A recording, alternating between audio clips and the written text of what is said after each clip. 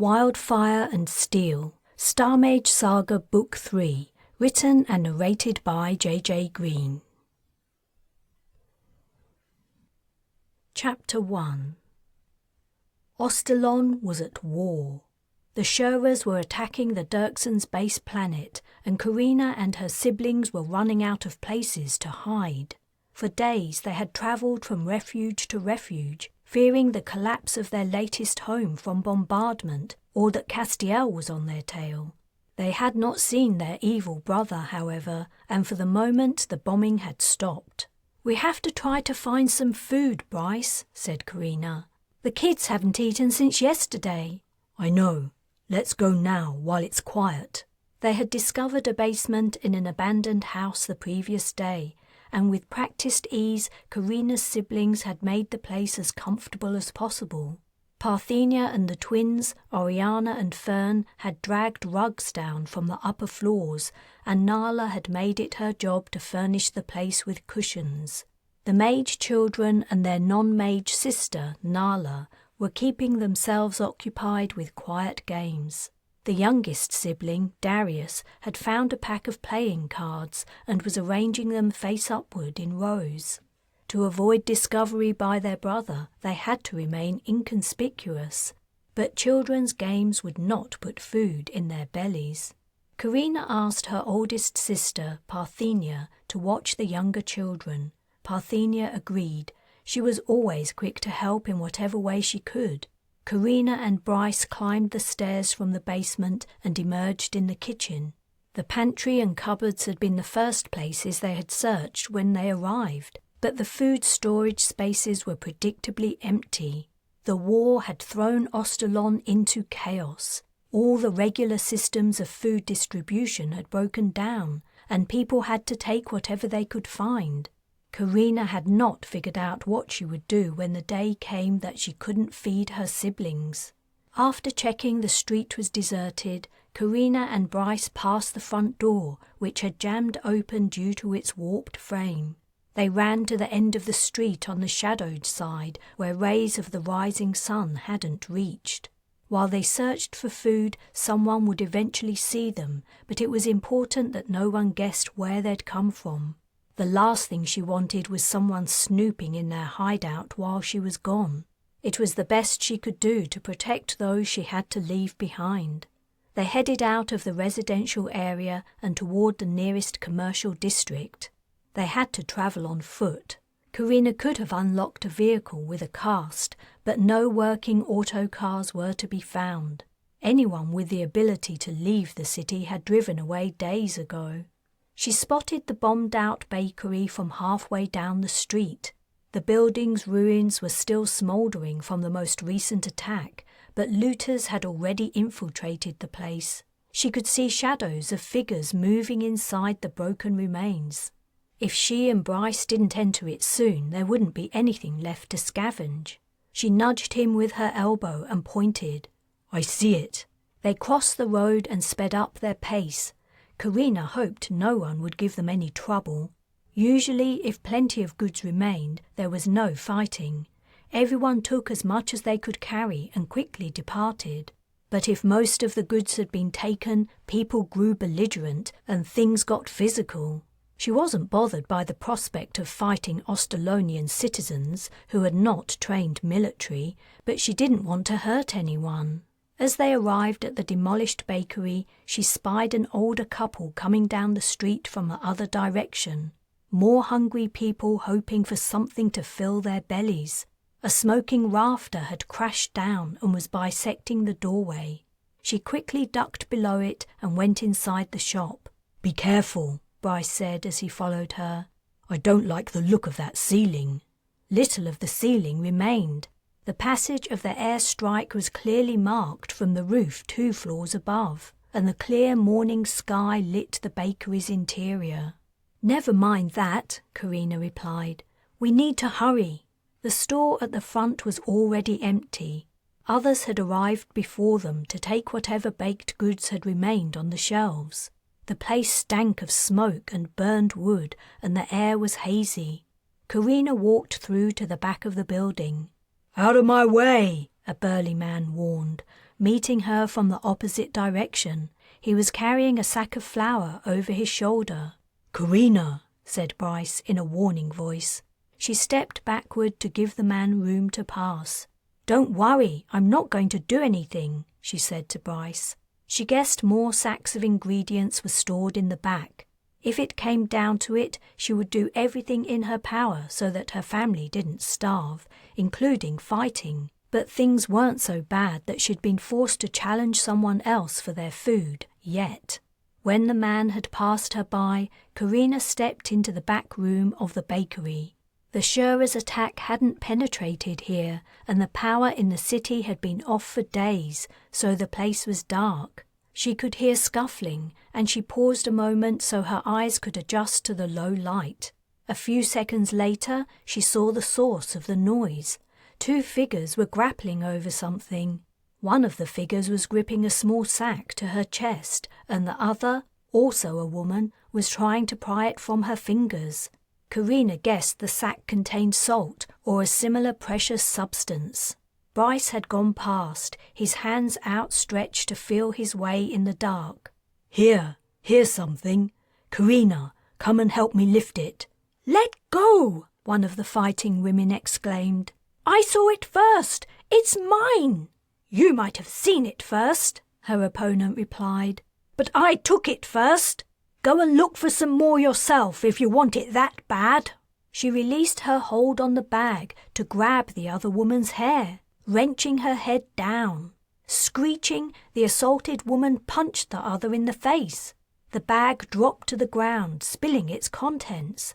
Both women wailed with dismay, dropped to their knees, and began to fight over who would scoop the spilled material back into the bag. Carina quickly strode past the scene and joined Bryce, who was twisting the neck of a large sack in his hands, preparing to pick it up. "Are you sure you can carry it?" she asked, eyeing the size of the bag. "I'm going to try." Bryce's frame had been coltish when Carina first met him, probably due to the disease he'd been suffering from, but since he'd been cured he'd put on muscle.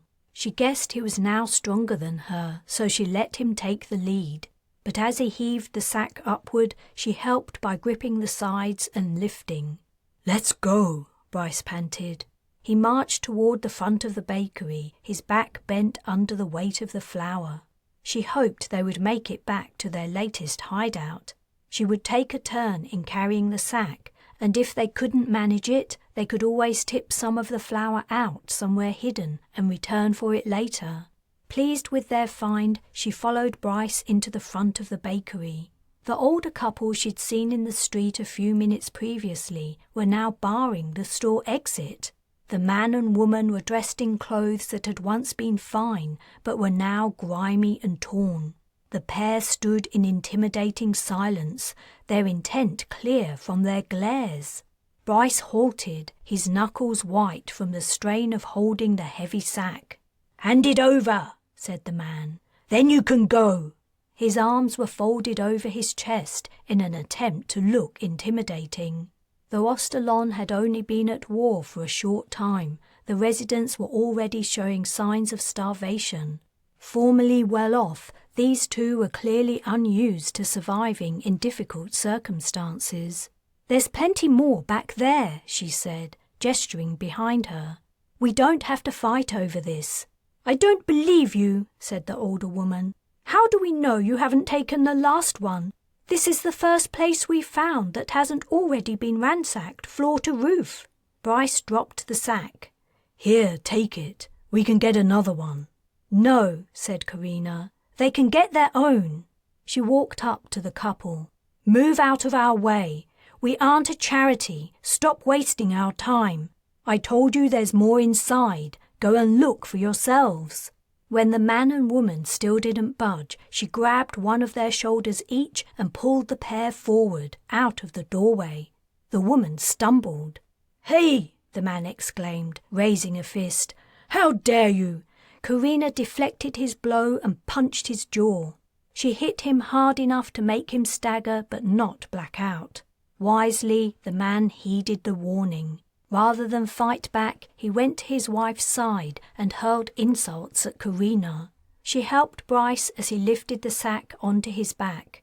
They stepped out into the street. "Why did you have to hit him?" asked Bryce. "They were old, and there was plenty to go around." "That wasn't the point. If those two are going to survive, they need to learn to pick their fights. We're obviously younger and stronger than them. If they aren't careful, they'll die quicker than by starvation. Things on Ostalon are going to get a lot worse before they get better. I hope I taught them a lesson." "So what you're saying is," Bryce said with a wry smile, "you manhandled that woman and punched that guy for their own good." "Something like that." They were walking briskly and looking around them. Now they'd finally found something to eat, they had to make their way across the city to their latest refuge without losing their precious find to another looter. As always, Carina was carrying a metal canister of elixir, but she could only use the liquid to cast as a last resort. Castiel was undoubtedly scouring the war-torn planet for his mage siblings. He would be on the watch for news of strange, inexplicable occurrences, like things moving without being touched or people disappearing into thin air. The problem of what to do about her dark mage sibling had plagued Carina ever since she'd agreed with Parthenia that she had to do something. All she'd accomplished so far was to keep her family out of his clutches. That, and provide them with food and a safe place to sleep. She would have to be content with the fact they had survived another day. The puzzle of how to deal with Castiel would have to wait a while. Chapter 2. "What is it?" Darius asked, jumping onto his toes and bouncing when Carina and Bryce carried the sack between them downstairs into the basement. "What did you find?" "Some kind of flower," Carina replied, dropping her end of the heavy sack. Her back was sore and her hands were aching and raw from gripping the rough material. Every day she and Bryce had to walk farther to find food. Looters were steadily cleaning out the city. She wondered if the time had come to relocate somewhere else on Ostalon. "Is that all?" Darius asked. He'd opened the sack, revealing the grainy white powder. He looked up at Carina, his big brown eyes plaintive. "What do you mean, is that all?" asked Bryce. "We can make some delicious fried cakes from this stuff." "Except we don't have any oil or fat," Oriana said. "Baked cakes, then." Oriana pouted and rested her chin on her hand. She was sitting next to her twin on a broken-down sofa that had been dumped in the basement of the abandoned, partially demolished house.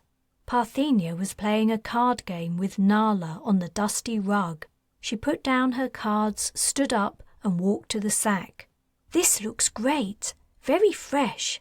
Thanks, Carina and Bryce, for finding it for us. I guess it's still pretty dangerous out there." She looked pointedly at Oriana, who muttered, "Thanks, Carina and Bryce." Darius murmured something unintelligible and returned to the cards. "I'll make us something to eat," Parthenia said. "You two sit down and rest." Carina could have hugged her sister. Of her 4 mage siblings, Parthenia was the only one who wasn't showing the effects of their luxurious, privileged upbringing.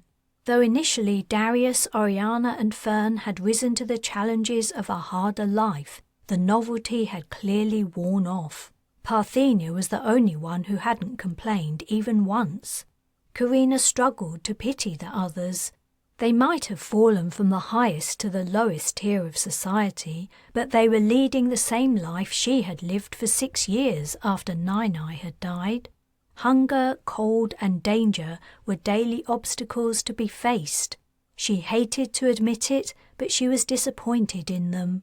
"I'm going to rinse off," said Bryce. Flour from the sack had coated his neck and hair. "Let's start a fire," Carina said to Parthenia. "There's no need. I can do it myself." "I know you can. I only want to help." Carina dragged the sack of flour across the basement floor to the cooking area. In one corner of the basement at the back of the house, a window opened high on the wall. Parthenia had made a small hearth from closely stacked stones on the concrete floor. Carina was pleased to see that a stack of wood had appeared nearby. Parthenia must have sent the children to gather it while she and Bryce had been gone. Now the power in the city was out, fire was their only source of warmth and heat for cooking, and of course naked flames were essential for making elixir. The wood was very dry and it looked like it had come from an item of furniture. Dry wood was essential to avoid creating smoke that would choke them in the small room and, worse, alert others to their presence. Parthenia scooped out a couple of cups of flour into a bowl and stirred in water until the flour clumped into crumbs. Then she clenched the crumbs together to make a ball and began to knead it. "You look like you know what you're doing," said Carina. "I would watch our chef in the kitchen sometimes when father wasn't home. Cooking looked like fun. I didn't think I would ever have the chance to do it, though. Father would have had a fit if I'd told him I wanted to do something as demeaning as creating dishes for others." Carina picked up a frying pan they had taken from another abandoned home days ago and brushed the dust from it. Oriana was correct in saying they had no fat for frying, but perhaps if they were careful the flour cakes wouldn't stick. She piled pieces of wood in the hearth and then balanced an iron grid on stones so that it sat over the sticks. Bryce returned, his hair wet. He invited Nala and Darius to play cards and sat down with them. "It's a shame there's no cast for cooking," Parthenia said. She pulled a piece of dough from her ball and began to flatten it into a disc. Carina said, "I used to think that too when I had no home. I can understand that it isn't possible to create food from nothing, but why we can't transform raw ingredients into cooked, I don't know. If there is a cast for that, Nai never let on. She always cooked everything from scratch. Maybe cooking is too complex. Casting seems to only cover simple actions like locate, send, transport, and fire." She lifted her elixir canister and took a sip of the liquid.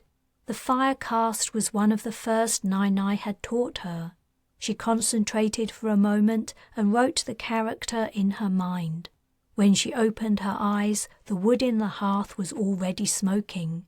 A moment later, a flame licked up and quickly the rest of the sticks caught alight. Parthenia put the frying pan on the iron grid, and after the pan had warmed, she put a circle of uncooked dough onto it. Her expression was closed and somber. Carina wondered what she was thinking. Parthenia had spent so much of her life hiding her true feelings out of fear of angering her father. Neutral features were a habit. Carina put a hand on her sister's shoulder. "Thanks for all your help. I couldn't do this without you." The response Carina received was unexpected. "Do what exactly?" Parthenia said tightly as she broke off a second piece of dough and began to roll it between the palms of her hands. "You know what I mean. You've helped us to stay safe and survive." "Oh, thanks." Parthenia's tone was hard and her eyes had turned stony. She picked up a stick to push under the flat flour cake in the frying pan to flip it. "Parthenia, what's wrong?" Her sister glanced over her shoulder at Bryce, Nala and Darius playing cards on the rug and at Oriana and Fern who were dozing on the sofa. She said softly, "When are we going to do something about Castiel? We have to stop him." Carina sat back on her haunches. "So that's what's been bothering you? You know we can't locate Castiel. Unless we have something personal of his, we can't do it. He could be anywhere on Ostalon, or he even might have left the planet. But he's probably still at Langley's estate. We could look there. Carina, you've seen what he's doing. We can't let him continue." Carina was only too aware of what Castiel had been doing. Though they hadn't caught sight of their brother, twice they had seen evidence of his activities.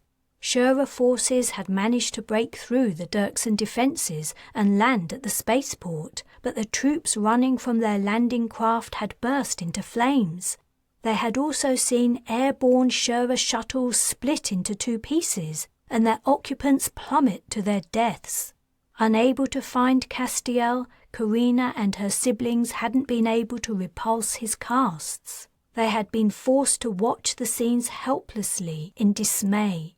Castiel had been active in defending Ostalon from the Shura attack, and Carina guessed that he'd only begun to explore the range of devastation he could inflict on the Dirksons' enemies. "I know," Carina answered her sister. "I know we should do something. I just don't know how to stop him. We can't go to Langley's estate, assuming he's still living there. We would be captured the minute we came anywhere near the place. It's too risky, and I don't have any other ideas." In truth, she had not put serious effort into catching Castiel. She doubted she could manage it alone, yet she feared for the lives and freedom of her siblings if they helped her. The war between the Shuras and Dirksons wasn't her fault or her problem. Why should she risk her family by trying to put an end to Castiel's attacks? Another worry niggled at her. What would she do with Castiel if she succeeded in capturing him? Could she kill her half-brother in cold blood? Cruel and evil as he was, she'd already killed enough people to last her a lifetime. And if she couldn't kill Castiel, what then? How could she keep him confined for the rest of his life? "Oh no!" Parthenia exclaimed. Smoke was oozing from the cooking flour cake. She tried to push the cake out of the pan with the stick, but it was stuck. "Damn it," Carina said. She grabbed the pan, but the handle was hot. Wincing, she pulled down her sleeve and tried again. This time she removed the frying pan from the grid and put it on the floor. "Is the food ready yet?" Darius called out. Parthenia leaned forward to poke the burnt cake with her stick, trying to remove it from the pan. But as she did so, the bowl of dough on her lap fell off and landed upside down. She gave a groan and lifted the bowl. The dough was dirty and ruined. "It's okay," said Carina. "We can make some more." Parthenia rose to her feet to scoop more flour out of the sack. An explosion roared above. The basement shuddered. Parthenia was thrown to the floor. Nala and Darius were screaming, but Carina couldn't hear a thing. Bryce stared upward, his mouth hanging open. She followed his gaze. A crack was splitting the ceiling apart. Grainy dust rained down into her eyes. "Get under the sofa!" she yelled at the kids. Her voice sounded distant and faint. Parthenia was trying to stand. Carina launched herself at her sister, forcing her down. She covered Parthenia with her body. Bryce dove over Darius and Nala. Something heavy and solid crashed into the back of her head, and she knew no more. Chapter 3. Carina could smell grass. It seemed so long since she had smelled that green scent. She inhaled deeply, savouring the aroma. Warm air was bathing her. She heard insects chirping. She opened her eyes. She was on her back, and above her a pale blue sky stretched wide. Tall stalks of wild grass surrounded her, motionless in the still air. A scratching sound was coming from her right-hand side. Carina turned her head. Only a few centimetres from her nose, a long-legged insect crouched on a grass blade and rubbed its serrated limbs together. Someone grabbed her shirt and tugged at her, turning her over. Agony flared up from her thigh. She yelled out in pain. She was back in the basement. Dust was choking her. Her ears rang, and above her the sky was aflame. Bryce's face appeared in her view. "Carina, are you okay?" She could barely hear him, but she could read his lips. How long had she been out? It felt like only a few seconds. He was lifting chunks of rubble away from her. "I'm okay," she replied. She tried to move, but excruciating pain lanced from her leg again. "I think my leg's broken." She felt movement below her. She remembered she was lying on Parthenia. Her sister was trying to get up. "Find the elixir, Bryce. Bring it to me." He disappeared from her view. She tried to move off her sister, but the slightest motion sent nauseating waves of pain. "Darius! Nala!" She gasped. "Where are you?" She couldn't see anything except the remains of the basement ceiling. Jagged edges lined the break. Through the gap she saw red and orange clouds, reflecting fire. A smoky haze blew across the sky. Parthenia twisted, and Carina cried out as her leg jerked. The broken ends of her bones ground against each other. "Please, stay still," she said to her sister. Perhaps Parthenia answered, but Carina didn't hear. Bryce was back, and she felt faint with relief. He was holding the familiar canister. He unscrewed the lid and put a hand behind her head, lifting her to take a sip. She swallowed the elixir and shut her eyes. The pain made it hard to concentrate. She had to focus. She imagined herself pushing the pain from her leg down into a box, closing the lid and locking it. A sense of calm arrived. She wrote heal and cast the character out, willing it downward onto her broken bone. She exhaled long and slow. Gingerly she reached her mind out to her leg. The pain was gone. She found her hearing was also returning. She could hear a hum growing louder, filling her ears. It wasn't a hum, it was a roar. The roar of flames. Had the Shurers bombed the city with incendiary explosives? Or had the clan attempted another landing, and Castiel had cast fire on the city? Parthenia moved beneath her again. Carina shifted off her sister and took the elixir canister from Bryce. Parthenia crawled out from rubble and plaster dust. "Are you all right?" Carina asked her. Parthenia nodded. The remains of the basement lay around them. The sack of flour had been exploded by a block of masonry. The sofa was in pieces. The window had shattered. "Where are the others?" Carina asked Bryce. "They're okay. They're outside already. I took them upstairs and came back for you. We have to get out of this area now." "But we need to bring the elixir," said Parthenia. "It's all gone. The container was crushed. We only have what's left in the canister." "It's okay," said Carina. "We can make more." They stepped over the rubble-strewn floor to the staircase and climbed stairs choked with debris from the destroyed house. At the top of the stairs, the rest of the children were grouped in a huddle, anxiously waiting. Their clothes and exposed skin were blackened with smoke. "Where to now?" Bryce asked when they reached the top. Carina didn't know. Burning buildings surrounded them. As her gaze lit upon one, it collapsed, sending sparks shooting into the sky and red-hot bricks scattering across the street. She scanned 360 degrees. Every avenue seemed to be blocked. A man flew from a doorway, on fire, screaming. She grabbed the two younger children's heads and buried their faces in her stomach. The man hurtled down the road as if trying to escape the flames consuming him. "We have to transport," she said. "If we try to walk out of here," she didn't need to say more. "But where can we go?" Oriana wailed. "We don't know anywhere that's safe anymore." "Nowhere is safe for certain," said Parthenia. "But we can get away from the city. We can go somewhere unpopulated that won't be of interest to the Shurers." She held Darius's shoulders and turned him around. "Do you remember the forest we were in when we first came to Ostalon? Do you think you can transport us all there?" The little boy's face was pale and his eyes were wide with fear, but he nodded. "Are you sure it's safe, Parthenia?" Carina asked. "How far away is this place?" "I don't know exactly. It's on this continent. I think Darius can do it." "Not all of us at once, though," said Carina. "It's too risky. 2 at a time, in case something goes wrong. and let's swap personal things so we can find each other again if we're separated."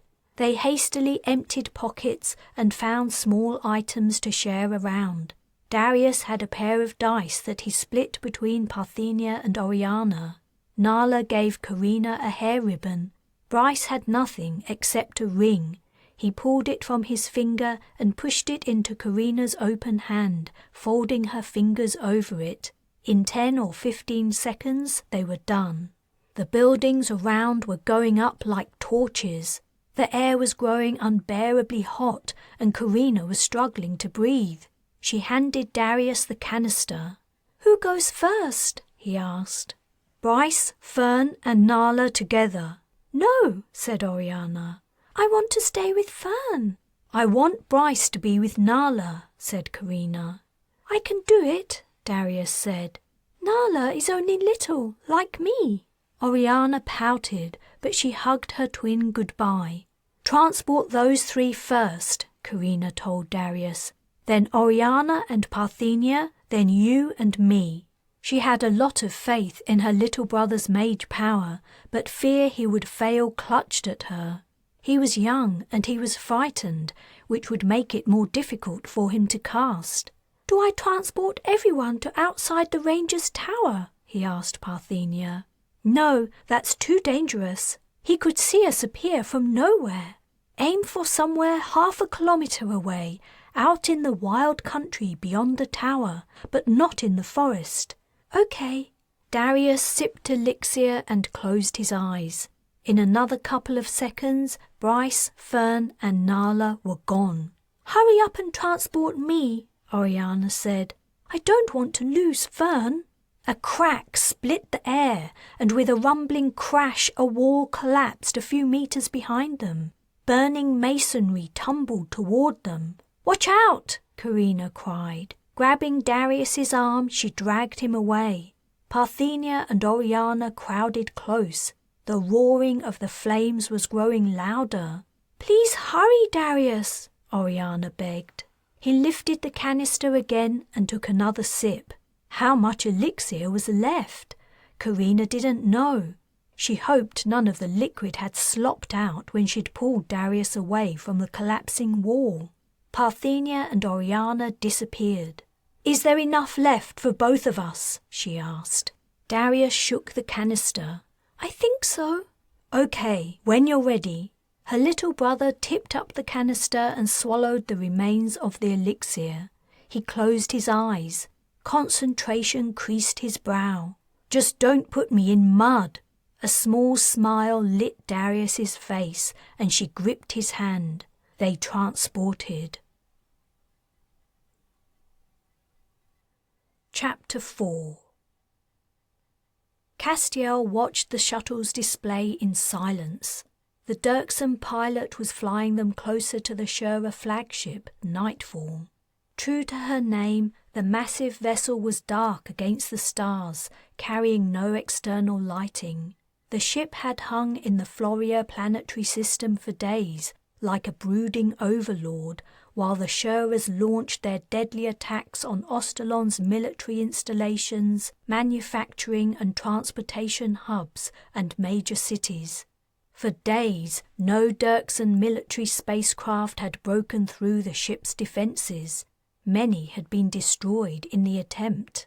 As Castiel watched, more Dirksen military vessels were harrying Nightfall in an effort to distract her crew from the small, unarmed shuttle.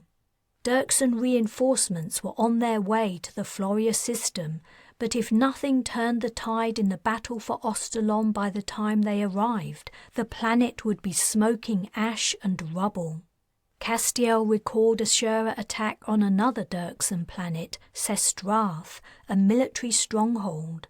His half-sister, Carina, had destroyed an oceanside military base there. In that attack, the Shuras had wanted to preserve as much of the planet's infrastructure as they could, and they'd succeeded. The capture of Sestrath had yielded valuable equipment and intel, and the planet was now a Shura stronghold. His father's clan clearly had no intention of treating Ostalon in the same manner. Their attack had been relentless and devastating. Did the Shurers know the world harboured the mages who had escaped them? The moment Carina had taken the mages from Nightfall, the Shurers had lost key, highly effective resources. If the clan thought retrieval of them would be impossible, it made sense to attempt to destroy the mages instead. Mages made excellent weapons, as the Shurers aboard Nightfall were about to discover. "Are you within range to do your thing yet?" Rhys Dirksen asked. "I don't think we can get much closer without attracting attention." "Don't speak to me," said Castiel. "I have to concentrate." Ignoring Langley Dirksen's son sitting next to him, he filled a beaker with elixir. He had been watching the battle, noting the position of Nightfall's weapons when they fired. He regretted he hadn't asked his father for a tour of the ship during the weeks he'd lived aboard it. If he'd known where the fuel tanks were situated, he could have cast fire into them, the same as his brothers and sisters had when they destroyed the Dirksen shipyard. Langley Dirksen had warned him that capturing the ship was preferable to destroying it. Such a vessel would be a valuable asset for the Dirksens. Nonetheless, Castiel itched to make a spectacular end to Nightfall. That would make the clan take notice of him. His standing among them would rise to heady heights. As it was, his contribution to Ostalon's defence had been all but ignored, it seemed. He knew he could do so much more and rise so much higher if only they would let him. Another of his problems lay in the fact that more than half of his long-distance casts failed.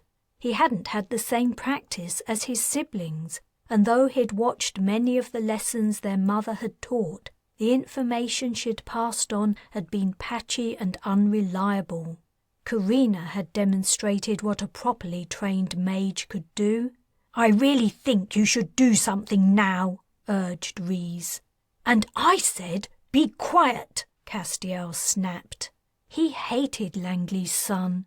Langley had insisted that Rhys must be his constant companion, as if he were a child who needed a chaperone. Yet Rhys was only 3 years older than himself. Langley was attempting to control and keep tabs on him, but she was overstepping the mark. Langley Dirksen was one of several problems Castiel intended to solve when he had the opportunity, when he had helped to rid Ostalon of the Shurer's presence and showed the Dirksens that a new force had appeared in their midst. He lifted the beaker to his lips and swallowed its contents in several large gulps. He had practiced the cast he intended to make many times with success, but he'd never attempted it on such a scale before. He could not use split again. Though his strength and skill grew stronger every day, he could not tear such an immense vessel as Nightfall in two. Also, despite his annoyance, he had heeded Langley's exhortation to avoid damaging the ship if he could. What he intended would not be spectacular, but it would be effective. The remaining Dirksen fleet would be able to move in and complete Nightfall's defeat. Castiel closed his eyes, centered his consciousness, and dove deep into his mind, just as his mother had taught his siblings. In his mind's eye, he wrote the character Break. Next, he copied it several times. Finally, he propelled the characters at the Shurer flagship, aiming them according to his memory of Nightfall's weapons. Break was a simple cast that required little strength, but sending the characters across the void exhausted him. "Have you done it yet?" Rhys's voice intruded. "Damn it!" Castiel yelled, leaping to his feet. His flailing arm knocked over the jug of elixir and it clattered on the floor, the liquid spilling out in a flood. He leaned his face into Rhys's and said softly, "If you speak to me again while I'm casting, I'll rip you apart." Rhys's eyes became hooded and his expression sullen. If Castiel's warning scared him, he didn't show it. Castiel threw himself into his seat and rubbed his temple. He muttered, "It's done." The shuttle pilot had diplomatically ignored the altercation. He said, "The Shura ship has stopped firing." Castiel returned his attention to the display. What the pilot had said wasn't strictly true. One of Nightfall's pulse weapons continued to operate, but his cast had taken out most of its offensive capabilities. Relief and delight mingled in his chest. His casting ability was improving. He doubted Carina could have done any better. The Dirksen ships were not slow to take advantage of Nightfall's weakness. They were drawing closer to the ship and concentrating their fire on the remaining weapons. "You did it," said Rhys, though his tone was not celebratory. Was Rhys jealous? Castiel didn't particularly care. If Langley Dirksen's son envied his ability, the fact meant nothing to him. Except for one thing, though the Dirksens as a group might relish the fact that they had a mage working for them, the Dirksens as individuals might be less happy about the situation. Castiel imagined that politics and power struggles within the clan could yet impede his progress. His sudden appearance and rise to prominence could arouse suspicion and envy among its members. With the exception of Langley, the Dirksens might deeply distrust anyone who carried the name Shura, no matter how many times Castiel demonstrated his loyalty. Then there was the natural resentment that mage abilities excited in people. Castiel was all too aware of this. He had felt the same way himself for many years. He guessed some of the Dirksens would like nothing better than to put an end to this upstart intruder, even at the clan's expense. He was certain this was how Rhys felt, and especially so. Langley Dirksen's son had once been the focus of his mother's attention, but now that attention was directed at Castiel. "They're boarding her," the pilot exclaimed. Castiel couldn't see any Dirksen ships next to Nightfall on the shuttle's display. He had removed his comm in order to concentrate on casting, so he slid the device into his ear. One of the Dirksen vessels had indeed successfully gained entry to Nightfall.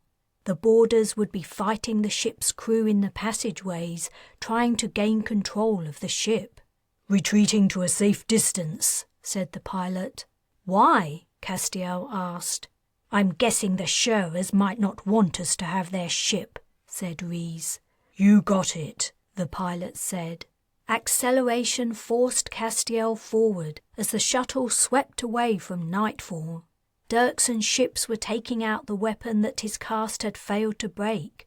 Other Shura ships continued to try to defend the flagship, but the Dirksens were successfully fending them off. The battle for Ostalon was turning, and Castiel's contribution to the fight had been instrumental, the key success. No Dirksen could deny it. In return, he would demand recognition. He wanted a seat at the Dirksen War Council. His own dwelling and compensation were to be expected, but what he wanted and needed was control. Without power within the clan, his position could become precarious. As the shuttle sped from the scene of the battle, Castiel closely watched the result of his work unfold. A second Dirksen ship gained access to Nightfall. The ship's final working weapon ceased firing. A shuttle departed from the second boarding Dirksen ship, possibly transporting Shura captives to Ostalon. Nightfall hung in silence in the glittering black, Dirksen vessels surrounding it. Brilliant streaks of pulse fire cut across space as the remaining Shura ships fought to save their captain. He wished he knew a cast that would allow him to see inside things. He greatly desired to watch the close combat of the Shura and Dirksen forces in Nightfall. He wanted to see the exchanges of fire, the hand-to-hand combat, and the blood. He wanted to hear the screams, but that was all denied to him. Was there such a sea cast? He didn't know if it didn't exist or if Mother had kept it secret. He recalled that brat, Darius, claiming he had invented a new caste once. If it was true, the first thing he would do when he captured his brother would be to force him to create more castes. Was Darius on Ostalon? Castiel hoped so. He hoped that, along with his other siblings, Darius had not been able to escape. Things were soon to become more stable, and then Castiel would be able to initiate a thorough search for his brothers and sisters. As long as they were free, they would be a threat. He needed to have them under his control, as well as benefit from their power. Castiel heard a third Dirksen ship had latched onto Nightfall. The flagship was truly defeated. The pilot cursed, breaking Castiel's train of thought. He looked up at the display. Nightfall's dark hull was rent with radiant light. She was blasting apart. "Are we safe?" Reese asked. "Still working on it," came the pilot's stiff reply. Rather than allow their flagship to fall into Dirksen hands, the Shura command had given the order to self-destruct. As Castiel watched, Nightfall's hulking form dissolved into a snowstorm of speeding, flashing debris. It was the beginning of the end for the Shuras, and the commencement of Castiel's journey to power. Chapter 5. "When we settle down somewhere," said Parthenia as she scraped fine wood shavings from a stick with a knife, "the first thing I'm going to do is brew enough elixir to fill a water tank." Carina smiled. She was squatting next to her sister, waiting for her to finish adding elixir ingredients to the metal canister. It was good to hear Parthenia talk about the future lives they would lead, and not harp on about catching Castiel. Perhaps she'd given up on the idea. A gust of cold wind blew, cutting through Carina's clothes and raising goosebumps on her skin. "Hurry up, Parthenia," Oriana said. "It's freezing here and I'm starving. Even if we manage to catch anything, it's going to take ages to cook it." Darius had done exactly as Parthenia had asked him and transported them to the wild lands on the other side of the continent, near where he and his sister had first arrived on Ostalon. His effort had used up the last of their elixir. It was a bleak wilderness. Aside from the tall tower in the distance where, according to Parthenia, a ranger called Jace lived, the area was empty of human habitation. The reason was obvious. The land was poorly drained and swampy. On higher ground beyond the tower, a dark, dense forest grew. They were safe for the moment, that was clear, but the downside of uninhabited regions was that they contained little to support human life.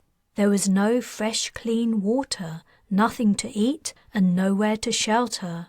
If they hadn't had the ability to cast, they wouldn't have lasted longer than a few days. As it was, survival was still difficult. After long searching, Carina had managed to find a firestone. Bryce had discovered an old bird's nest that would serve for tinder in a thicket, and the children had gathered whatever dry wood they could find. The water had come from one of the many pools in the area.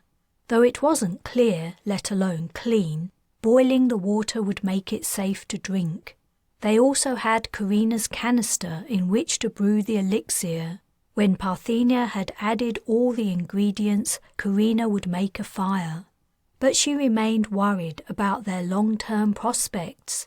They had been hiding from Dirksen patrols and Shura attacks for nearly a week, struggling to find enough to eat and to stay warm and dry. She felt they had been circling the edge of a drain, managing to avoid being sucked down for now, but how much longer could they keep it up? "It's ready," Parthenia said, putting down Carina's knife. "Good job," said Carina. "Okay, everyone, gather around. I want you to watch me." "But we've watched you do that before," said Nala. "I know, And as soon as we have plenty of materials and time, I'm going to make you all practice until you can do this yourselves. You never know, one day you might not have me around." Darius grabbed Carina around her neck. "You're always going to be around." "I hope so," she said. "But you're going to watch me carefully anyway, right?" Darius replied, "Uh-huh," and sat on his haunches, staring so intently at the little pile of tinder, Carina almost laughed. "Oh, hurry up," said Oriana. "I'm so hungry." Carina struck the knife against the firestone, causing sparks to fly onto the tinder. Before long, smoke began to ooze from the dry material. She teased a glow by blowing steadily into its center. When a flame licked up, she put the tinder into a little pile of sticks and knelt on the ground so she could blow into the pile. She added thicker sticks when more flames sprang up. Soon the metal canister was sitting at the edge of a small fire, its contents simmering. "Are you sure there are things we can eat in there?" Fern asked Parthenia as they waited for the elixir to be ready. He was referring to the forest at the top of the ridge about 1/2 kilometer away. "There are things," his sister replied. "I'm guessing we can eat them, providing we can catch them," Oriana said, her hand absent-mindedly resting on her stomach. "This should help," said Carina. The elixir had simmered long enough. She lifted the hot canister away from the embers so the liquid could cool. With sufficient time, she guessed she might be able to make a trap to catch a forest-dwelling animal, but she'd had an idea that might be quicker and less reliant on woodcraft. "Bryce," she said, "I'd feel better if you stayed here with the younger children. Do you mind? You could make us a shelter to sleep in tonight while I'm gone." He looked at the forest and then the sun, which was entering the lower quarter of the sky. "Are you sure you're going to be okay in there by yourself?"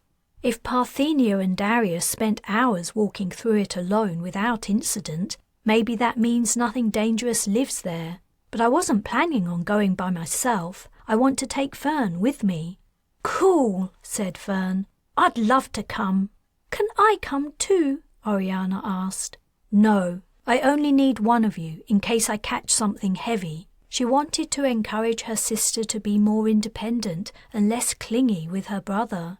For all Carina knew, the two could be separated at some point. Oriana was old enough to survive alone if she didn't pine for Fern. "Okay," said Bryce. "I already found a dryish spot about 400 meters that way." He pointed in the opposite direction to the forest. "When you come back, look for us over there."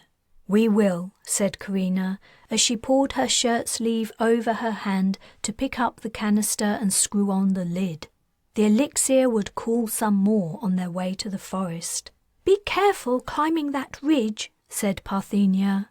"It's slippery." "Come on," Carina said to Fern, who happily jumped up and joined her side as she began to walk toward the forest.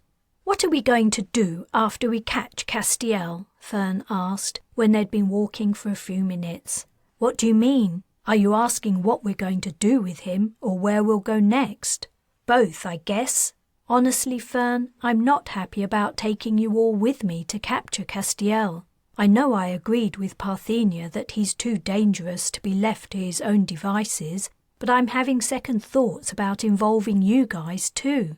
The Shurers and the Dirksons won't stop at anything to get him back or to capture any of you. I've been wondering if I should take you all away and try to put as much distance between ourselves and Castiel and the entire galactic sector as possible." "Maybe we should kill him," Fern said quietly. He was looking away from Carina as he spoke. "I don't know if I could do that. And if anyone was going to do it, it had to be her.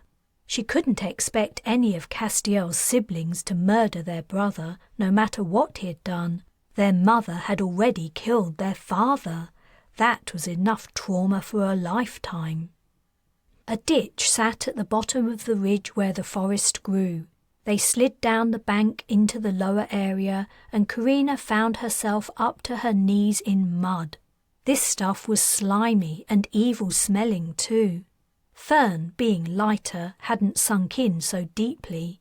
He helped her free her legs from the clinging suction.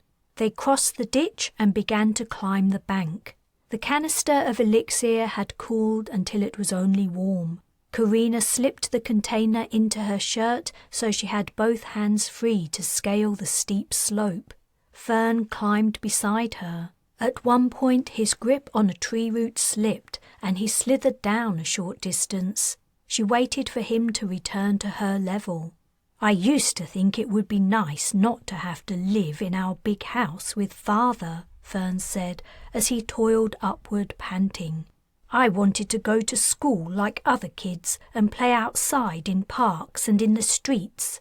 You might still be able to do that one day." He reached her and they continued to climb together. The top of the ridge and the outskirts of the forest lay a few meters higher. "I know this must sound funny," said Fern, "but sometimes I almost wish I was back in our house in Ithia. I think it's natural to feel like that. Your life was a lot easier then. Living out in the real world is hard." She guessed he also missed his mother, though he didn't say it. Wishing Ma was alive again would mean wishing the woman continued to remember her life of enslavement and torture, the murder of the man she loved and everything else she had endured. She had suffered enough and had been glad to let go. Ma was better off where she had gone, wherever that was, though Carina missed her too. She reached upward, grabbed clumps of grass and pulled herself up to the level surface. She turned around and held out a hand to help her brother up. Then they walked quickly into the trees. Behind them, the sun was already lowering to the horizon. It was a good time of day to be catching animals. The ones who were around during the daytime would be going to their sleeping spots, and the nocturnal beasts would be waking up and moving around. But they had a long evening ahead of them. Assuming they could catch something, they still had to carry their catch down the ridge, across the odorous ditch, climb out of it, and then find the rest of their party in the darkness. Casting transport would be a temptation, but they couldn't waste precious elixir on doing things they could do themselves. She searched for animal tracks in the failing light. If she could find a well-used trail, it would make her task easier. She didn't find one before the evening grew too dark to see well, but they did walk into an area of open ground among the trees. She looked for a branch low on a tree and said to Fern, "This one's good, let's climb up." "You're planning on catching a bird?" he asked. "I'm planning on catching whatever happens by." "Oh, I get it." They climbed about 4 meters up into the tree and stopped at a branch that overlooked the open ground and would bear their weight. Now it was only a matter of waiting and watching. Carina had heard that an animal's sense of smell was stronger than a human's, and she worried that any wild creature that came near would detect their scent and be frightened away. She needed the animal to stick around long enough for her to cast. She hoped the stench from the mud in the ditch would cover their scent. Fern shifted closer to her, causing the leaves in the tree to rustle. She put her arm around her brother, and they benefited from their mutual warmth as they waited. Night fell, and the air grew colder. Forest noises started up in the stillness. Distant nocturnal bird calls, shuffling and scraping in the undergrowth, and the calls of frogs. But Carina saw nothing she could cast upon. She became stiff and her muscles ached. She knew Fern must feel worse than her after the soft life he'd led, yet he remained stoic. Finally, their patience was rewarded. Fern must have heard the noise first, for she felt him stiffen a moment before she also registered the sound of an animal walking close by. She held her breath and hoped the beast would enter the open patch of ground. In anticipation, and to avoid spooking the creature by her movement, she removed the lid of her canister and lifted the container to her lips, all the while never taking her eyes from the gap in the tree's leaves where she could see the forest floor, barely visible in the darkness. A four-legged animal stepped daintily into the spot. Its limbs were slim and delicate. An elegant neck rose from its body and led up to a head that tapered to a fine nose. Small horns sprouted next to each of the creature's ears. The animal was so beautiful, she hesitated to take the next step, but she had a family to feed. She drank a mouthful of elixir and closed her eyes, keeping the image and location of the animal clear in her mind. She cast Enthrall. When she opened her eyes, the animal had disappeared. Had her cast missed? Fern began to climb down the tree. "Where are you going?" she asked. "You got it. It moved away, but then it stopped. I can see it from here." She also dropped to the branch below and then the next until she reached the ground. Fern was already with the creature. It was standing still, alive but motionless. If she had been able to communicate with it, she could have instructed the animal to do whatever she wanted, now it was enthralled. But she didn't want to do that. She quickly pushed the animal down onto its side and then knelt on its neck. "You probably want to look away," she said to Fern. As her brother turned around, she grabbed the animal's head and twisted it hard, breaking the creature's neck. Dinner was arranged. But what kind of life would the following days bring? How long could they survive as they had been, hunters and hunted? She decided she needed to talk with her siblings tonight. They could not continue to live on Ostalon. Chapter 6.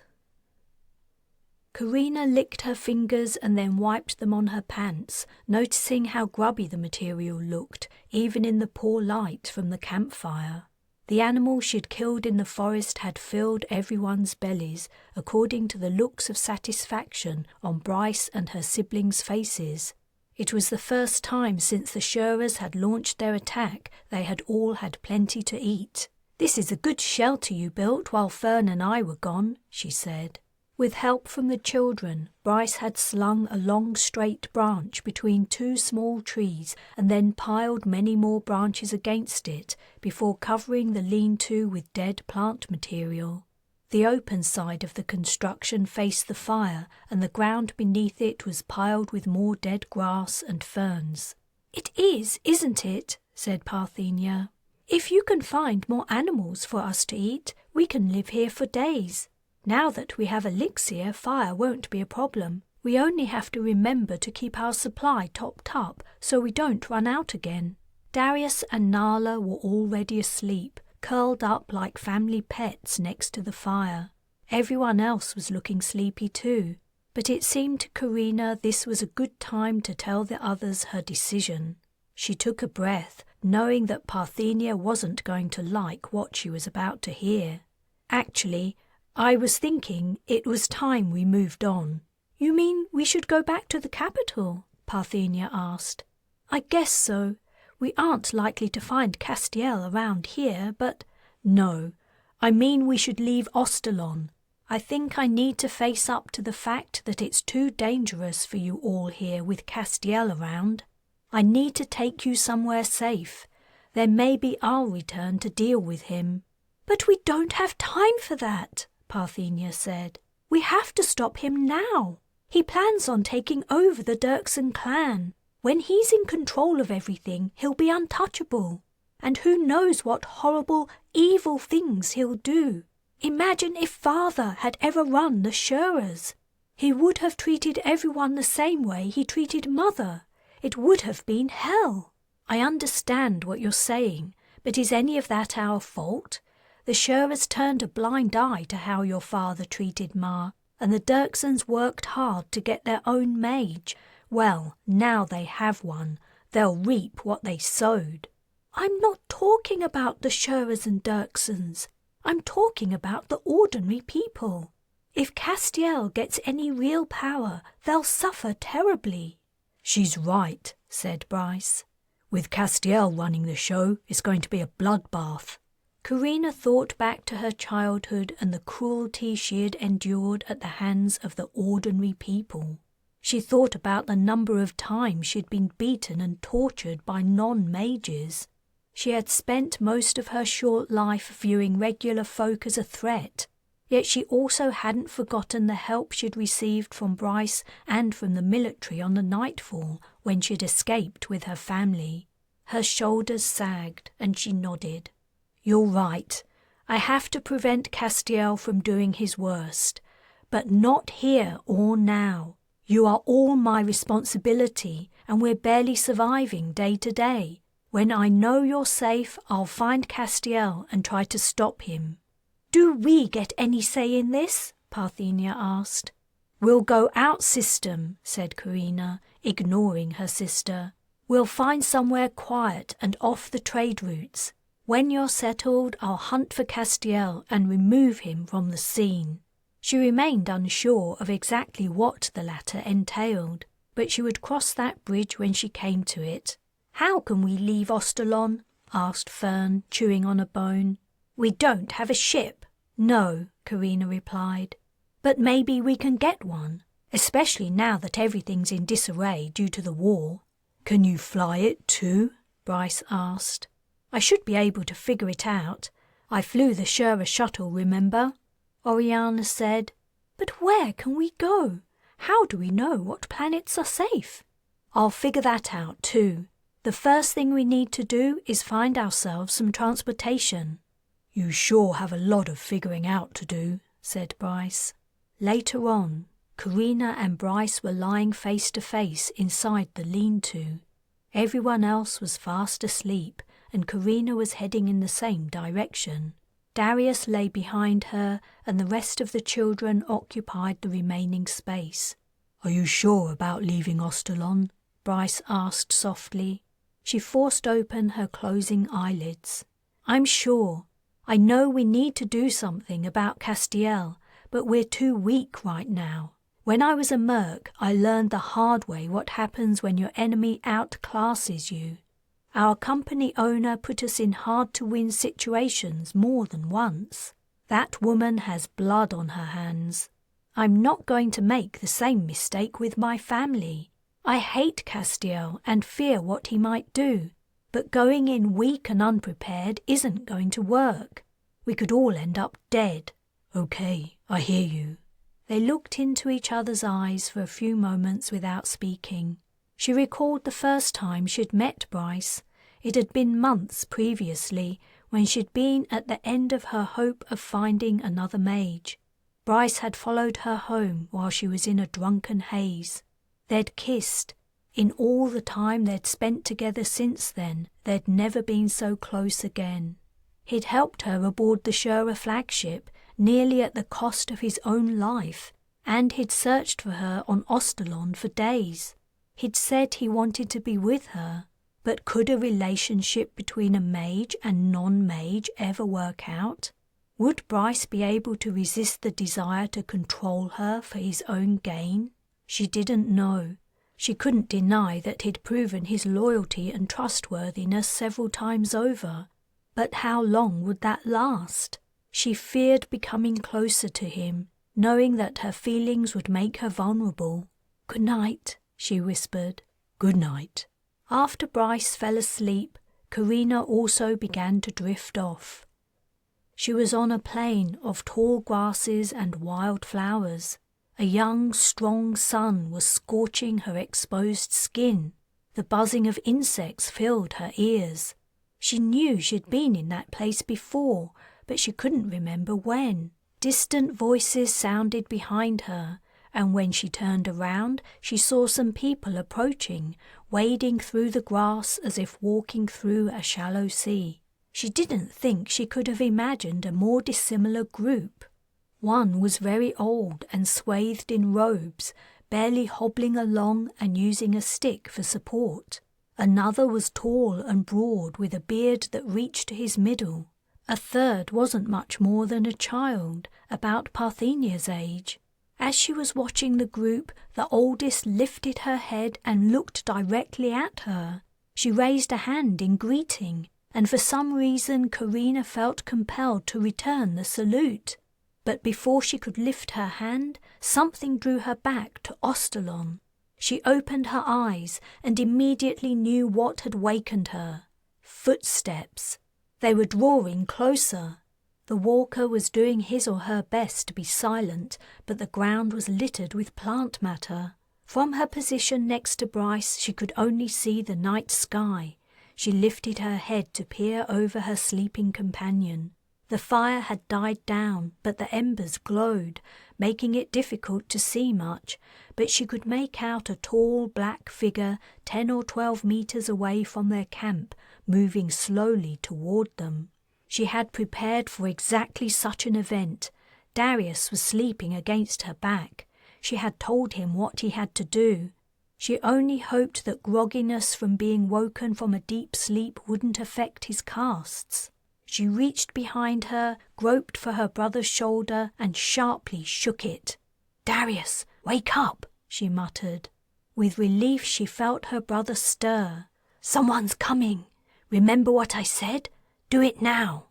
Despite his young age, Darius quickly and silently responded to her request.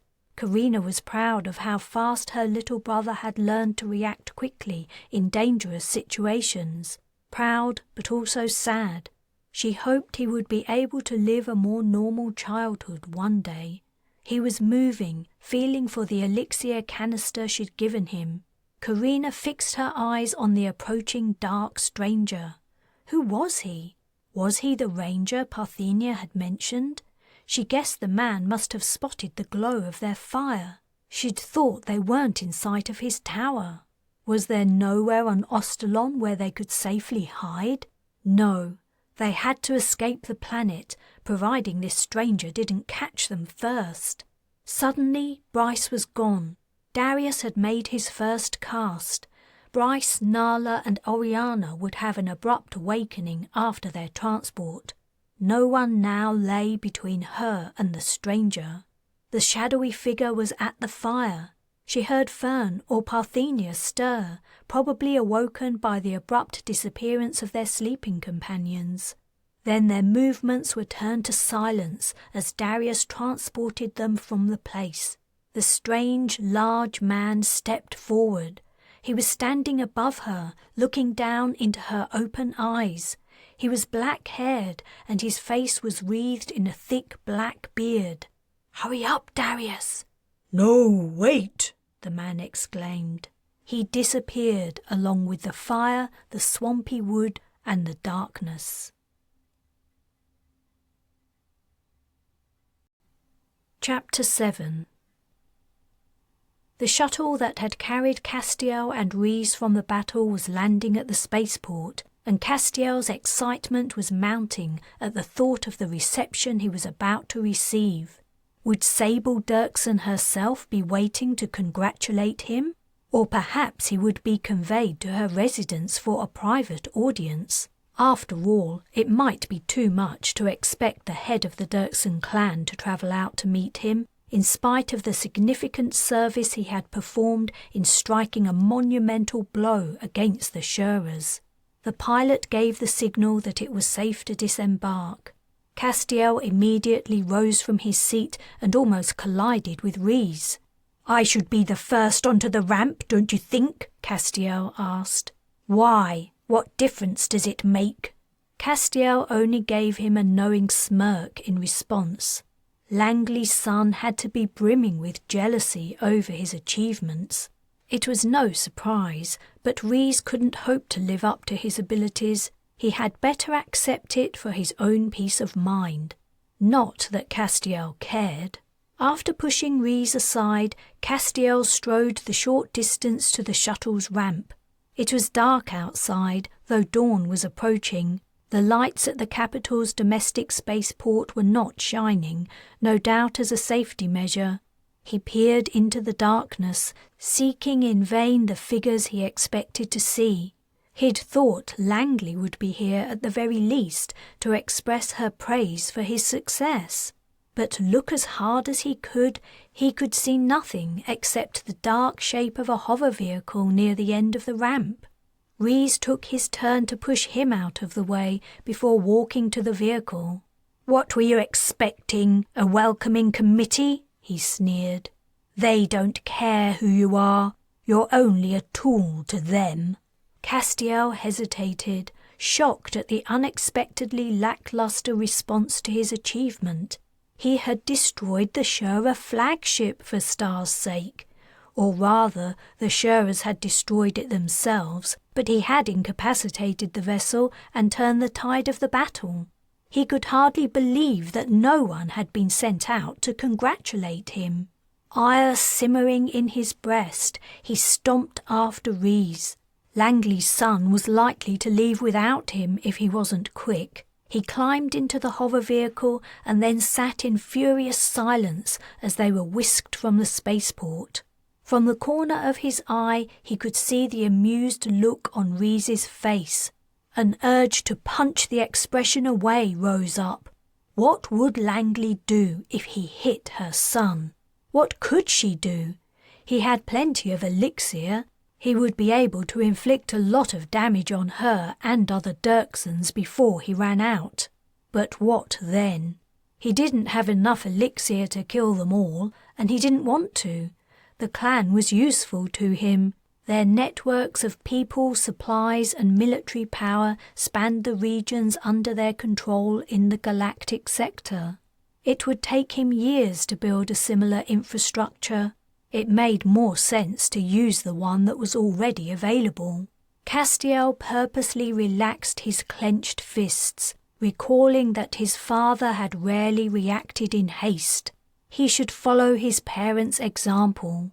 The Dirksons were clearly too stupid to grasp his true worth. Demonstrating their error to them would take time. He had to be patient, and he had to concentrate his efforts on giving them explicit examples of his power. He had to impress them, and, perhaps even more importantly, he had to intimidate them. Fear brought respect. Father had controlled his family through fear. If it hadn't been for that bitch Carina, he would have raised the family status to the top of the Shura clan. Castiel wanted to follow his father's lead and succeed where he had failed, albeit in a rival clan. When they arrived at Langley's mansion, the woman was waiting at the door, dressed in a shimmering gown. Castiel climbed out of their vehicle and walked to the entrance. Langley embraced Rhys first. Castiel was not slow to note. Then she hugged him, but he didn't move his arms from his sides and remained stiff-backed. Langley's jubilant expression faltered and she looked a little afraid, presumably as she realized what she'd done wrong. "Come in. I took the liberty of arranging a victory celebration. I hope you don't mind. You must be tired. Would you like to freshen up and change before joining us?" Somewhat mollified, Castiel replied, "No, it's fine. I can go straight in." So the Dirksons had organised a reception for him after all. Perhaps he would not need to provide them with a potent demonstration of his abilities. Rhys asked to be excused from attending the party, saying he was tired and would go to bed. Castiel guessed he hated the prospect of seeing someone else steal the limelight. Rhys left them in the hall, and Castiel went with Langley to her entertaining room. As he stepped through the open double doors, he scanned the space to see who was present to offer their congratulations. Dark displeasure settled over him again. Only 7 or 8 people were here, and he had met them all previously at Langley's soirees. They were minor figures in the Dirkson clan. The head of the military division would probably be too busy to make the event, but where was Sable Dirkson? Didn't she realise what he'd done for her? Langley was watching him nervously. "Why don't you come in and sit down? You must be exhausted. What would you like to drink?" "You're right," said Castiel. "I am exhausted. I changed my mind. I think I'll retire for the evening." Without another glance at the assembled inconsequential Dirksons and hangers-on, he spun around and left the room. He strode to the staircase and climbed the steps 2 at a time. When he reached his room, he unlocked the door and marched inside, slamming the door closed. He carefully locked it. He had insisted on a new lock and that he held the only key. As the only mage the Dirksons had, he couldn't be too careful. He paced up and down, fuming. Who the hell did they think they were? Did they really imagine that he would put up with their neglect and slights?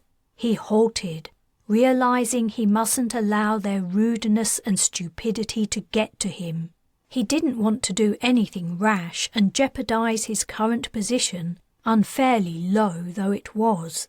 He sat down on his bed and pulled off his shoes as he considered his next step.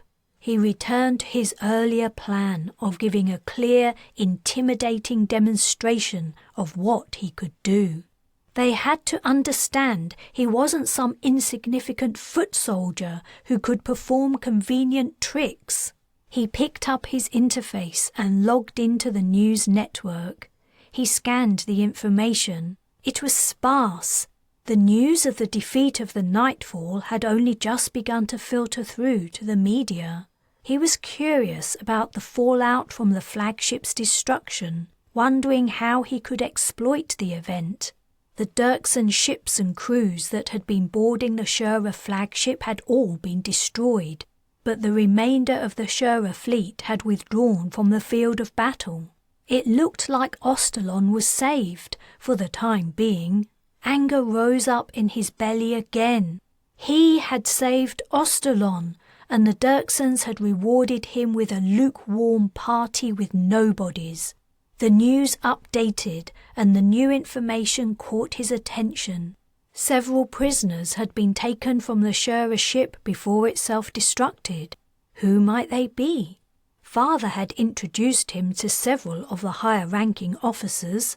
They had clearly been uninterested in him at the time and only condescending to his father, but that didn't matter. This could be the opportunity he was looking for. He didn't know what the Dirkson interrogation methods were, but he was confident he could cast something that would be more effective. Spectacularly effective, in fact. When Sable Dirkson saw what he could do, she was guaranteed to show him the respect he deserved.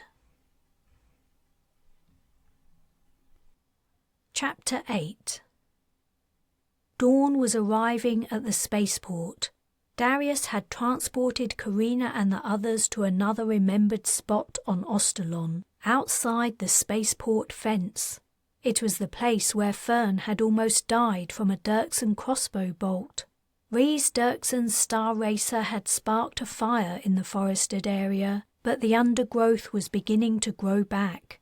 Rain had fallen recently. The early morning air was chilly and humid, and the new young forest vegetation was sodden. Carina crouched at the fence, surveying the takeoff and landing zones and the hangars. Descending through the clouds high above was a shuttle coming into land.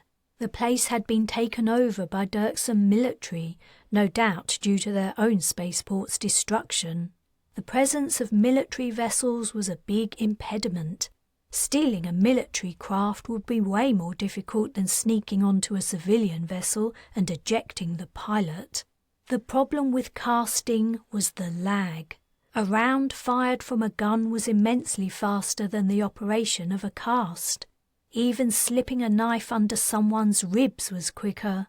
That was the reason Stefan Scherer had been able to control his maid wife and children. It also meant the ability to cast wasn't a surefire guarantee they could steal a ship. After her inadequate amount of sleep, Carina's eyes and head were sore with tiredness. In the remains of the forest behind her, the children waited. Unable to lie down due to the wet ground, they were complaining about being cold and exhausted. But she didn't want to waste time resting before they made their attempt to leave Ostalon. They were back in dangerous territory where Shurers could launch another attack or Castiel might find them. The incident at their campsite in the uninhabited wildlands had made their danger even clearer. If someone could find them there in the wilderness, nowhere on Ostalon was safe. They had to leave at the earliest opportunity. A hand on her shoulder jolted Carina from her ruminations. Bryce was beside her, his features drawn with tiredness. She guessed she looked the same. Trying to survive the last few days had taken its toll on everyone. "What do you think?" Bryce asked, nodding at the shuttle that was lowering to the ground a couple of 100 meters away. "No, not that one. An incoming vessel is likely to be low on fuel. What we want is one about to take off, carrying enough fuel to take us a reasonable distance. Then we have to hope there's another system within shuttle range. I don't remember noticing one on the map when we were on our way here after escaping the nightfall. Then we have to pray we aren't shot to pieces trying to navigate through a battlefield." She gave Bryce a tight smile. "But if we try to steal a shuttle that's about to depart, won't troops be on their way over to it?" "Yeah, probably." Her lips drew to a line. "This isn't going to be easy." She stood up, her leg muscles stiff with squatting too long in the damp weeds, and walked over to her brothers and sisters. They were huddled in a group under the blackened limbs of a dead tree. Darius was writing numbers in the dirt with a stick, and the others were sitting on their haunches, listless, pale, and sleepy-eyed. Only Parthenia was active, replenishing their small supply of elixir over a smoky fire. That was another reason they had to act quickly. It was only a matter of time until someone at the spaceport became curious about the line of smoke reaching up to the sky, now clearly visible in the growing light of the approaching sun. "Listen, everyone," Carina said. "I need ideas on how we can work together to steal a ship and get off this planet. We have to cross the open space of the landing and take-off zone, get aboard a ship and fly it out of here. And we have to do all of that without being shot. I've run a few scenarios through my head, like casting fire on a building to create a distraction or transporting troops a safe distance away, but everything seems too risky. I don't know if a fire will distract everyone, and even if we manage to transport every soldier out of that place, more could arrive in shuttles from the battle any minute." "Instead of transporting the soldiers away," said Fern, "could we transport their weapons to us? Then we can fight them." Carina smiled. "You think we can take on all the troops?" "We can try." Parthenia suddenly rose to her feet. "Whatever you all decide to do, you can count me out. I'm staying here. You can take all the elixir. I'll make some more for myself when you're gone." "What?" Carina exclaimed. "No! No way, Parthenia. You have to come with us. If you stay here alone, you'll die. Or even worse, Castiel will catch you." "I won't leave this planet while he's still a danger," said Parthenia. "I just won't do it. And you can't make me. You've decided for all of us without even a discussion about it. Who made you the leader? I don't have to do whatever you say just because you're the oldest. I'm not trying to boss you around. I'm trying to save your life, you idiot." As soon as she'd spoken, Carina regretted her words. She shouldn't have been so blunt, but she was running on a couple of hours' sleep and she was worried out of her mind about how she was going to protect everyone. But the damage was done. Parthenia strode away into the darkness. "Damn it!" Carina walked after her sister. "I'm sorry, Parthenia. I shouldn't have said that. Please, come back. Don't go off by yourself. It's dangerous around here." "Leave me alone!" Parthenia yelled. "Go and steal your spaceship. If I have to stay here and stop Castiel by myself, that's what I'll do. No! Carina had caught up to her. She grabbed her arm. Parthenia halted and faced her. Carina said, I can't let you do something so stupid. If you take on Castiel alone, he'll catch you and keep you captive. He'll torture you until you do whatever he says. Do you want to end up like Ma? Then help me. Don't run away. We'll never be this close to him again. If we leave now, we'll lose our best chance. Carina tried to think of a way to make her sister understand how wrong she was. Parthenia still saw Castiel not as a highly dangerous mage, but as her brother, and so her responsibility. She was only 15 and had no perspective on the situation. Carina was 3 years plus a lifetime of hardship older. She made another attempt to make her sister see reason. Look, I promise I won't give up on trying to stop Castiel. I'll come back. That's what you said before. Parthenia's eyes were hard, glittering in the rays of the rising sun. What? When? When Castiel was holding me at Langley Dirkson's mansion. You tried to rescue me, but then when things got tough, you left. You said you would come back, but you didn't. I had to get away from him myself. Carina was momentarily lost for words. What Parthenia was saying was true. Faced with the surprise repulse casts from Castiel, she had been forced to leave her sister in his clutches. She'd intended to return with a military-style assault, but then the Sherers had begun their attack. She grabbed her sister's shoulders. But I hadn't abandoned you. You saw me fighting in that mech battle, right? I was trying to win enough money to buy weapons. I was coming back for you. I just didn't get a chance. I would never have left you with Castiel, Parthenia. Not while I had breath in my body. Please believe me. Parthenia's defiant expression wavered. She broke eye contact. It doesn't matter now. I'm staying here. Take the others somewhere safe and then come back and help me deal with Castiel if that's what you really want.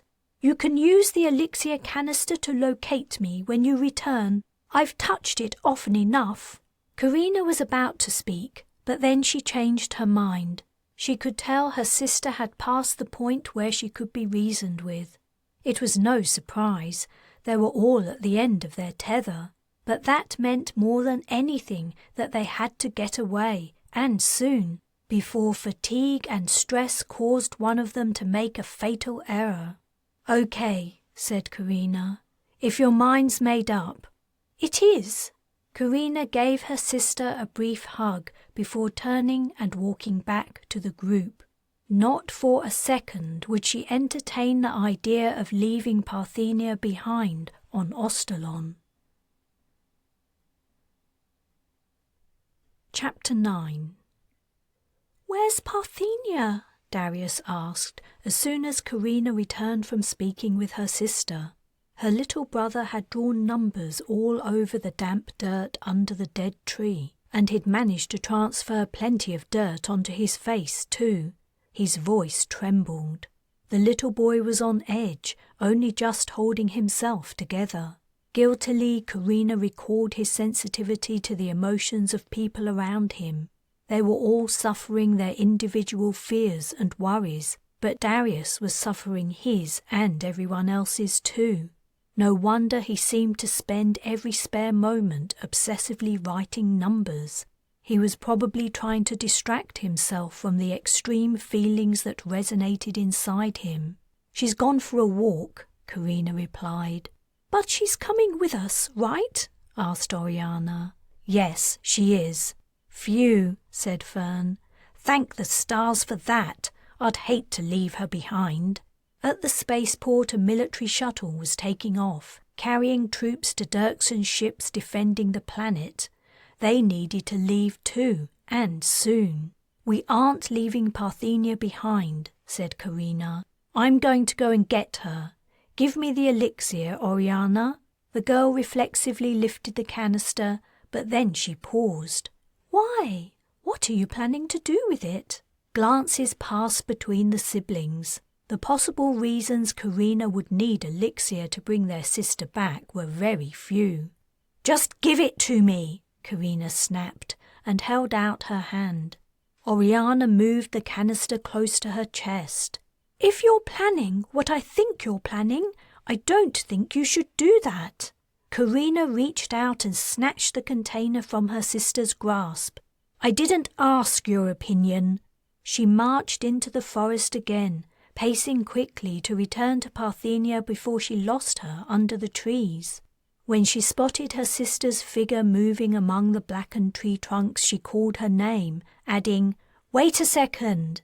Carina was gratified to see Parthenia pause, and she sped up her pace. "What do you want?" asked Parthenia. "Did you change your mind? Are you staying to help me with Castiel after all?" "I just want to give you something," Carina replied, stalling for time. "What?" Parthenia's features scrunched into a squint as she peered at Carina, noticing she was holding something behind her back. Carina was close enough. Even if Parthenia ran, she wouldn't have time to run out of sight. Carina removed the canister lid and sipped elixir. "What are you doing?" Parthenia asked. Then realization dawned. "No! How could you? How could you do that to me?" She backed away. She turned and began to run. Carina cast, and her sister's footsteps slowed to an amble. "Parthenia, come here."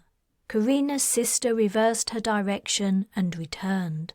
The guilt Carina had felt when she remembered Darius's ultra-sensitivity to others' emotions was nothing compared to the resource and shame that swept through her now. When Parthenia drew close enough to see her eyes in the weak morning light, it was clear that, inside, she was fighting Carina's instruction with all the will she could muster. Sadly for her, no one possessed the mental strength to defy a fresh enthrall cast. However, the fury and fire in Parthenia's gaze indicated that Carina would have to watch her carefully. "Let's go back to the others," said Carina. Her siblings had obviously been discussing what she might be doing while she was away. They watched in silence as Carina and Parthenia walked up. "Oh, Carina!" Oriana breathed, watching Parthenia's slow, dragging steps. "What have you done?" Darius threw down his stick, hugged himself, and began rocking as if he was in terrible pain. "I've done what I had to do," Carina replied. There was an unwritten rule among mages that you never cast enthrall on another mage against their will. Practicing on each other while learning the cast was fine, but it could only be with the other person's consent. Taking away another person's control of themselves was only acceptable if the mage was in danger and you were trying to save them from harm. A mage would have to be doing something truly terrible to justify another mage casting enthrall against them for any other reason. Parthenia had only wanted to exercise her free will. "Has anyone had any ideas on how we can steal a shuttle?" Carina asked, keeping an eye on Parthenia. "But, Carina," said Fern, his tone soft and distraught. "I said, has anyone had any ideas on how we can steal a shuttle?" she repeated forcefully. "I'm guessing we have enough elixir for about 10 casts. That should do it, but which ones should we use? Bryce, do you have a plan?" She felt about to fall apart. Shame and guilt over breaching her sister's trust were killing her. Would Parthenia ever forgive her for what she'd done? Perhaps not, but Carina was also certain she would enthrall her sister again in a heartbeat. If Parthenia hated her for the rest of her life, that was okay. At least this way she might live. Darius murmured something too quietly for Carina to catch. "What did you say?" she asked, touching his shoulder. Darius flinched and looked up at her suspiciously. Had she lost his love too? She bit her lip. Darius, if you've thought of a way we can get out of here, please tell me. I can cloak us, he replied. Or I think I can. But we have to stay close together. Of course. After everything that had happened since the Dirksen patrol ship had boarded the stolen Shura shuttle, she had forgotten the cast her brother seemed to have invented. So no one will see us cross the spaceport? She asked. We won't be seen entering the ship? I don't think so. I don't know for sure. I only ever did it on myself before, except when we were running away from Father's clan. Darius winced like pain was racking him. Okay, let's try it, and the sooner the better. If Parthenia was especially strong-willed, and Carina was guessing she was, the enthrall cast wouldn't last long. She would be forced to use more elixir to cast again and again, until she had gotten her sister so far from Ostalon she wouldn't be able to return. Bryce, Fern, Oriana and Darius were on the other side of the fence, waiting.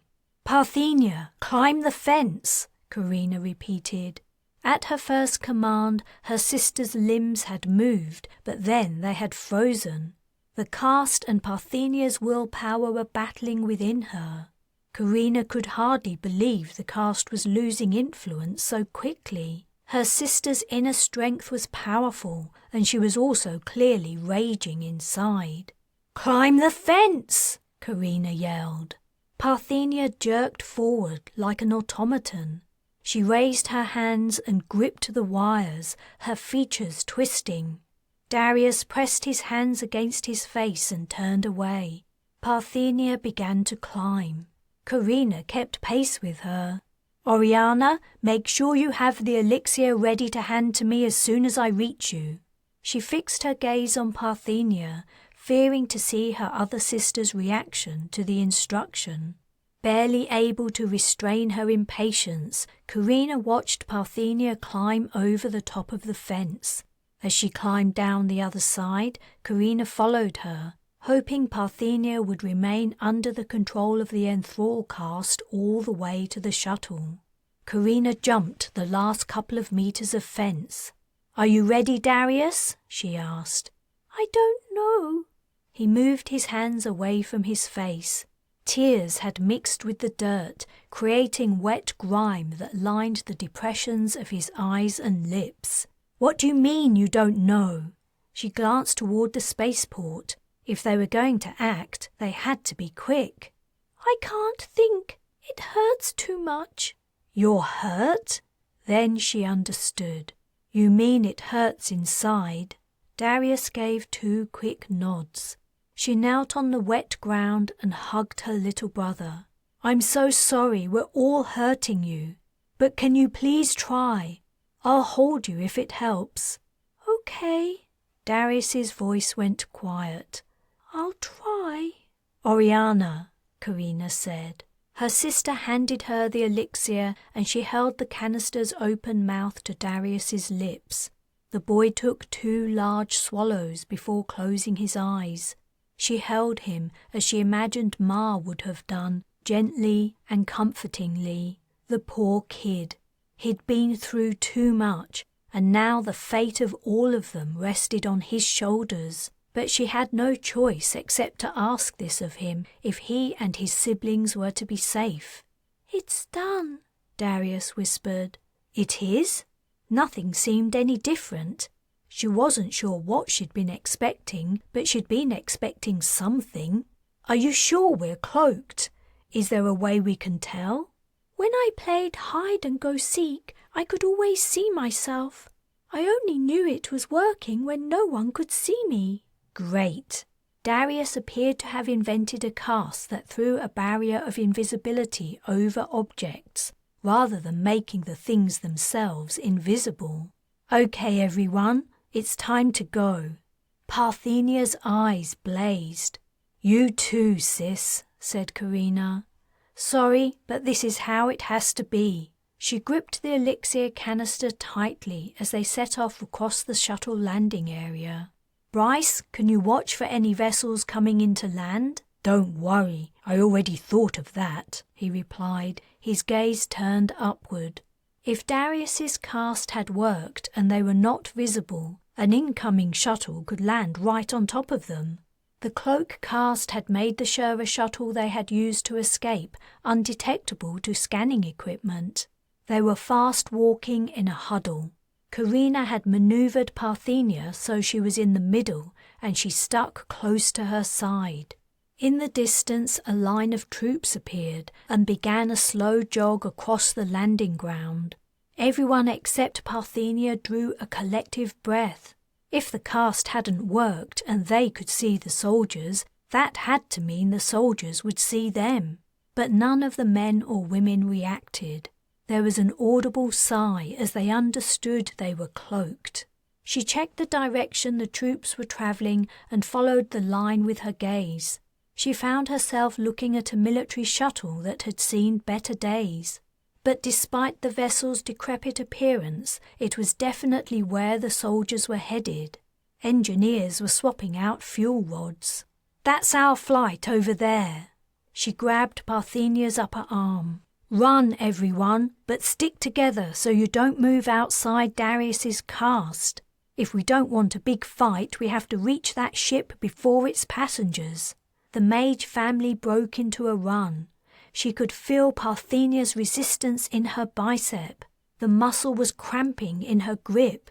She could also hear a low groaning or growling sound. She looked around, trying to see where the noise was coming from. Then she realized it originated in her sister. Parthenia was trying to speak. "Just another few minutes, please." She doubted any guards would have been posted at the vessel, but she guessed there might be personnel inside. The pilot would be there for sure, waiting to ferry the approaching detachment of troops to the battle. She checked the speed of the soldiers who were running toward the shuttle. She estimated her little group would arrive first, but not by much. They would have to close the doors fast, but what to do with the pilot? They couldn't take him or her along. A sudden alteration in the running soldiers' attitude caught her attention. They were staring directly at them. No, not all of them, only Fern, who was out in front. He must have run too far ahead. "Fern, slow up," she called. Her brother eased his pace, but the damage had been done. "Hey, what the hell do you... Huh? Where'd he go?" The troop leader turned to his subordinates as if to confirm he hadn't been seeing things. The men and women looked just as confused as him. The pause allowed Carina and her family to reach the shuttle first with time to spare. She ran up the ramp without braking, forcing Parthenia onward. Inside, 2 privates were lounging on the seats. They froze in surprise, mouths and eyes wide. She must have run outside Darius's cloak. The other mages and Bryce burst into the cabin. She saw everyone except Darius. She would have to trust he remained cloaked. Thanking the stars they only had 2 Dirksen soldiers to fight, she went for one, leaving the other to Bryce. She grabbed the shocked woman's weapon from her grasp, hauled her to her feet, and forced the muzzle into her back. Pushing the woman in front of her, Carina compelled her to leave the shuttle. Bryce's target followed soon after. When the 2 soldiers set foot off the ramp, she told them to run or feel the heat of the shuttle's engines as she took off. As she returned to the cabin, the pilot conveniently appeared. "Please do the honours," Carina said to Bryce as she pushed past the pilot to reach the flight controls. "Darius, cloak the ship as soon as you can." Her gaze roved the displays and interfaces. Thankfully, the old-style basic vessel had the equivalent old-style basic controls. "Pilot's gone," Bryce yelled. She closed the doors. Now she only had to... "Parthenia! No!" someone shouted. Carina recognized Fern's voice. The sound of fighting was coming from behind her. Damn it! Parthenia was already shaking off the enthrall cast. Carina jumped up and ran into the cabin. Bryce was trying to hold on to Parthenia, but she was fighting like a wild thing, trying to grab the manual override for the doors. Carina couldn't risk her sister trying to escape while they were taking off. She ran up to Parthenia and punched her in the jaw. Her sister's eyes rolled back and she fell limp into Bryce's arms. The dull sound of rounds being fired into the hull was coming from outside. Assuming Darius had cloaked the shuttle, if she wanted to send an unmistakable message to Castiel about the location of his mage brothers and sisters, she could not have done a better job. She ran back to the pilot's seat and started up the vessel's engines. The only safe option left was to leave Ostalon. She flew the shuttle into the morning sky. Chapter 10.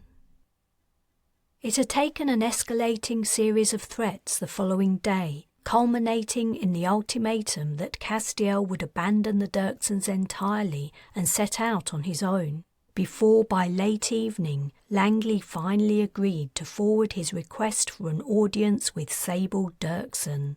Reezy's bug-eyed mother had let down her facade and displayed real anger and rancour for the first time. He guessed she wasn't as important in the clan as she liked to make out, and that she'd intended to use him to raise herself, claiming credit for all he did. The ascent from the head of the Dirksons arrived. Confident that Sable Dirkson was clearly curious to meet him, Castiel was soon on his way to an unknown destination. Langley's servants did not transport him. He had waited to be picked up, and when the hovercar arrived, it was unmarked. He gazed out of the window of the vehicle, trying to track where he was going. The driver had lifted the car a couple of 100 meters above ground level, and they were travelling fast. Castiel lost all sense of where he was. The driver hadn't spoken a word to him yet, and Castiel doubted very much that she would tell him where they were going. The long journey should have been tiring, especially considering he hadn't slept since defeating the Nightfall. But he found he was alert with anticipation. He congratulated himself on making exactly the correct move. Who did Langley Dirkson think she was, denying him his right to shine? Who was she to make herself his manager? He looked down at his clothes. Though Langley had supplied him with new suits, he worried that his appearance wasn't fine enough for the company he expected to meet soon. Father had, quite rightly, always been particular about such things. The problem couldn't be remedied. His clothes would have to do. He planned on impressing the leading Dirksons in other ways. A mountain range in the distance was looming closer and seemed to be the place the driver was heading toward. He peered ahead at the white peaks reflecting the moonlight. Sable Dirkson certainly seemed to prefer living in remote places. It was no surprise the Shurers hadn't discovered her base and destroyed it. A realization hit, and his stomach muscles tightened. The privilege of access to the head of the clan carried a heavy price. As soon as he knew her secret location, his life would be forever under threat. If he did not live up to whatever expectations Sable Dirkson had of him, she might decide his existence was a risk she wasn't prepared to take. He recalled that the Dirksons had cut Darius's tracer out of him when they held him captive. The clan could be brutal in their methods. Castiel felt for his elixir bottle and took a little comfort in its heavy reassurance on the seat next to him. It was true the Dirksons could be vicious, but then so could he. The speeding hover vessel approached the mountains at an incredible pace. Soon they were swooping through a narrow pass. A face of a slope was rapidly approaching dead ahead, but the driver wasn't turning the vehicle. Was she having some kind of seizure? "Hey!" he shouted. But it was too late. He threw up his arms. They were going to fly right into solid rock and be smashed to pieces on the mountainside. But instead of hitting the slope, the vehicle passed through it, and they emerged inside a brightly lit natural cavern. Disbelieving what had happened, he looked over his shoulder and saw a rock wall. The slope must have been some kind of hologram. The driver braked heavily, throwing him forward. Then they were rapidly lowering to the cave floor. The driver still did not speak a single word. The soft hum of the engine ceased, and the door next to Castiel opened. As he stepped out, he saw 3 similar hover vehicles and a fast-looking, immaculate shuttle also docked in the cavern. Ahead of him, 2 doors pulled apart. The message was clear. He set off toward the open doorway, his finger hooked through the handle of the elixir canister, trepidation creeping up on him. But he had made his bid and he had won. Now he had to see it through to its conclusion. "Please come this way," said a man. From his clothes the man seemed to be a servant. Castiel didn't deign to speak to him, but followed him through rough-hewn passageways. The floor was worn smooth, and though the walls were rough, in some places they were shiny, as if people had rubbed against them for centuries. Along the corners of the passage, long carved decorations ran where the walls met the ceiling. Most of the carvings were of animals he didn't recognize. He had the impression the place had been inhabited for hundreds or thousands of years, but he didn't think it was Dirksons who had lived here. According to what Langley had told him, the clan had only inhabited the planet in substantial numbers for a few years. They arrived at a set of doors that stood twice as high as Castiel. The servant said something into a panel and the doors split apart. This was it. He was about to meet the person who wielded the ultimate power in the Dirkson clan. He breathed in deeply and stepped through the opening. A single large stone chair stood directly ahead of him on the far side of the vast chamber. But the chair was empty. Puzzled, he looked around the hall. "I'm over here," said a voice. His eyes widened when he saw the voice's owner. A young woman who looked not much older than himself sat in a luxuriously padded armchair at the far end of the room. Her hair was short and dark, and she was wearing expensive pajamas under a robe. The chair faced a fire of burning logs, at which the young woman was toasting her bare feet. "It's warmer here," she said. "This place is so fucking cold."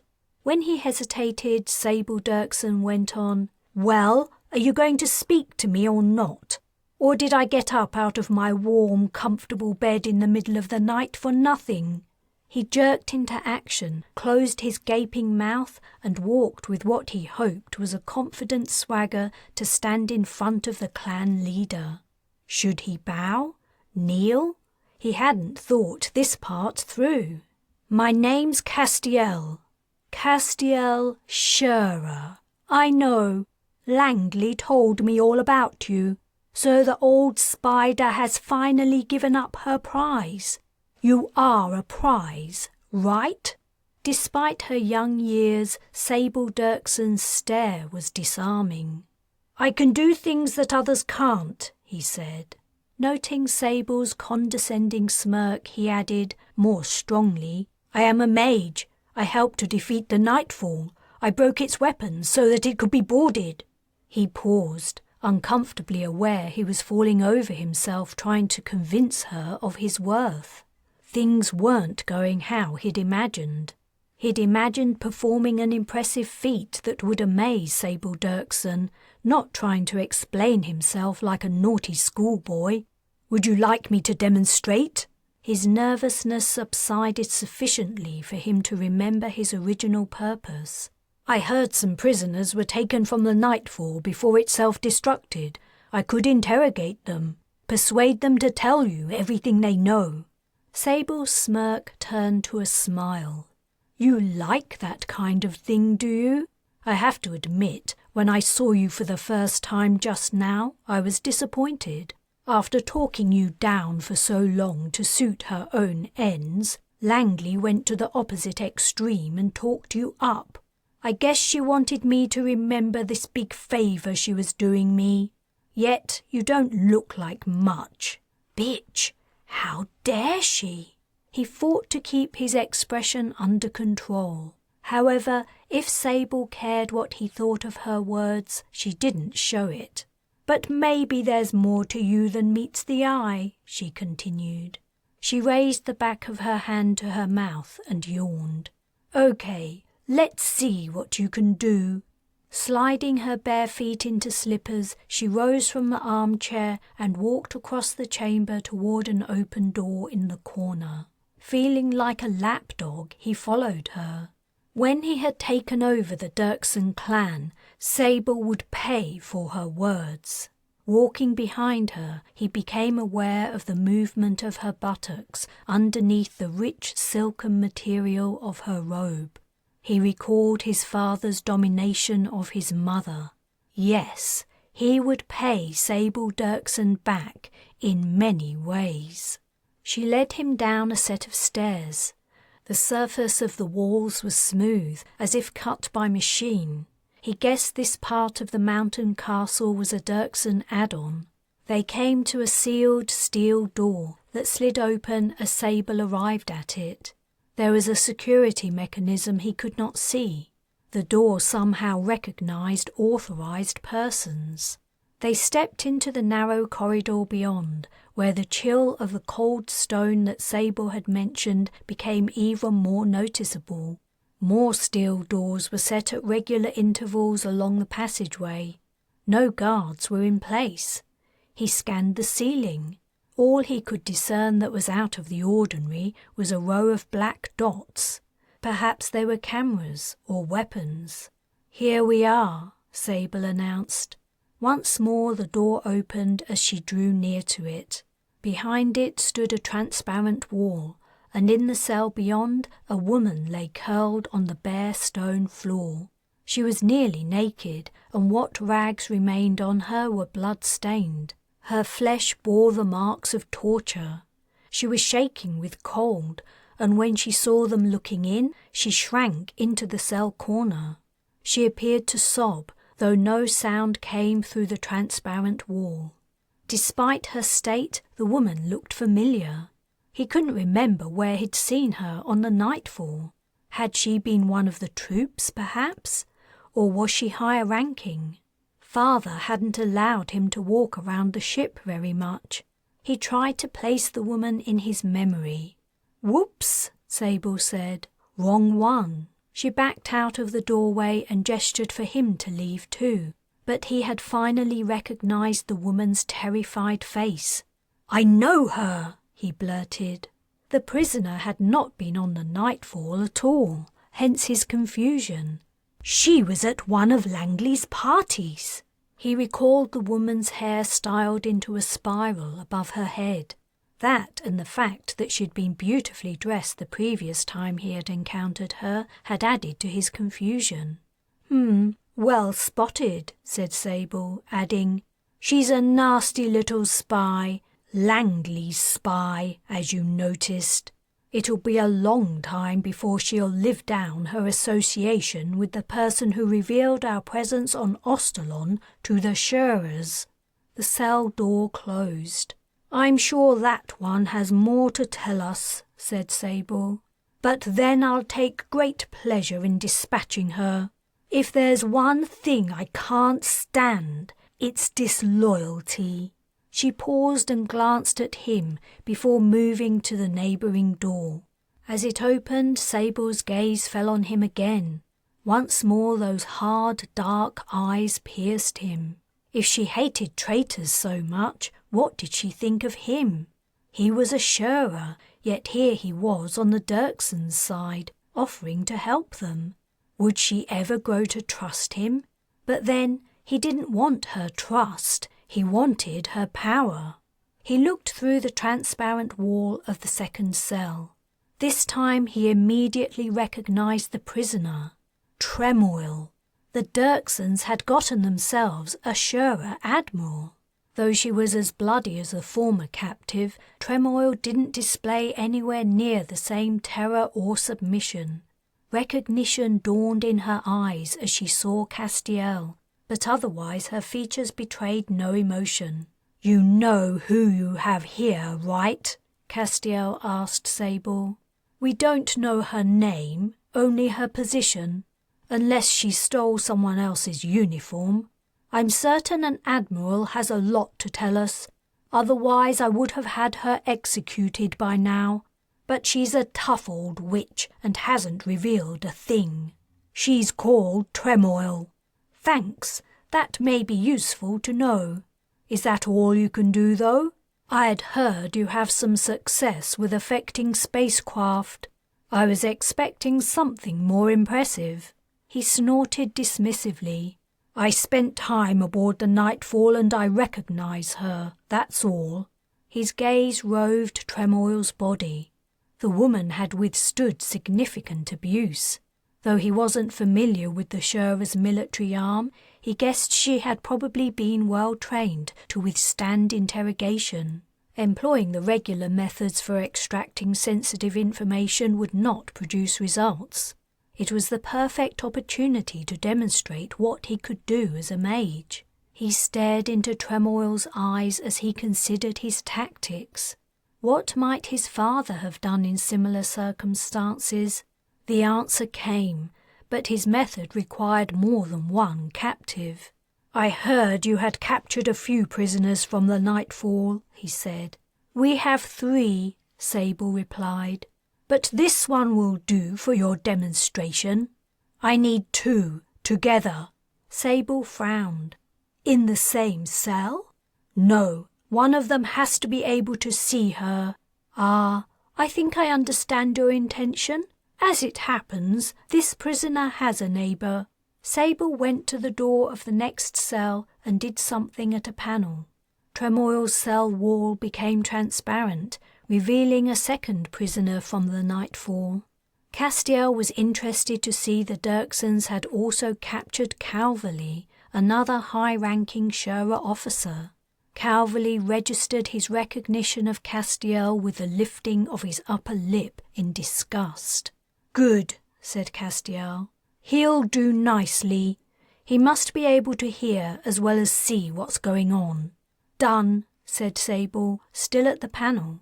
"And they can both hear us now, too." "Right." His moment had arrived.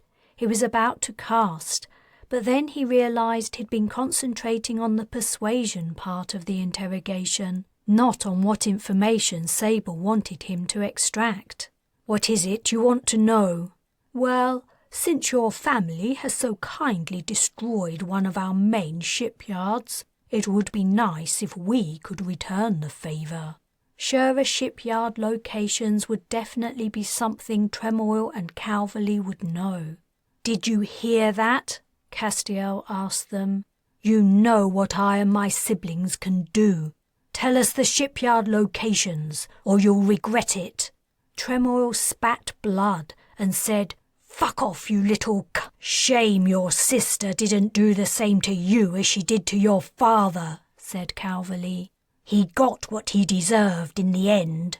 Castiel's hands curled into fists. "My father was worth more than all the rest of the Shuras put together."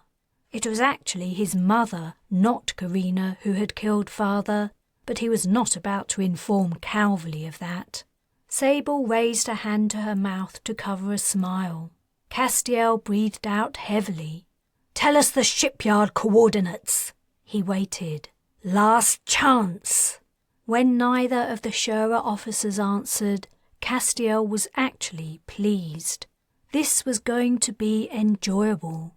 He unstoppered his elixir bottle and took a swig. Then he closed his eyes to concentrate. He had practiced the cast on animals at Langley's estate with varying results, but the animals had always died eventually, and that was all that mattered. Castiel wrote the character and sent it out, deciding at the last minute to send it to Tremoil. Calverley had insulted his father's memory, but Tremoil had called him a nasty word. He wasn't going to stand for that, especially not with Sable Dirkson as a witness. He had to show her he wouldn't allow anyone to disrespect him. Tremoil shrieked and clasped her back. She began to wriggle around, as if trying to escape something. But there was no escaping the split cast.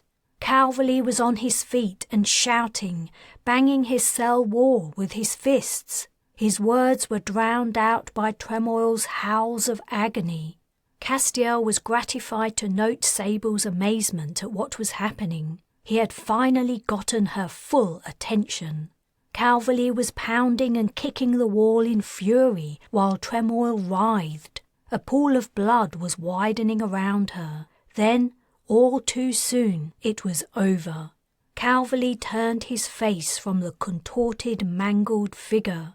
"Keep the lights on and their shared wall transparent," Castiel said with as much authority as he could muster.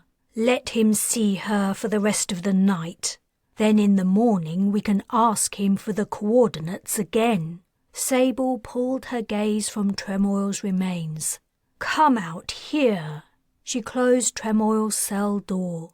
"That was dumb," she said. "I didn't know you were going to kill her. Now we're one Shura prisoner down, and a useful one at that. You should have told me what you were going to do." When he opened his mouth to reply, she held up a hand to silence him.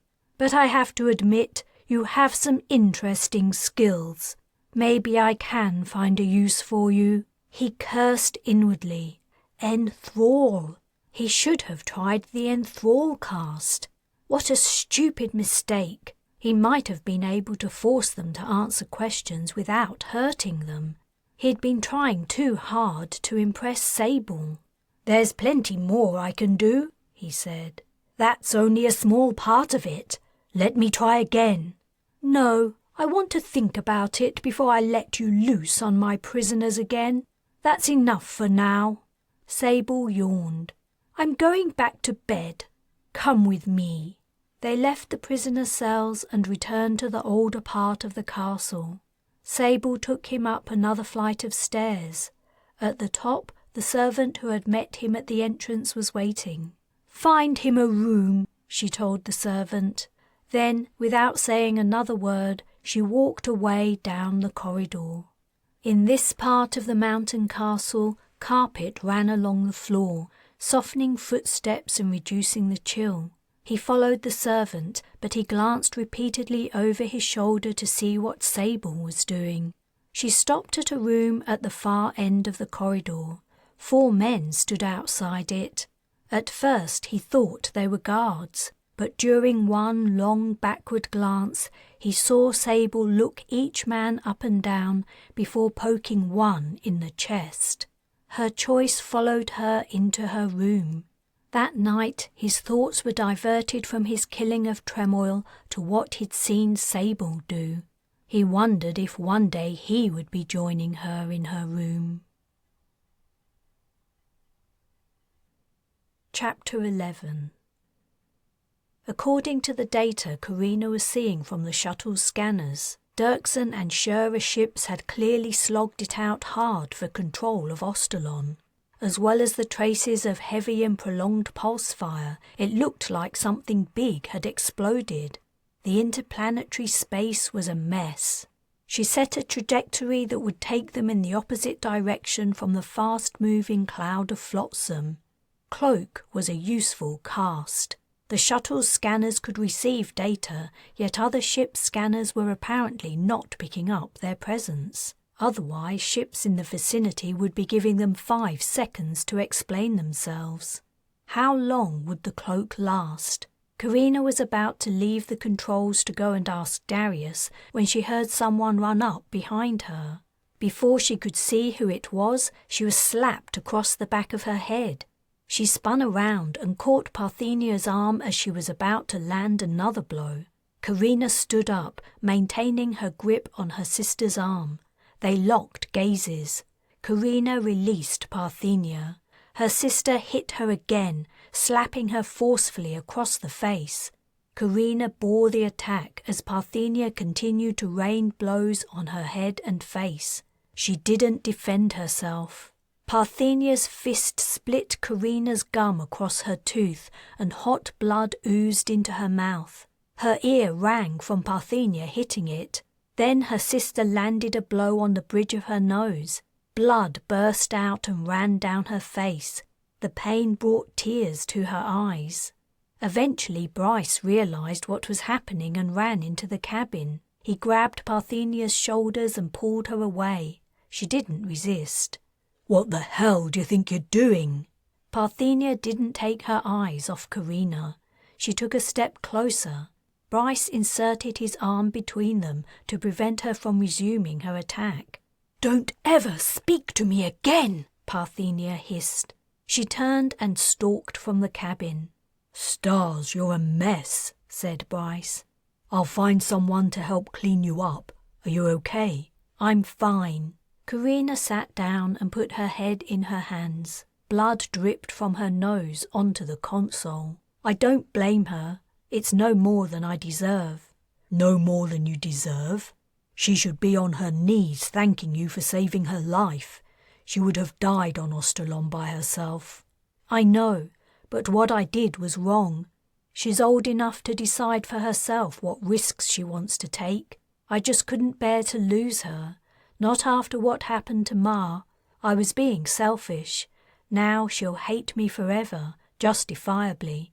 "At least she'll be alive," said Bryce. "I can understand she would be angry, but she's overreacting. She has to know you did it for her own good." Carina pressed her sleeve against her nose to stem the flow of blood. "You don't understand. Casting enthrall on another mage goes against everything we stand for. It's a cast you're only really supposed to use in self-defense. It's entirely against our code to use it to gain advantage over someone, especially another mage. Double especially your own family. I guess Ma made that clear to them at some point. What I did was far worse than abandoning Parthenia to her fate. I wouldn't be surprised if the rest of them hated me now as well." "I'm sure they don't, and that Parthenia will come around eventually. If they hate you for saving their sister from Castiel, they're a bunch of idiots."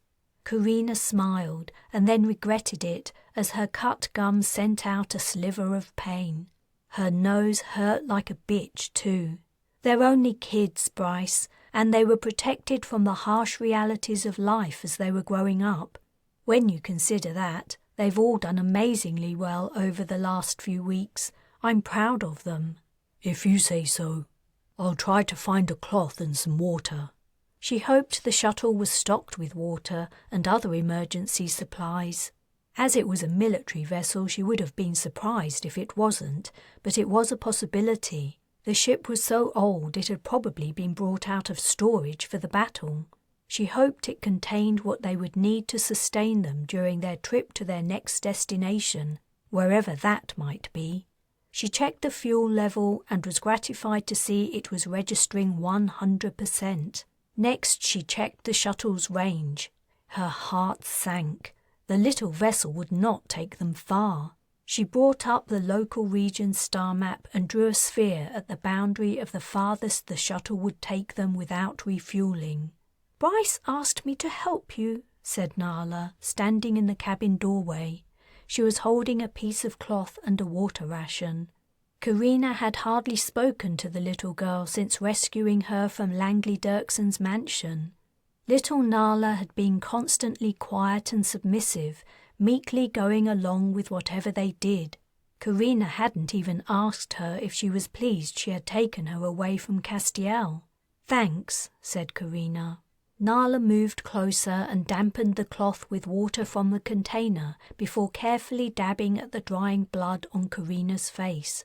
She touched Carina's nose, which made her suck in a breath and wince. Nala drew away in fear. "It's okay," said Carina. "It just hurts a bit." As Nala resumed her gentle cleaning, she asked, "What's Bryce doing?" "He's talking to Parthenia." It was nice of him, but she doubted it would do any good. She knew that in Parthenia's position she would have reacted just the same, if not worse. "Are you glad you aren't with Castiel anymore?" she asked. hoping that at least one of her half-siblings didn't despise her. "Yes, I am. I thought he was a nice brother, but he was mean to me. I didn't want to stay with him any more." "That's good to hear, Nala. Thank you." The little girl blushed and looked down, unused to receiving approval. Stefan Scherer had screwed up his offspring in so many different ways. "Not another freezing trip," Oriana whined. Their shuttle had departed the Floria system, and Carina was explaining their destination options. Only 2 star systems with inhabited planets were within range, and to reach either of them would entail a reenactment of their flight from the Nightfall, when they had endured life support set at the minimum level for survival to eke out the fuel. "We don't have a lot of choice about it," Carina snapped. Her nose continued to throb. She wondered if it was broken. Parthenia hated her, and now she realized she'd persuaded the family to leave Ostalon only to face the prospect of a dangerous journey and an uncertain arrival. "So, which is it to be?" "The ship's databanks don't carry much information on either system. Both have only one habitable planet, and they're both backwater places, which is good." "Huh," said Bryce. "You mean like Ostalon?" "Right," Carina sighed. "Like I thought Ostalon was. So I guess we have no idea what the hell we're going to find." "I vote we go to whichever is closest in that case," Fern said. "There's only 3 or 4 days difference in travelling time," said Carina. "The one that's farthest away seems a slightly better bet. Its name is Pyrene. The nearer one is mostly rock. That's called Gowania. The inhabitants might have to ration water." "But do these worlds belong to the Scherers or the Dirksons?" asked Parthenia. "Isn't that the most important question we should be asking?" "The ship's database is way outdated," Carina replied. "According to that, both systems are neutral, which really means they're disputed, as we know. But what difference does it make? Both clans are after us. Maybe I should try to take you out of this galactic sector entirely. Now the Scherers and the Dirksons know about mages, it may be the only way you'll ever be safe." "I'm not doing that," Parthenia said. "As soon as I can, I'm returning to Ostalon to find Castiel, and if he's left the planet, I'm going to search for him. I'm not going to rest until I make sure he'll never hurt anyone again." "I haven't given up on doing that either," Carina said. "Just not with you guys in tow." Parthenia refused to acknowledge her words. "I vote we go to the closest planet," Oriana said. "The rocky one. The less time we spend freezing in space, the better." "But we need water for casting," said Carina. "If it's in short supply, that could make things difficult for us." "Then as soon as we've refueled," Oriana said, "we leave for Pyrene." "Pyrene isn't anywhere near Goania. That's why I wanted to talk to you about it now. We're hanging in space outside the Floria system. Once we make a decision, we can't change our minds. Do you know how much it costs to fuel even a little ancient ship like this? After we arrive at the new place, assuming we aren't detected and manage to hide the shuttle, it will take us months to work and save enough money for another journey. Whatever we decide now has to be the right choice." Carina was beginning to rethink her decision to open the question of their destination to her brothers and sisters. She had wanted to include them in the planning more because she was feeling bad over what she'd done to Parthenia. She was also wondering if she'd done the right thing in escaping Ostalon. News of their escape must have gotten back to Castiel, and ships would be searching for the fine trace of a single small shuttle fleeing the system. Bryce had been quiet for the discussion, but he finally spoke. "In my opinion, you're overthinking it. We don't know enough to make an informed decision, and we have no way of finding out any more information. Pyrene could be a secret Scherer military base, and Goania could be a Dirkson prison planet for all we know. Just pick one, and we'll go there. We'll have to take whatever comes to us no matter what. So, Goania? Carina asked. I guess so. Yes, Goania, Oriana said. Fern nodded. Darius said, I want to go wherever you think is best, Carina. I don't mind, said Nala. I vote we return to Ostalon, said Parthenia. I'm sorry, but that isn't an option. Looks like Goania it is. I'll set the coordinates. Can you all please scour the ship for whatever you can find to help us get through the next 4 weeks? 4 weeks? Oriana was aghast. That's twice as long as it took us to get to Ostalon. We could always go to Pyrene, Carina said. That would take us 4.5 weeks. I hope we find something different from ration bars to eat. Carina doubted the shuttle had been stocked with anything else. She only hoped the rations weren't as old as the vessel itself. Leaving the others to figure out how they were going to survive the journey, she returned to the pilot's controls to input Goania's coordinates and pare down every energy-consuming system on the ship to its minimum sustainable level. They were in for a tough journey, but perhaps arriving at Goania would prove the beginning of a brighter future.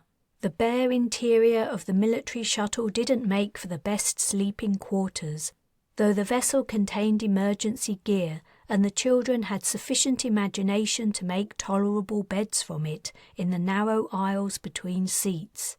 Carina set the quiet and active shifts. It helped to have a routine and well-defined days and nights to keep them from descending into apathy and depression. In the quiet shift, Carina and Bryce slept next to each other for warmth, and the girls and boys similarly huddled up. There wasn't much to do except sleep. They didn't have the ingredients to make elixir, and the supply that they had was precious. They needed to save it, so Darius could cloak the ship again when they landed on Goania. After that, they might need all the casts they could muster to remain safe. Carina grew to enjoy settling into Bryce's arms to sleep. The physical closeness of him was her only comfort.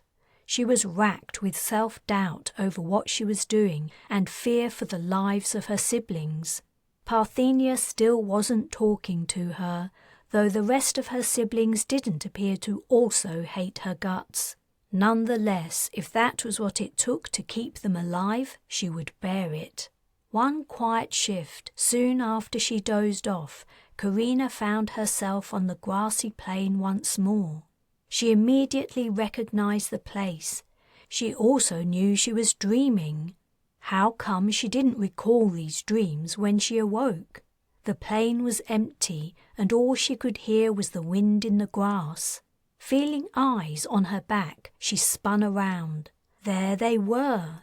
In the distance, the familiar figures were toiling in her direction. Again she saw the extremely old woman swathed in robes, the almost giant of a man with a long beard, and the childlike figure. They seemed far away, however. The last time she had seen them they had been closer, so close the old woman had been able to look her in the eyes. Where was she? And why did she keep returning to this place regularly when she slept? She set off walking through the grass toward the people in the distance. Perhaps if she could meet them, she could ask them for an explanation. She walked quickly, wading through the thigh-high grass. She didn't know how long she would remain asleep. Time seemed to pass differently in the dream world. But though she strode as fast as she could, she didn't draw any nearer to the group. If anything, she appeared to be moving away from them. Forcing her way through the high grass was hard. She halted while she caught her breath. Her gaze remained on the walking people, and as she watched, she frowned. Though she was still and they were walking toward her, they were actually growing more distant. What was happening? The uniform grassy plain seemed to be growing wider as she watched. She would have to run if she wanted to draw close to them, run faster than the expansion of the plain. We're going the wrong way! Someone was shouting in her ear. Someone she knew. Darius. What was he doing on the plane? She woke up. Her covering had fallen off and the chill cabin air was invading her bones. Darius was hovering next to her, the same as he had been in her dream, though he was shadowy in the dim cabin, not brightly lit by a hot sun as he'd been a moment previously. "We're going the wrong way," Darius repeated. "I didn't understand." Bryce began to wake. Carina sat up. "Not so loud. Everyone's trying to sleep." "We have to turn around," said Darius. "We can't turn around. Come with me." She took a cover and wrapped it around herself before going into the pilot's cabin, bringing Darius along. "Did you have a bad dream?" she asked, after closing the door. "No, I didn't. I had a nice dream. I'm sorry, Carina. It's all my fault. I didn't understand, and I kept forgetting. And then, when we were talking about where to go next, I didn't want to say anything because I wanted to do whatever you decided. But now they're telling me I made a mistake." "They're telling you? Who are telling you?" "The people in the dream," Darius explained, as if Carina was a little simple-minded. "What people? Wait." Darius was shaking with cold. "Come here." She wrapped her arms around him so the blanket covered them both. "What have you been dreaming about?" Though Darius didn't seem to have had a nightmare, he'd clearly dreamt something that had gotten him worked up and confused. "I can't remember very well, but I'm in a new place, outside, in a field. There are people there talking to me. One of them's an old lady.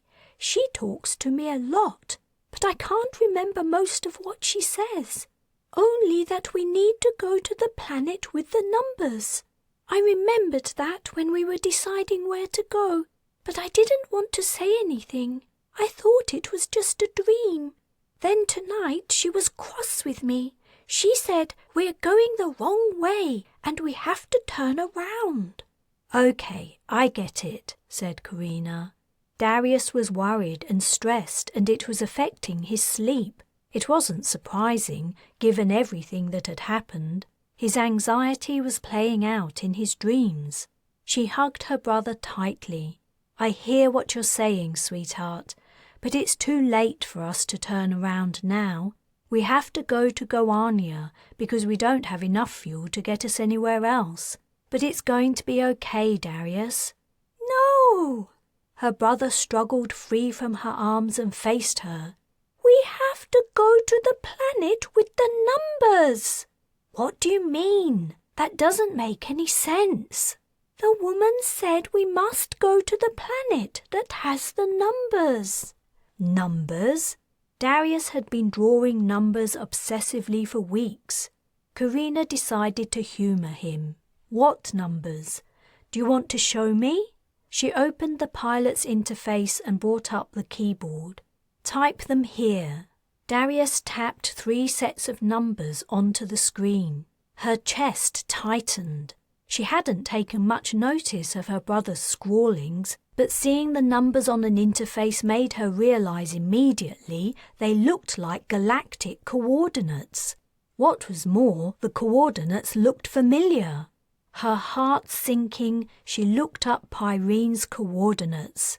They were the same. Noticing her expression, or perhaps absorbing her feeling, Darius's chin trembled. "I was right, wasn't I? The planet with the numbers is the one we were supposed to be going to, and I didn't tell you." "It's okay." She hugged her brother again while she thought things over. "Darius, who told you where we were supposed to go?" A tingling of familiarity was teasing her mind. She had been dreaming too when Darius had woken her up. For a moment she'd thought he was part of her dream. "The old lady," Darius replied. "But there were other people there too. I'm not sure how many." "The old lady? The thought of an older woman also rang a bell in Carina's mind. The cabin door opened. Bryce was standing there, a blanket over his shoulders and his hair ruffled up. Is everything all right?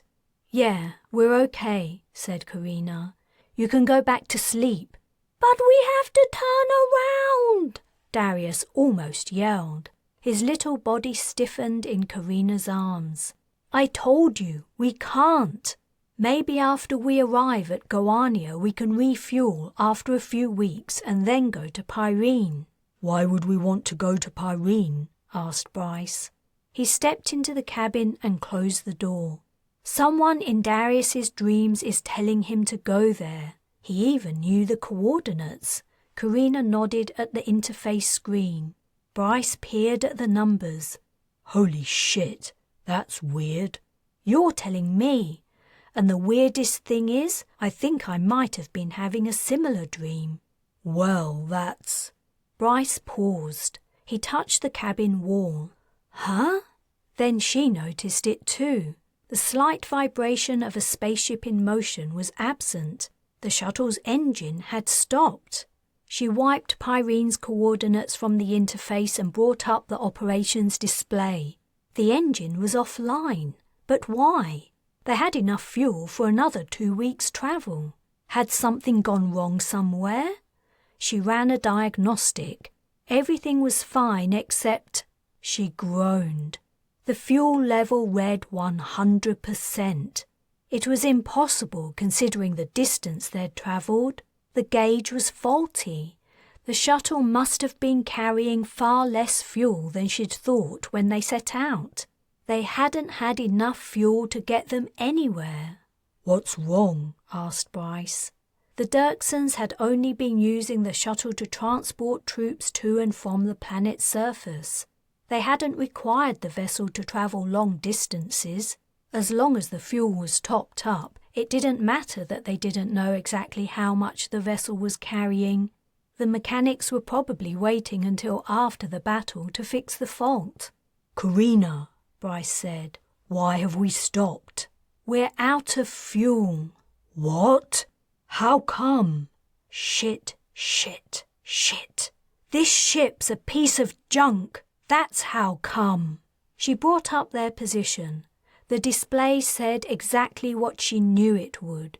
They were halfway to Goania, in deep space and far from any trade routes. There was a click and the display flashed, main fuel supply exhausted, emergency backup supply activated, minimal life support only. They were already running on minimal life support. Carina did the only thing possible in the situation. It was better to be picked up than die in the loneliness of space, even if their rescuer was a Shura or a Dirkson. The chances anyone would come within range to notice the signal was slim, but it was their only hope. She activated the distress beacon. Chapter 12. Castiel woke to a chilly atmosphere in his room in the Dirksons' mountain castle. He had fallen asleep quickly after leaving Sable Dirkson, tired after the previous day's events. He didn't know how long he'd slept. The room had no windows and contained nothing to tell him the time. He turned on the light. The room's walls were rough-hewn from the pale grey mountain stone. A smaller version of the fireplace Castiel had seen in the great hall occupied the central spot on the wall opposite the bed, its grate bare. In a corner stood a wash basin, also roughly cut from the mountain's stone. A spigot overhung the basin. In another corner sat a clothes chest. A mirror hung on the wall. And that was it. Castiel concluded that Sable Dirkson rarely hosted guests, and that when she did, she took little care to spoil them with luxury. He rose from his bed, dressed himself, and took his bottle of elixir out from underneath the covers where it had lain all night. The bottle was warmed by his body heat, and he found it reassuring to hold. He would have to arrange the making of a plentiful supply soon. He had taught one of Langley's servants the method, and he would do the same in this new habitation. He suddenly halted on his way to the door. Should he tell Sable about his need for elixir? It seemed unavoidable. Anyone with half a brain would notice he always took a sip of the liquid before he cast. How much more about being a mage should he tell her, however? Whatever he told her could give her control over him, and that was the last thing he wanted. He wasn't prepared to become another clan lackey, a tool to do their bidding. If the Dirksons wanted to make use of his services, they would have to show him the respect he deserved. He shivered. The castle really was cold, as Sable had complained. He was surprised that the Dirksons, with their love of high tech, had failed at adequately heating the place. He opened the door and nearly walked into the guard who was standing directly outside. For a few moments Castiel feared the man would try to prevent him from leaving, but the guard only offered to take him to Sable. She was sitting where he'd first seen her, next to a fire in the great hall. She was alone again, but this time she was dressed. Sable Dirkson's dark tunic flared out at the shoulders and overhung narrow pants. She looked far more like the head of the Dirkson clan this morning than she had last night, though she still seemed ridiculously young for the position. Castiel judged it unwise to voice his impressions. Another armchair had been added opposite Sable's, as well as a small table on which breakfast dishes stood. Castiel sat down at the armchair without being invited, determined to maintain an attitude of confidence and control.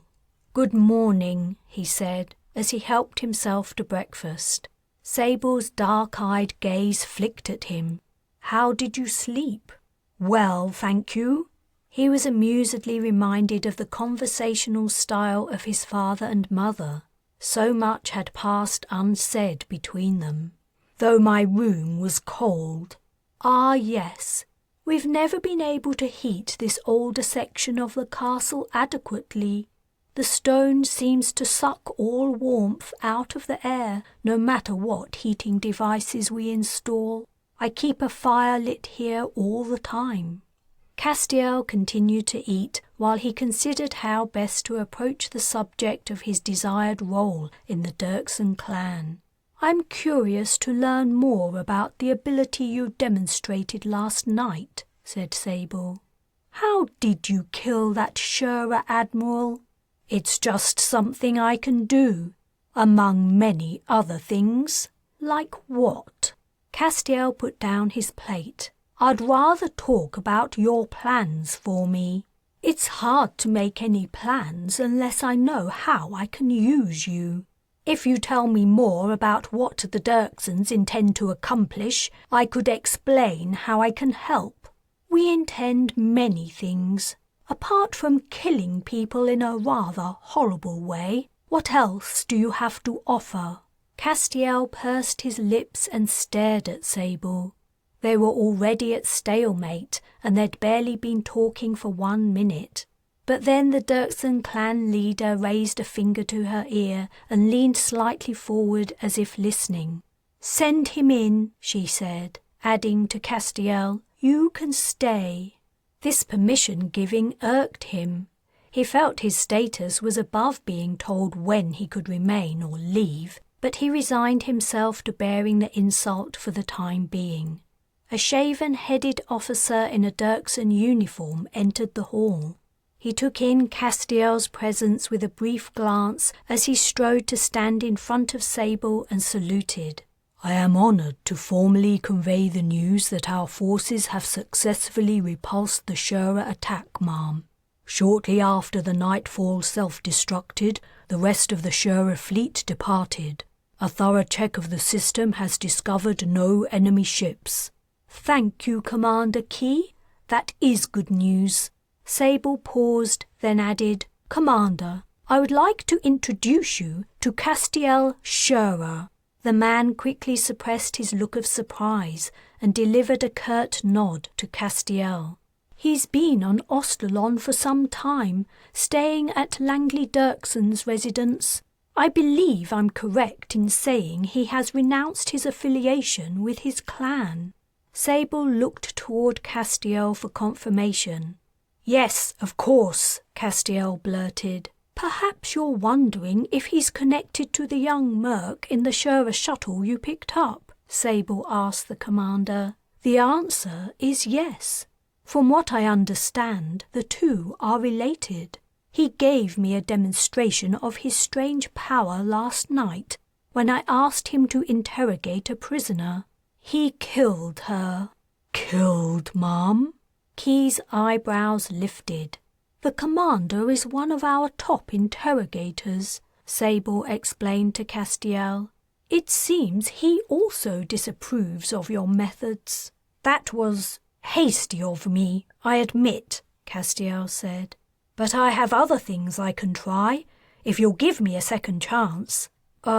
Said Commander Key, clearly dying to object, but unable to break protocol and speak without first being addressed. "Permission to—" "Don't worry, Commander. I won't be letting him loose on any more of our precious prisoners just yet. Not until I have a much better understanding of what he does.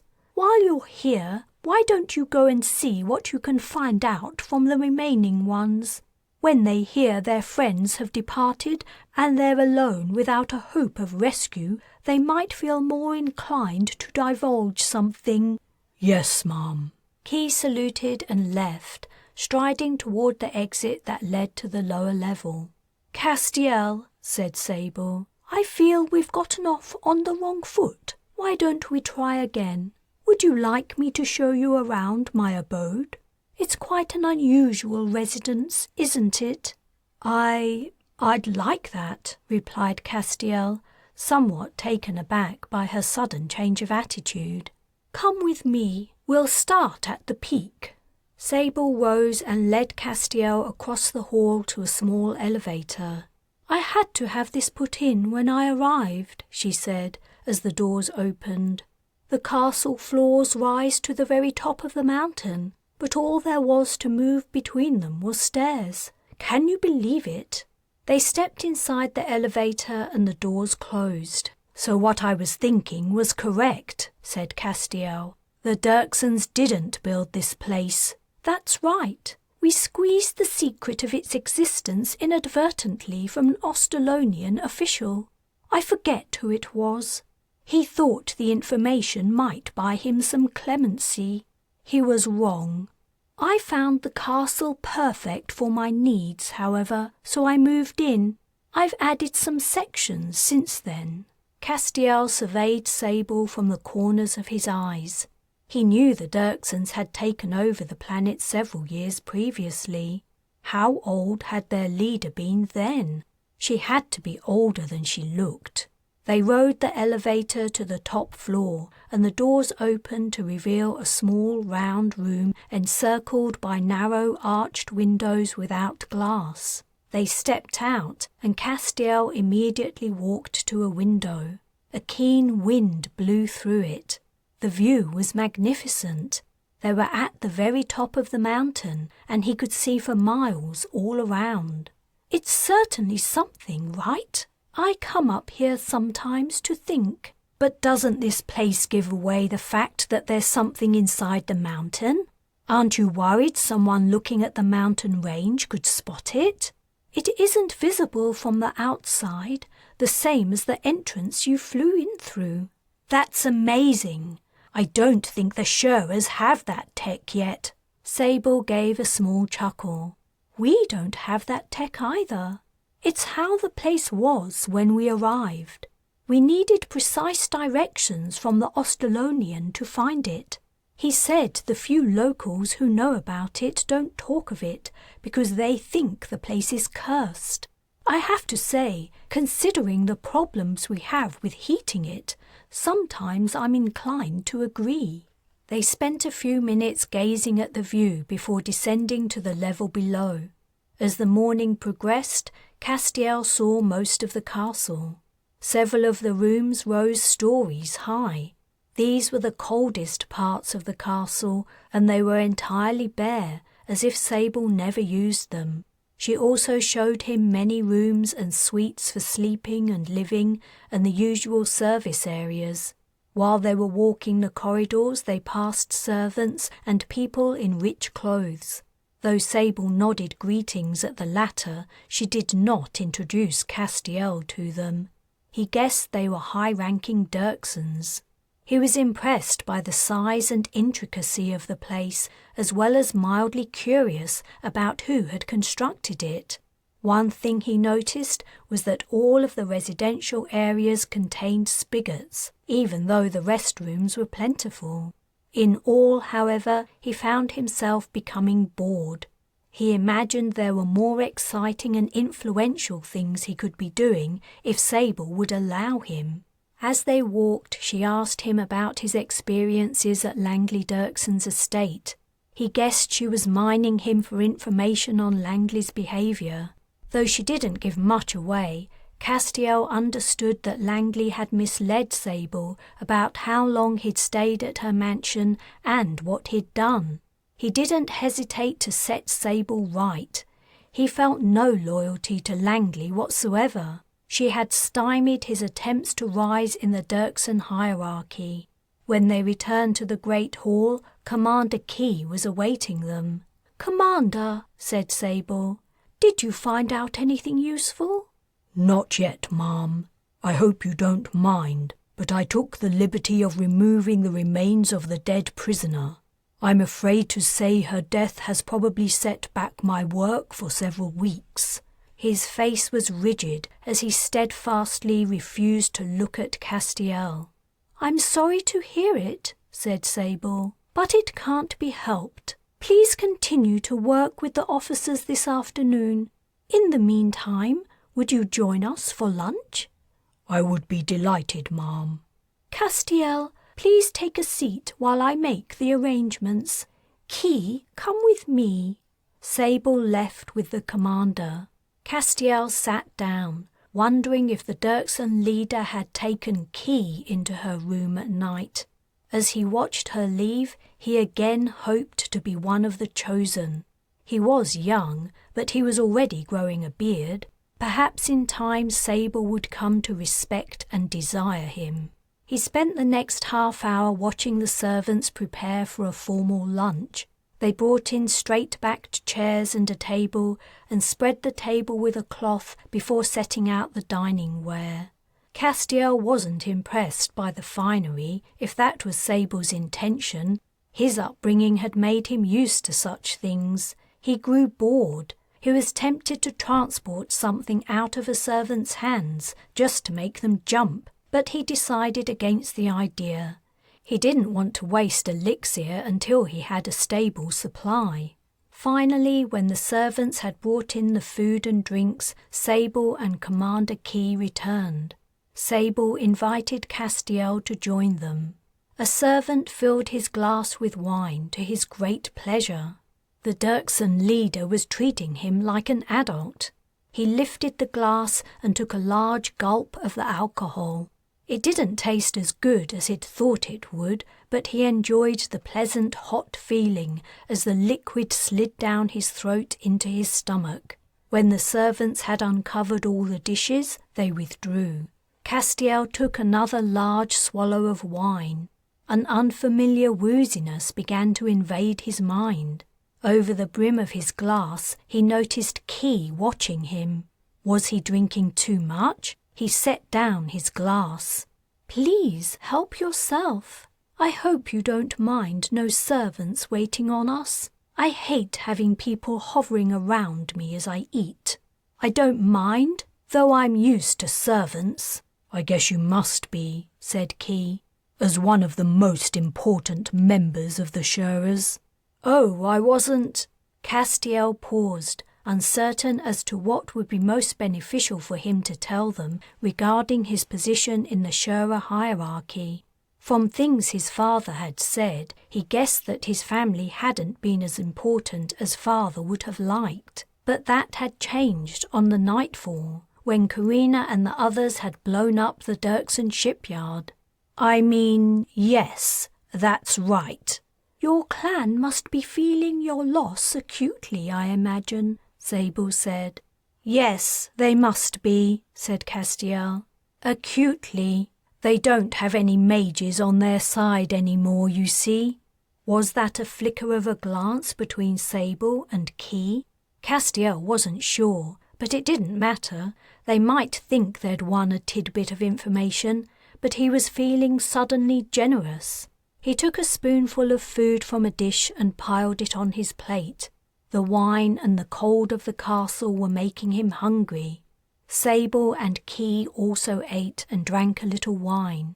We guessed the Shurras had some kind of special advantage over us, Sable said.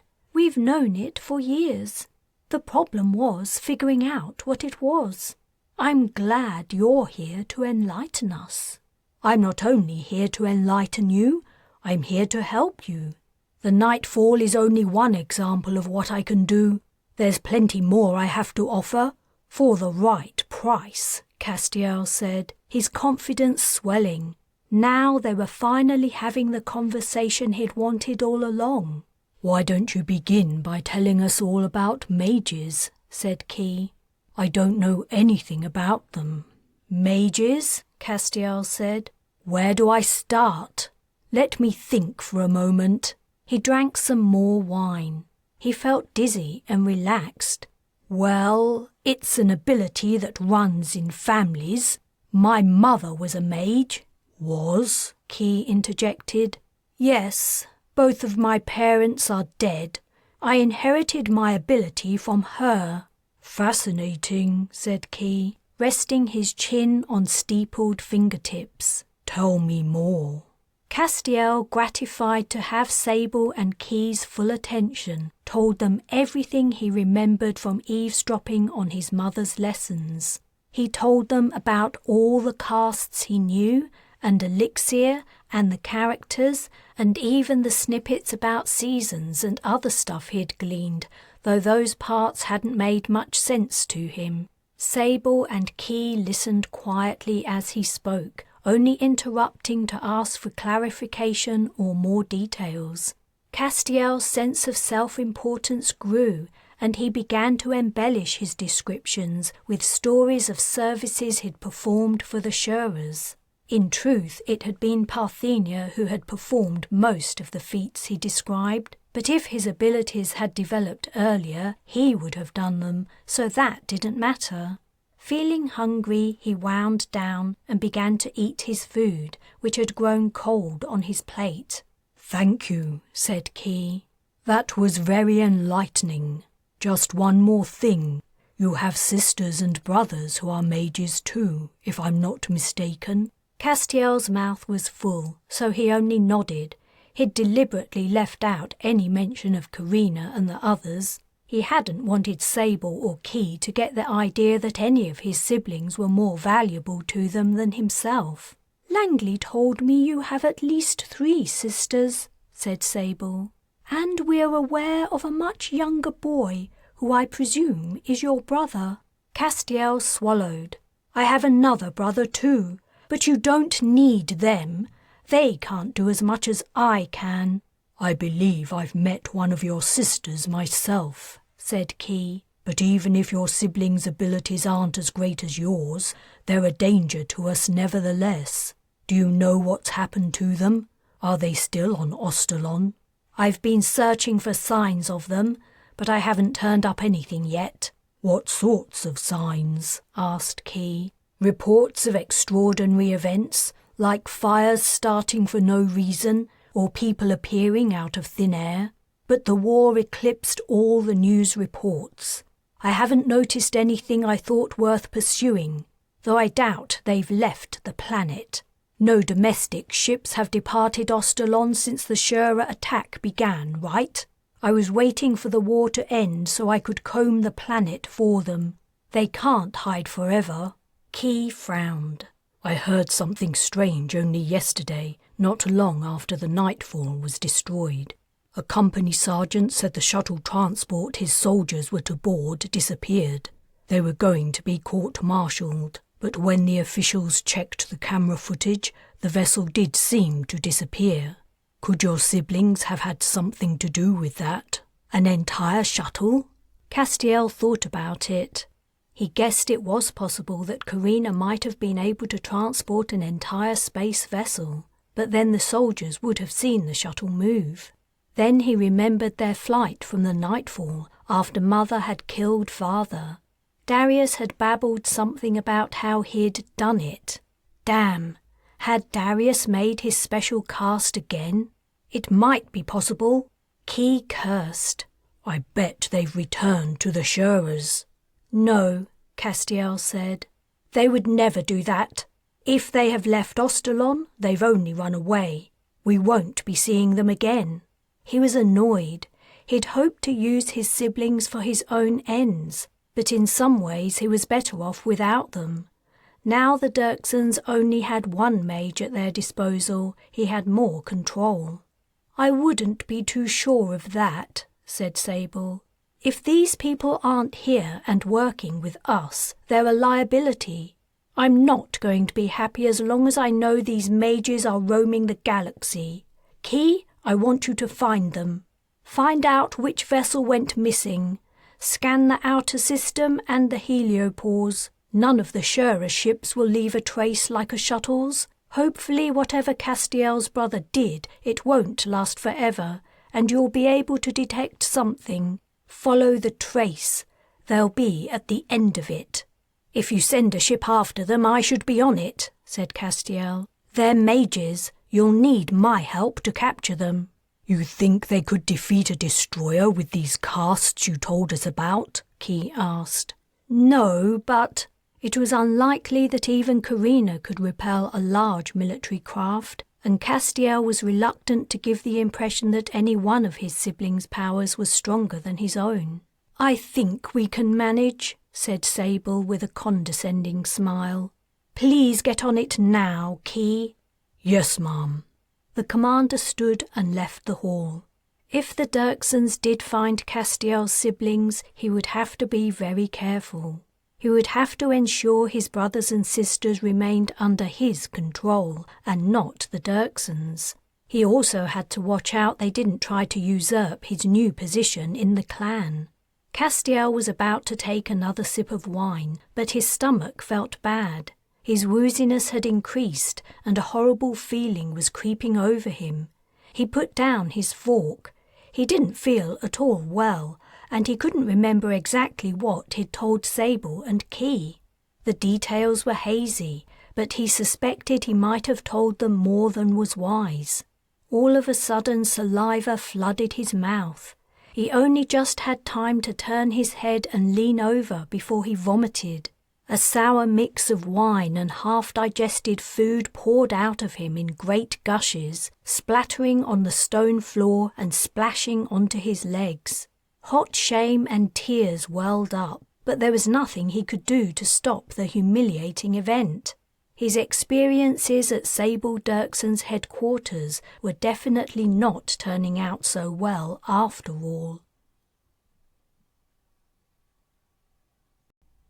Chapter 13. The news that the shuttle was out of fuel and they were adrift went down about as well as Carina expected. Oriana wailed, "No!" Parthenia gave Carina a sour look that said, "So you thought you were saving me?" Fern was silent and stoic. Nala didn't seem to know how was best to react. Darius said, "I'm sorry I didn't tell you, Carina." "You don't have anything to be sorry for." "Sorry you didn't tell her what?" Oriana asked. "Does that mean we could have avoided this?" "It's nothing," said Carina. "Just a dream Darius was having. He thinks we should have gone to Pyrene." "Well, should we?" asked Oriana. "What kind of dream?"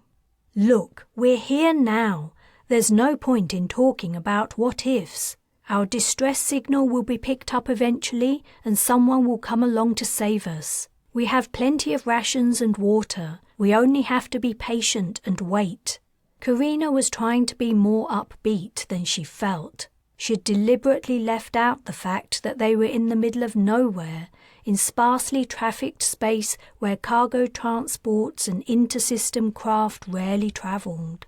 Telling her family more than they needed to know served no purpose and would only make them more afraid. "So we can look forward to even more weeks of this?" asked Oriana. "I'm not sure I can stand it." "You're going to have to stand it," Carina snapped. "Yes," said Fern. "Stop whining, Oriana. I'm sick of your constant complaints." Oriana's face fell at this rare rebuke from her twin. She stood up and stalked away. As there were very few places for her to stalk to, realistically, she faced the bulkhead with her arms folded. Fern rolled his eyes but didn't otherwise react.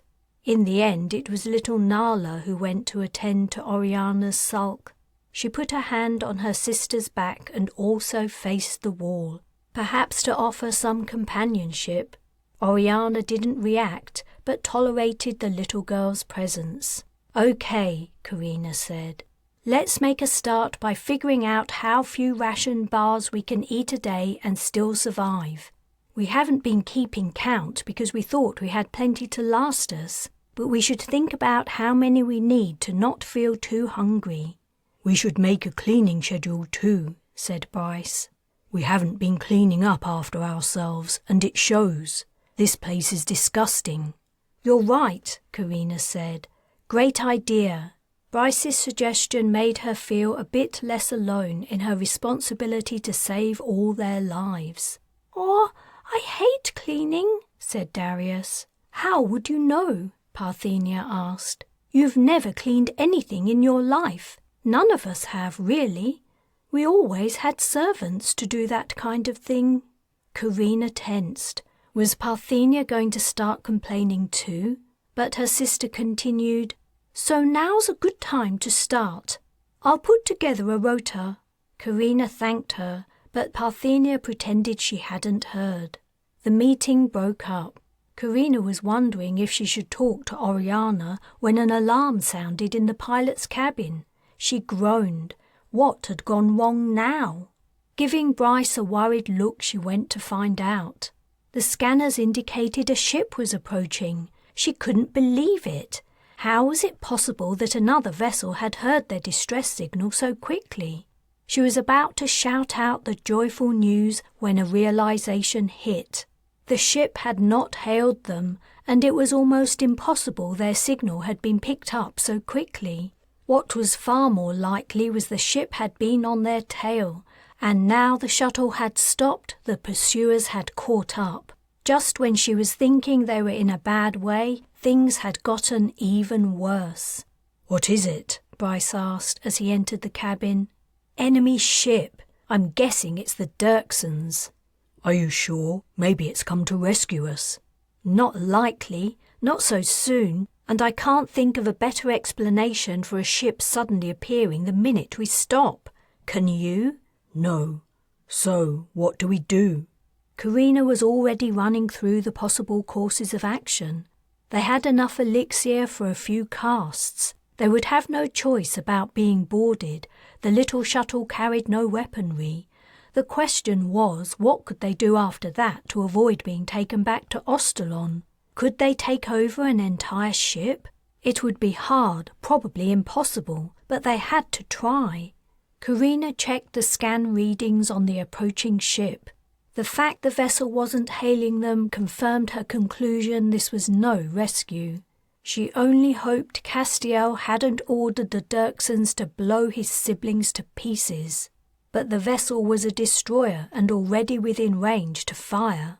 If Castiel wanted them dead, they would be atomized by now.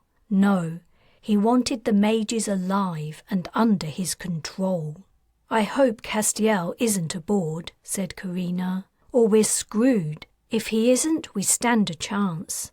We can use the remaining elixir to cast the best we can and take command of the ship." "You want to try to take command of an entire destroyer?"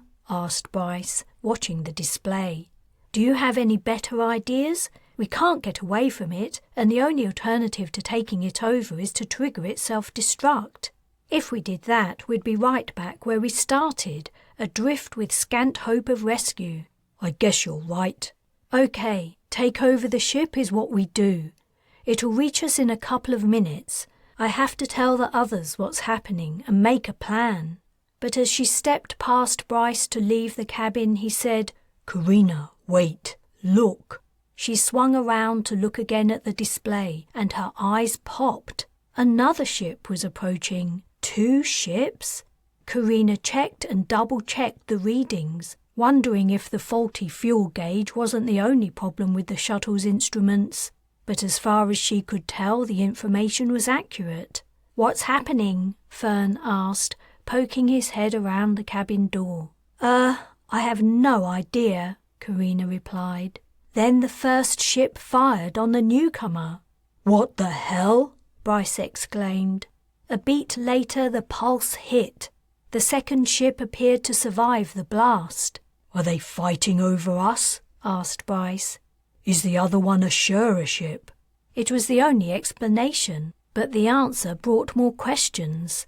It was conceivable the Dirksons had tracked them to their current position by following the trace. Darius's cloak cast would have dissipated eventually. But how had the Shuras found them? Or had they been following the Dirksons' destroyer? The Dirkson ship fired again, and again the pulse impacted the Shura vessel at close quarters. Somehow the vessel withstood the second blow, and once more it didn't return fire. Carina watched the battle curiously, more worried about what would happen afterward than which side won. The mage's fate was equally dicey whatever the outcome. She couldn't understand why the Shura ship wasn't returning fire. Its captain didn't seem to be trying to engage in a parley. Then the readings went crazy. A split second later, something hit the shuttle. The force of the impact threw her against the bulkhead. Her back collided with a strut, and the next few minutes were confused chaos as the vessel tumbled over and over. She was flung around the pilot's cabin, colliding with Bryce. She put her head down and tucked herself into a ball to minimize the damage to her body. Finally, the tumbling slowed enough for her to grab the back of the pilot's seat and steady herself. Bryce was out cold, bobbing next to the ceiling. Blood welled from a cut on his head, forming a thick pool of red that dispersed in globules. The agrav was out. Bryce! She pushed against the shuttle console with her feet to reach him. He moaned and his eyes opened. He was coming around. Bryce, can you hear me? Are you okay? His gaze focused on her. I'm all right, I think. Head hurts. Letting go of his shirt, she propelled herself into the main cabin of the slowly spinning vessel. The children were scared and crying. There were several bumps and grazes, but no one seemed to have suffered a serious injury. The piles of makeshift bedding had served as buffers between them and the hard shell of the cabin interior. "What's going on?" Fern asked. "Is someone attacking us?" "I don't know," Carina replied. "I don't think so. If either of the battling ships had wanted to destroy the shuttle, they could have done so easily, and no one would have had time to register what had happened." "Carina!" She gripped the handlebars that lined the bulkhead and pulled herself into the pilot's cabin. Bryce was hanging over the controls, droplets of blood suspended in a cloud around his head. "It's gone. The destroyer that arrived first. It's been blown to bits." So that's what happened. The Shura ship finally fired back. The debris hit us. A warning flashed on the console display, and at the same time yet another alarm began to wail. She cursed. The shuttle was leaking atmosphere. As if we don't have enough problems. She swept the interface with her fingers, bringing up the sight of the leak. The shuttle should auto-repair, but she also wanted to check that it was. Shit! The vessel hadn't been alerting them to a leak, but leaks. The impact of the exploded ship's debris had riddled them full of holes. It was a miracle no one had been hit. She hoped the Shura ship intended to pick them up quickly. They were losing air so fast, if it didn't, they were dead. She devoted the shuttle's remaining power to atmosphere generation to try to match the loss, or they would all be unconscious within minutes. Meanwhile, she briefed the others on what to do if they were boarded. She hadn't given up on her idea of taking over the enemy ship. A comm arrived. "Unidentified shuttle, prepare to be boarded." It was odd the other ship hadn't identified itself. She would have expected a surer vessel to state its affiliation. "Are you ready, everyone?" Darius was going to lead their defense, enthralling whoever came through the hatch. Then they would have an indefinite amount of time to persuade the enthralled to give up their weapons and take them to their ship's bridge. It wouldn't be easy, but they really might be able to do it. Carina floated on one side of the hatch, waiting. Bryce waited on the other side. The children clung to the backs of seats, doing their best to hide. Darius peeked around his seat, looking nervous. The hatch lock released and the portal opened. Carina gave Darius a nod. He nodded back and swallowed elixir before shutting his eyes. People emerged through the shuttle entrance. "Now, Darius!" Her brother cried out and jerked backward, as if impacted by an unseen force. Carina reeled in shock. What was going on? Who had repulsed Darius's cast? Had Castiel returned to the Shurers? Bryce barreled into the side of one of the boarders, sending the man careening into the others. Carina also pushed off the wall and dove into the melee. She tried to wrest a weapon from its owner's grip. She was battling the assailants, spinning in 0G. Suddenly, she found herself looking at the stock of a pulse rifle. A curse formed on her lips, but she didn't have time to utter it before she was knocked out. Chapter 14. Castiel stood in the bright Ostalonian sunlight, hot and angry. Standing on the building of a balcony in the capital, he took a swig of elixir. He concentrated on writing the transport character, then sent out the cast toward the roof of a collapsed house. The roof lifted, shedding dust and fragments of plaster, drifted out into the street and fell to the road with a crash. Bystanders who had been near the spot where the shattered roof had landed hastily scattered, looking up at him in fear. He didn't care what the people thought of him. They shouldn't have been standing so near the damaged building. He wished he could cast some kind of pain or misfortune at them. Sable had set him the task of helping to clear destroyed and unsafe buildings. When she'd made her request, she'd been extremely flattering, telling him how invaluable his services would be and how much recognition and gratitude he would receive. He'd thought she meant recognition and gratitude from the high-ranking Dirksons. Now he understood that in fact she'd meant the people of Ostalon. What did he care what the lowly folk of that planet thought of him? If he cared anything at all about their feelings, he would have preferred to have their fear and respect, not their gratitude. It hadn't taken him long to realize it had all been a trick. Sable had sidelined him just as smoothly as Langley had, if not more so. At least Langley had arranged for him to have a hand in defeating the Shurer attack. Sable seemed intent on making him some kind of glorified janitor or handyman. It was ridiculous, and he was determined to do something about it. If approaching the head of the clan hadn't worked to elevate his status, he would have to take more drastic measures. Only he hadn't decided exactly what just yet.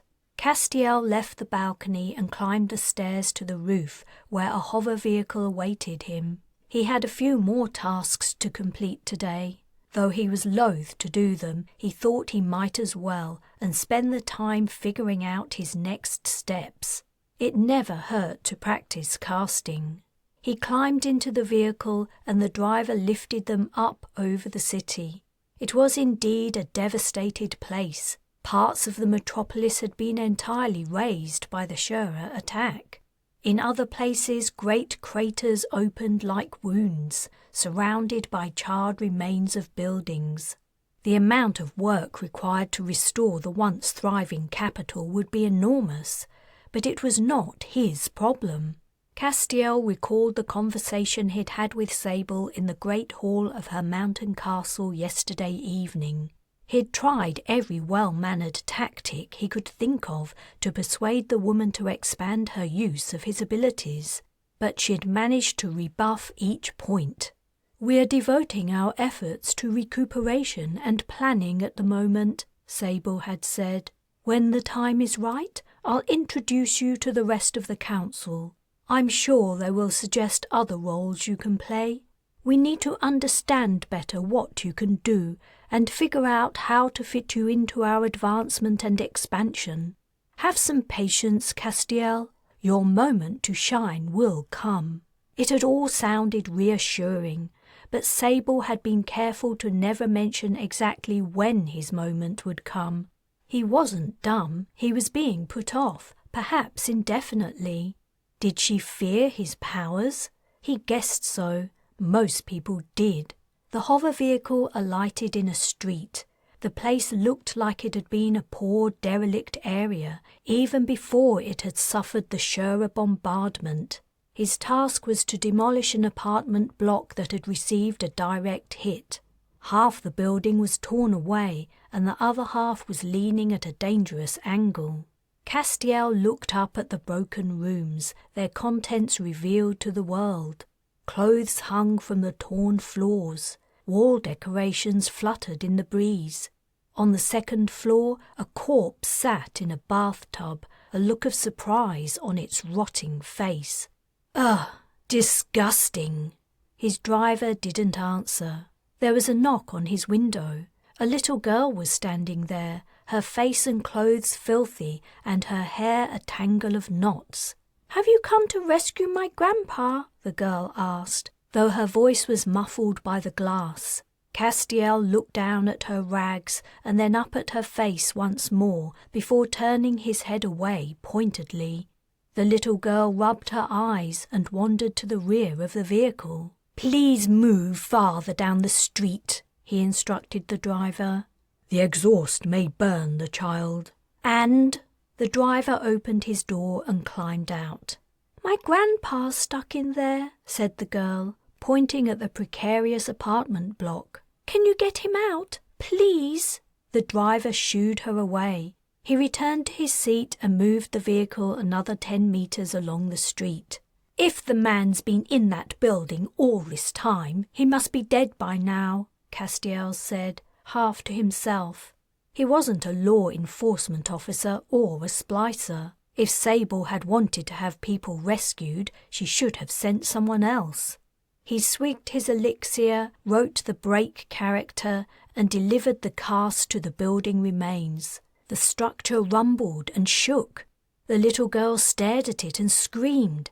Bricks and concrete began to shatter and fall, and just in time the girl sped out of the way.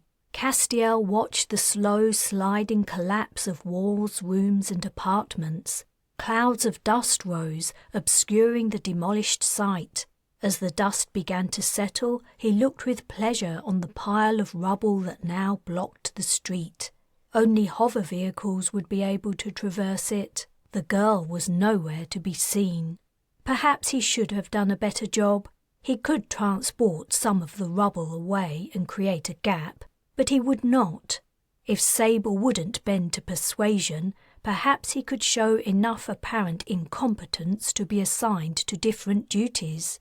Even doing nothing would be better than this current work.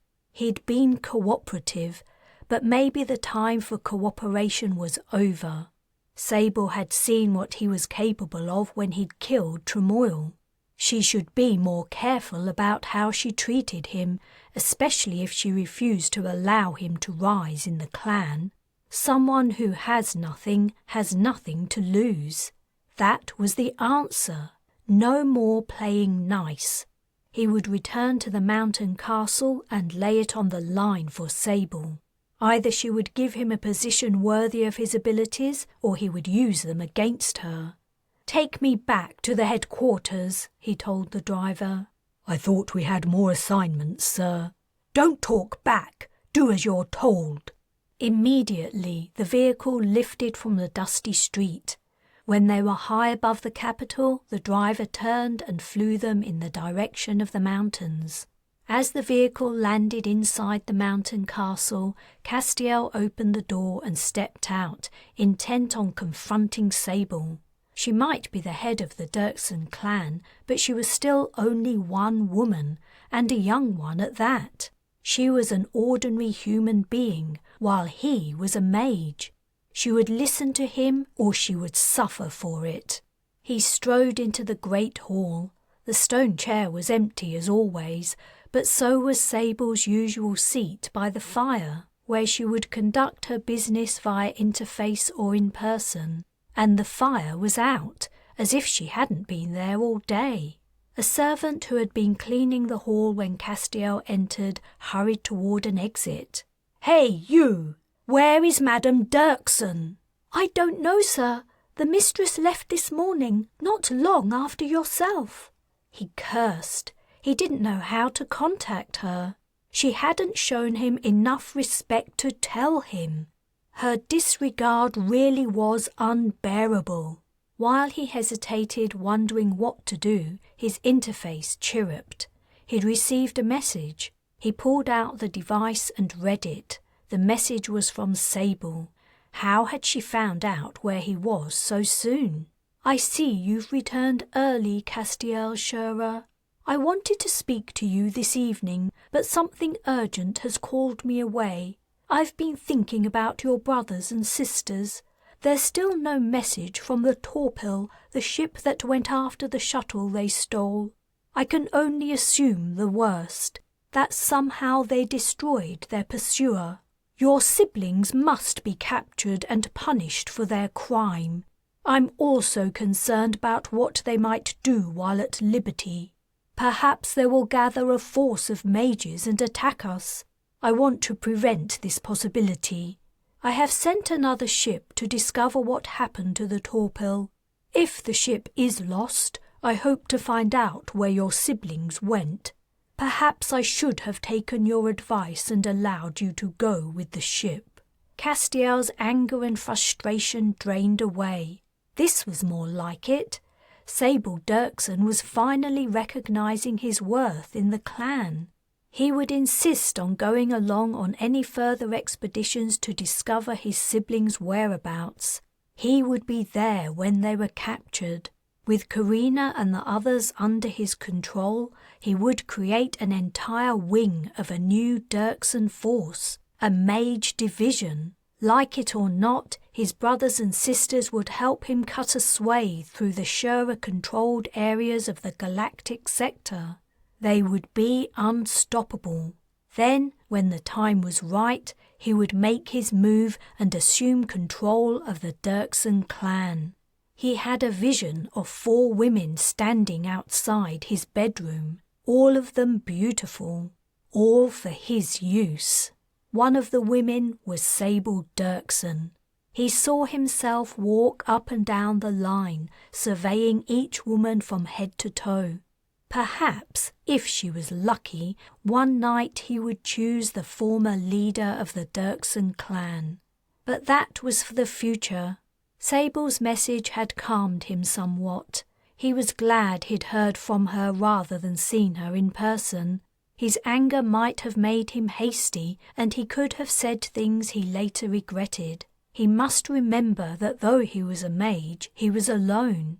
He had no guards to command, nowhere secure to sleep. His room had a lock, but that didn't mean he was safe. Someone could break in and steal his elixir while he slept, leaving him powerless.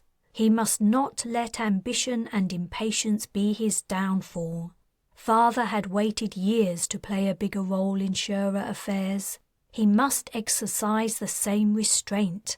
Yet the day's frustrations had left him tired. He decided to go to his room and rest while he awaited Sable's return. He left the hall and climbed the cold stone stairs to the corridor that led to his room. When he arrived, he was surprised to see the door stood a little ajar. Someone was inside. Was someone searching his things? But when he stepped in, he found the intruder was only the servant who had been assigned to him. The young woman was preparing his fire. "Oh, I'm sorry, sir. I wasn't expecting you back so early. I'll finish as quickly as I can and leave you alone." The good news about Sable's change of attitude had left him feeling generous. "Don't worry. Take your time." He lay down on his bed and put his hands behind his head. From under half-closed eyes, he watched the woman pile wood into the grate and light it. He had become accustomed to the servant over the week she'd performed her duties. He could almost say he liked her. She was always extremely respectful. He didn't think she'd even once looked him in the eye, and she rarely addressed him unless he spoke to her directly. She was also, he hadn't failed to notice, very pretty. He watched her languidly, imagining her as one of the women he would line up outside his door. What if he chose her over Sable? Ha! That would make the ex-clan leader spit. "All done, sir," said the servant, straightening up. Smoke was rising from the wood and circling lazily up the chimney. "I hope it warms your room nicely," the young woman continued, keeping her gaze firmly downward. "This place is always so chilly." The sentences were probably the most the servant had spoken to him at one encounter. He was surprised and intrigued. She seemed to have a purpose to her loquaciousness, but he couldn't figure out what it was. "It is cold in this castle," he agreed, sitting up. The servant lifted her head and looked him directly in the eyes. "Is there anything else I can do for you, sir?" His throat tightened. Did she mean what he thought she meant? Were his fantasies about to become reality? He almost said, "Like what?" but quickly realized what a fool he would sound. Instead, he tried to see how far he could take this potential opportunity. "Actually, there is." The servant approached his bed, her gaze locked onto his. There could be no mistaking her intent. When she reached him, she bent down to take off her shoes. He almost couldn't believe it. It was finally happening. He'd imagined a different kind of scenario where he would take what he wanted, whether the girl agreed to let him or not. So this was strange, but good. Good enough. She had to find him irresistible. She sat on the edge of his bed and began to unfasten her blouse. Chapter 15.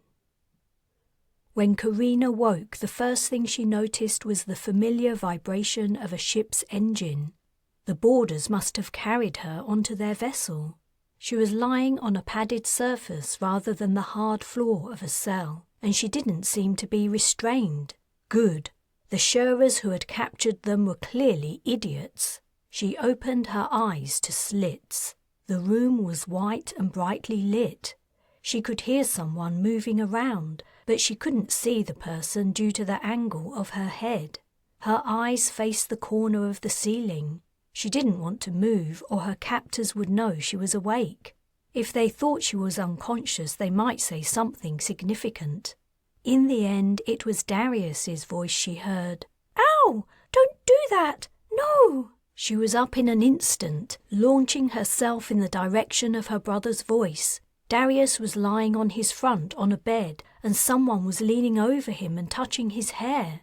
She leapt onto the man's back and grabbed his forehead and chin before wrenching his head around, trying to break his neck. "Whoa! Ah!" The man stumbled backward, sending her crashing into the wall. He stumbled forward. She clung to his back, feeling for his eyes. Together they fell onto some equipment. The metal implements scattered over the floor. The man fell down and rolled onto his back, trying to dislodge her. "Help!" he shouted. "Someone help me!" She raked her nails over his face, but failed to damage his eyes. She switched tactics and gripped his neck, digging hard into his arteries. Moments later, he relaxed under her grip. She crawled out from underneath his large, heavy body. One down, how many more to go? With disappointment, she saw he was unarmed. She stood up. There was movement in the doorway. She turned, but before she could see what had caused it, she felt the familiar and dreaded burst of a stun hitting her in the side. The next time she woke, she felt tight restraints around her wrists and ankles. Those Shura troops were getting smarter. But when she opened her eyes, she was surprised to see Bryce looking down at her. "You're back with us?" He touched her hair affectionately. "Don't worry, you're safe. We're all safe." Huh? She lifted her head. She was in the same place. Now she had time to have a good look at it. She realized it was a medical bay. Darius lay in the next bed along from hers, asleep. "They put me here to talk to you as soon as you woke up," said Bryce, "so you wouldn't go on another rampage. You already made yourself one enemy in that splicer you attacked." "I don't give a shit about a Shura splicer." "He isn't a Shura. He's a mage." "He's a what?" In order to see Darius better, she had lifted her head. It hit her pillow with a thump. "What the hell are you talking about?" "That guy you tried to kill, he's a mage. They call him a healer, though. He was cleaning dried blood out of Darius's hair when you woke up and launched a full-scale assault." Bryce seemed to find what he was saying very funny. Oh, her mind was spinning. Mages picked us up? How? Who are they? Bryce, what's going on? She wondered if she had been stunned in the head and was in a waking dream or going mad. "I don't know what's going on any more than you do. Apart from what I've told you, they've said they'll explain everything soon. They also said they aren't going to hurt us. They're here to help." Carina sat opposite the man she'd attacked, feeling slightly abashed about what she'd done, but the scratches she had gouged on his face were gone, and she guessed he must have healed any further damage she had done. From the look he was giving her, however, his opinion of her would take longer to heal. They were seated in a meeting room aboard the Mage's ship, the Haihu. Only she and her oldest sister had been invited to the meeting. Bryce, as a non-mage, had been excluded, and her brothers and sisters were deemed too young to attend. Parthenia was making her hatred clear, as usual. She was sitting several seats away at the round table. In all, 4 other mages were present, including an older woman, a young man, and a young woman. The healer was a large black-haired man. She caught her breath. She recognized him. He was one of the people she'd seen in her recurring dream. Parthenia was also looking at him curiously. "Shall we get the introductions over with?" the older white-haired woman asked. "I'm Ira, your captain. This is Ren, our navigator." The young man nodded. "And Ione, our weapons officer." The redhead smiled. "I believe you've already met our healer, Justin." Justin did not smile. "I'm Carina, and this is my sister, Parthenia." "Thank you," Ira said. Her gaze lingered a long moment on Carina and her sister before she continued. "Some explanations are in order from both sides. I'm hoping we can clear everything up today, or if not, over the course of our journey to Pyrene. As you are both mages, I'm sure I don't need to explain the importance of never divulging to anyone what you are about to hear. It is for your siblings' safety, as well as the safety of all mages, that we keep our secrets close to our hearts. We can only know what is essential to us at each stage of our lives. If, stars forbid, one day you are forced to give up your knowledge, you will be less likely to imperil the future of our clan." "I know," said Carina.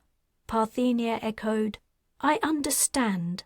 "You are here, my dear," Ira said to Carina, "because you are close to the age where you could choose your match. You have been summoned to a matching." Responding to Carina and Parthenia's puzzled looks, the captain went on, addressing Carina again. You have been dreaming of coming to Pyrene, haven't you? I think I've been having dreams, yes, but they faded quickly when I woke up. I didn't know what they were about. I didn't know I was being called to go somewhere. Era sighed and traded glances with Justin. Our spirit mage is very old and weak. Her casting is not powerful any longer. We've heard similar reports from the young mages who have already arrived. To explain, every 5 galactic years, young men and women mages are summoned by a spirit mage to a matching. The event takes place over several months, and the young mages can get to know each other and perhaps choose a life partner. That is what your dreams have been about, Carina. I'm guessing you have no living relatives apart from your younger sisters and brothers. That's right. Era looked pained. She continued, if you had an older mage in your life, he or she would have explained what the dreams meant. Right, said Carina. But Darius has been having the dreams too, I think. He's only 6. He has been summoned too, said Era. Though for a different reason. Your brother is a spirit mage. Only 1 or 2 are born per generation. As I said, our current spirit mage who performs the summons cast is ancient. She has a stronger connection with your brother than other mages. That was how she knew he was coming, and how she also knew his path had been diverted. We set out to retrieve him. It was a dangerous expedition. We were forced to destroy the ship pursuing you, and that act will attract unwanted attention. But it was vital that we found your brother. Without a spirit mage, our clan will die out. I've never heard of a summon cast, Parthenia interjected. That's because you can't do it, Justin replied. Only spirit mages can. Excuse me, said Parthenia, but you look like someone I met once. Do you have a brother on Ostalon? Ah, so it was you who wandered up to Jace's tower by the forest. It was my brother and I. So Jace was a mage all along, and I worked so hard to get away from him. If only I'd known he could have helped us. He would have helped you however he could, said Justin, and gladly. But by the time he realized what you were, you'd slipped away. I cast transport right in front of him. It was quite a shock from what he says. That's the problem with all the secrecy, right? Said Wren. We could be the friend of another mage all our lives and never know it. You met a mage on Ostalon? Carina asked her sister. Parthenia's expression turned sour, and she replied without looking at Carina. He was the ranger who helped me and Darius when we found our way out of the forest. She turned to Justin. He's a good man. He saved us when we couldn't go any farther. The next time you see him, please thank him for me. You can thank him yourself. He'll be on Pyrene soon, if he hasn't already arrived. He's coming to the matching too? I thought it was just for young people. Justin laughed a deep-bellied chuckle. He's only 35. I'll tell him you said that. But Jace is coming to the matching because... Justin, Era said sharply. Sorry, said the healer, suddenly serious. I was forgetting. Jace will be at the matching too, Parthenia. He would have arrived earlier, but he was having problems leaving Ostalon due to the war. Is the war over now? Carina asked. Yes, the Dirksons managed to repel the Shura attack, said Era. Probably with my other brother's help. What? A mage is helping the Dirksons? It's a long story. We have a lot to discuss. You have another brother? Asked Ione. You have a big family. He's my half-sibling, like Parthenia and all the others. So you two have different parents, Era said. I'm surprised. You look so alike. It's obvious you're sisters. Do you mind telling me? Do you share a mother? We did, Carina replied. Her name was Faye. Era's features clouded. I feared it was so. I saw the resemblance right away, but I hoped I was mistaken. She's dead, then. She died a few months ago, said Carina. And Chris? He passed on many years ago, before Parthenia was born. Justin leaned forward and spread his arms on the table. There are many sad tales to be told here, but let's save them for later. They're in the past now. You said you have another brother who you think is helping the Dirksons. Ma had 6 children after me, said Carina. Parthenia is the eldest. The second child is a boy called Castiel. My mother thought he wasn't a mage, but then around the time she died he developed mage powers. Unfortunately, he'd watched the lessons she had given the other children, so he knew what he had to do in order to cast. You say unfortunately, said Era. I'm guessing his behaviour is not what you would expect from a mage. No, it isn't, said Parthenia. Castiel is cruel and lusts for power and control. He has to be stopped. I wanted to try to stop him, but Carina forced me to leave Ostalon. The venomous look she shot Carina left the room in an embarrassed silence. That seems to be yet another subject we can explore more deeply later. Are you in agreement over the nature of this young man? There's no doubt about it, she replied. I'm not sure why he is as he is. Perhaps he takes after his father, or perhaps growing up without mage ability in a family of mages has warped him. But Castiel is evil. Era's sombre expression deepened. I'm so glad you found us, said Parthenia. Maybe we can work together to defeat my brother. We certainly need to address that question, said Era. I'm not sure what the answer is. I'm worried that Castiel and the Dirksons may follow us, said Carina. I think the ship you attacked when you found us belonged to that clan. It did. We had a rather terse exchange of comms. The ship's captain stated you were escaped prisoners of war. We declined to believe them. He smiled grimly. But when the Dirksons don't hear anything from their ship, they'll send out another to find out what happened to it. Then they'll pick up your trace and follow it the same as they followed ours. No, they won't. No, they won't, said Era. Don't worry. Wren has cast Obscure on our trail and will continue to do so. It's extremely unlikely they would discover our path, and if they do, they would also need to search all of Pyrene to find us. Carina wasn't entirely reassured by Era's words, but she bowed to the older woman's long experience. She also had more questions she was urged to ask. Can you tell me more about my mother and father? I grew up without them. My Nine-Eye brought me up. I only met my mother again not long before she died. I would love to, Era replied. I propose that we bring the meeting to a close first, however. I think we've touched on all the important topics for today. Thank you for what you've told us. Remember, do not tell anyone else anything we've discussed here. Your non-mage friend and your brothers and sisters will naturally make some guesses about what's happening, but it's really best for everyone that they know as little as possible for certain. Carina imagined it would be hard to not tell Bryce why they were going to Pyrene, how mages had found them, or answer any other mysteries that had been cleared up for her. But he probably wouldn't press her for answers. He understood the need for secrecy. The fact that she was supposed to attend this matching troubled her more. She wasn't of a mind to match to anyone. People were leaving the meeting room. Justin had risen from his seat and was walking past Carina when he halted, and she felt a heavy hand on her shoulder.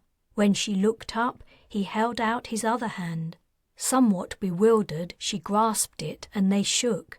There are not many who have made me cry for help, he said, a twinkle in the depths of his deep-set eyes. I'm sorry. I hope I didn't hurt you. Nothing a little casting couldn't fix. He released his grip and walked out.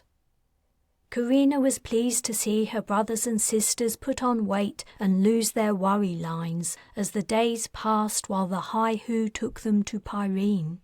Era spent some time reminiscing with her about her mother and father. It turned out that she'd gotten to know them at a matching long ago, when Carina's parents had met. Era told her what she recalled, mainly about how much in love her parents had seemed. That was one reason Era remembered them so well. She listened hungrily as Era spoke of her mother. She wanted to overlay her final memories of the poor woman, ravaged with disease and long years of cruelty, with mental images of her as a young, happy, innocent person in the first flush of love. When Era told her about her father, she built memories of a man she had all but forgotten. She wished so much that mage law didn't prohibit keeping images of loved ones. She could barely remember Bar's face. She didn't tell Darius anything about what lay ahead of him on Pyrene, partly because she didn't have much of an idea what Era's mention of training actually meant. The captain had said she couldn't tell her any more. The prospect worried her. Darius was only 6 years old. He might be a spirit mage, but he was still only a little boy, much too young to have the responsibility of the future of mages on his shoulders. Finally, the day came when they arrived at Pyrene's star system. Era announced the fact when she came into the small mess one morning. Oriana clapped her hands. "Wonderful! I can finally have a proper bath and real food, though the ship's food is also nice," she added, remembering her manners. "We're all looking forward to real food," said Era kindly. "But I'm afraid a bath won't be possible where we're going. I'll explain to you what happens next. We have to hide the Haihu at the edge of the system, then we take a shuttle in." "How come we don't go straight to Pyrene?" Fern asked. "I thought it was a mage planet." "There are no mage planets, Fern," said Era. "Not any longer. Whenever mages settled a new planet, non-mages would come along and drive them out, until finally they had to hide within non-mage populations.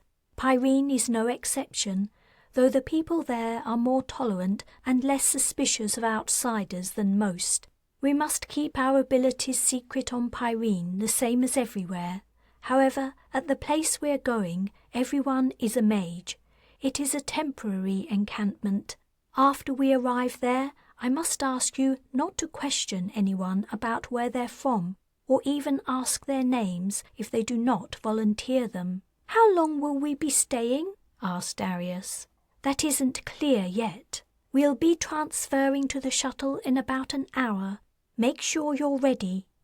The Haihu shuttle was a small silver oblong that barely fit everyone.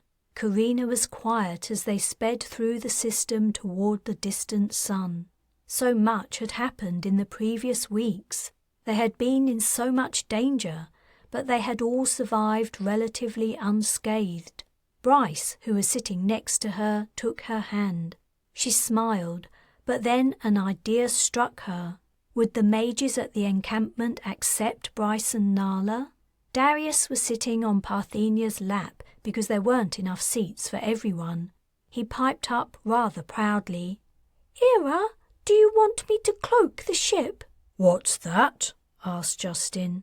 Carina explained about Darius's special caste, and Era said, "Yes, we would like that very much indeed. The Pyrene authorities aren't tight on security, but there's no point in taking risks we can avoid." 2 hours later, the shuttle touched down.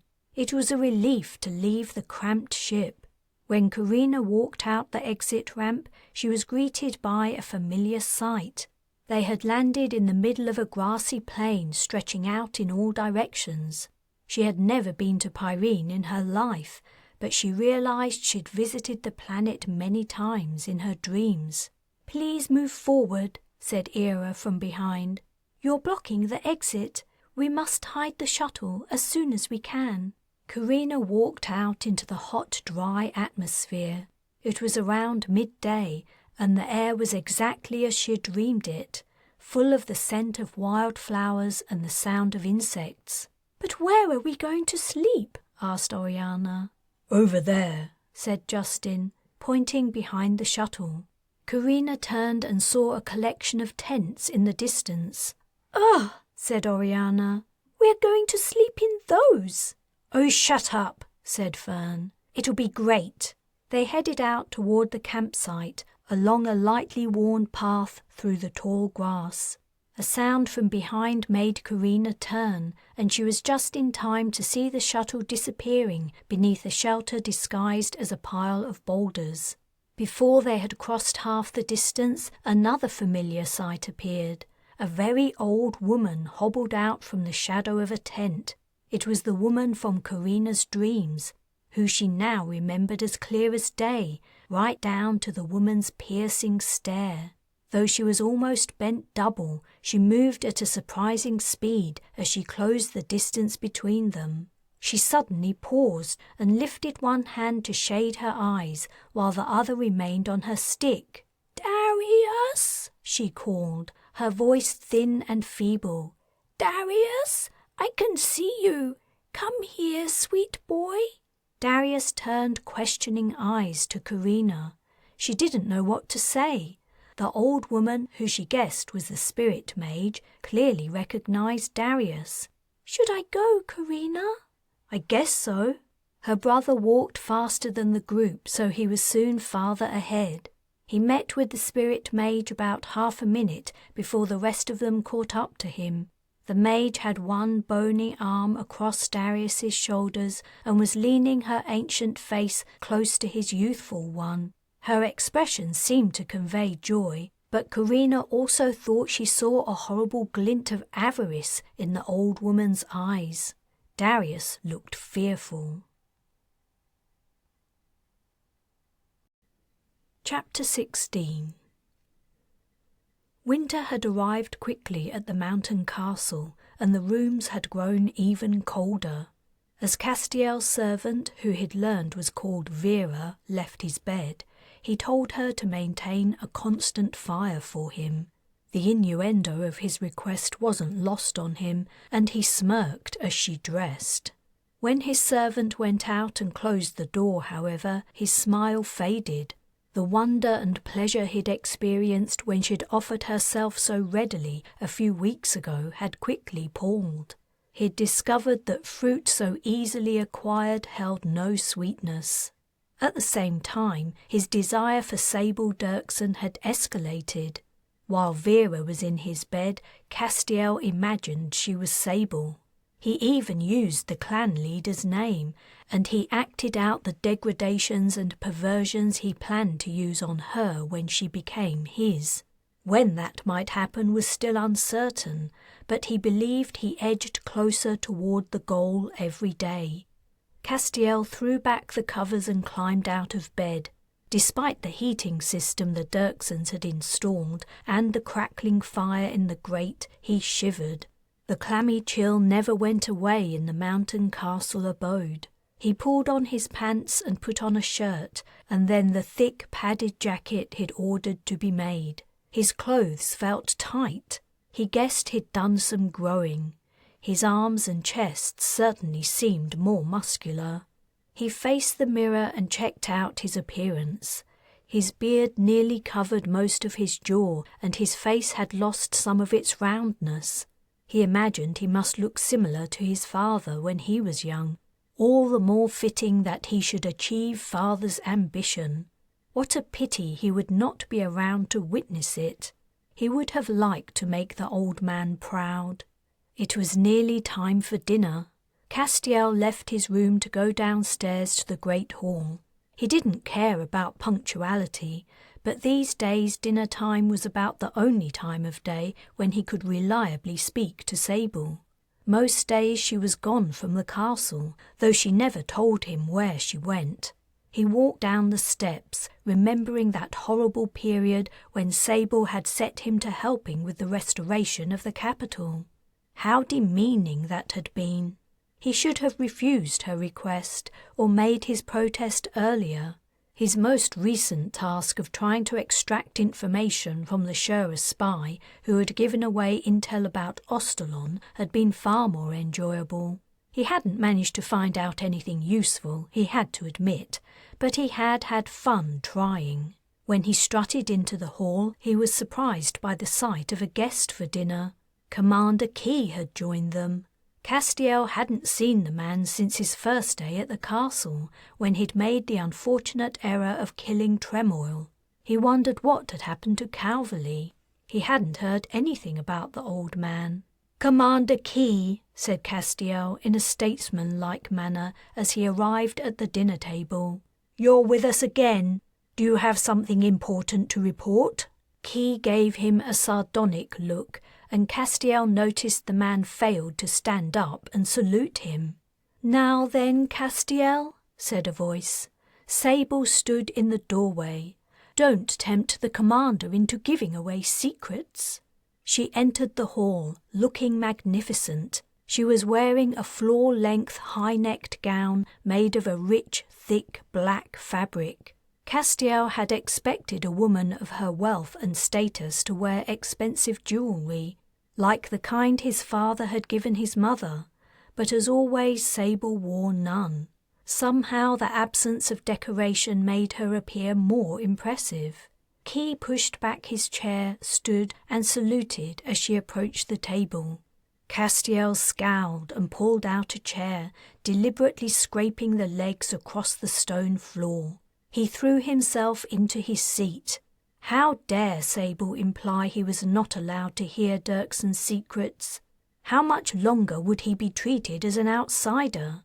Sable and Key ignored his petulance and sat down. "Thank you for joining us, Commander," said Sable.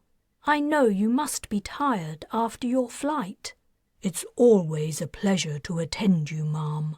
"I read over your report just now, but I'd also like to hear it in your own words. That was why I requested your presence tonight." "Ah." Key's gaze flicked to Castiel. "You can speak freely in front of Castiel. This business concerns him." Castiel perked up. "I'm all ears." He took a sip of wine. Over his weeks at Sable's castle, he'd become more accustomed to the drink and could now tolerate 3 or 4 glasses before becoming unsteady. He'd been careful not to repeat the shameful event of his first taste of alcohol. "In that case," said Key, "as I wrote, ma'am, we confirmed the debris we found was from the Torpil, the destroyer we sent in pursuit of the Mage children.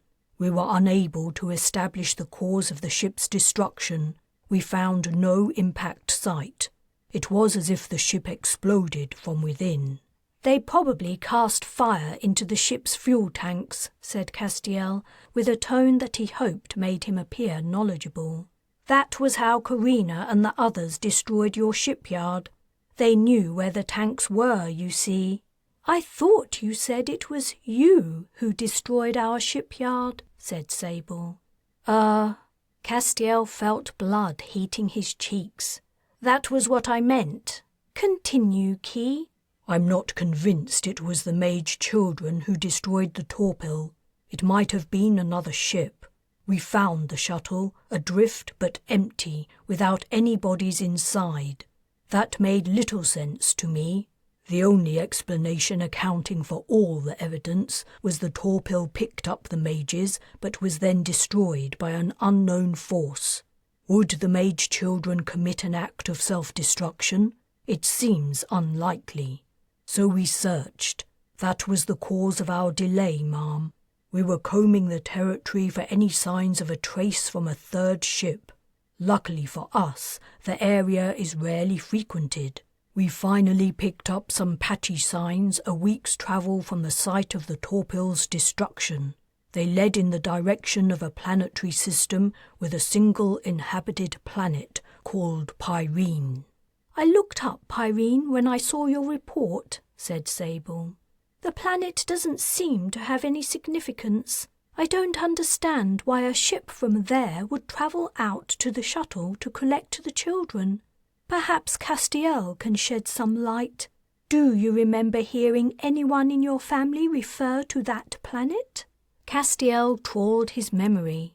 No, I don't. I think it's unlikely anyone did. We never used to talk about other planets. Father didn't place much emphasis on galactic topography in our education.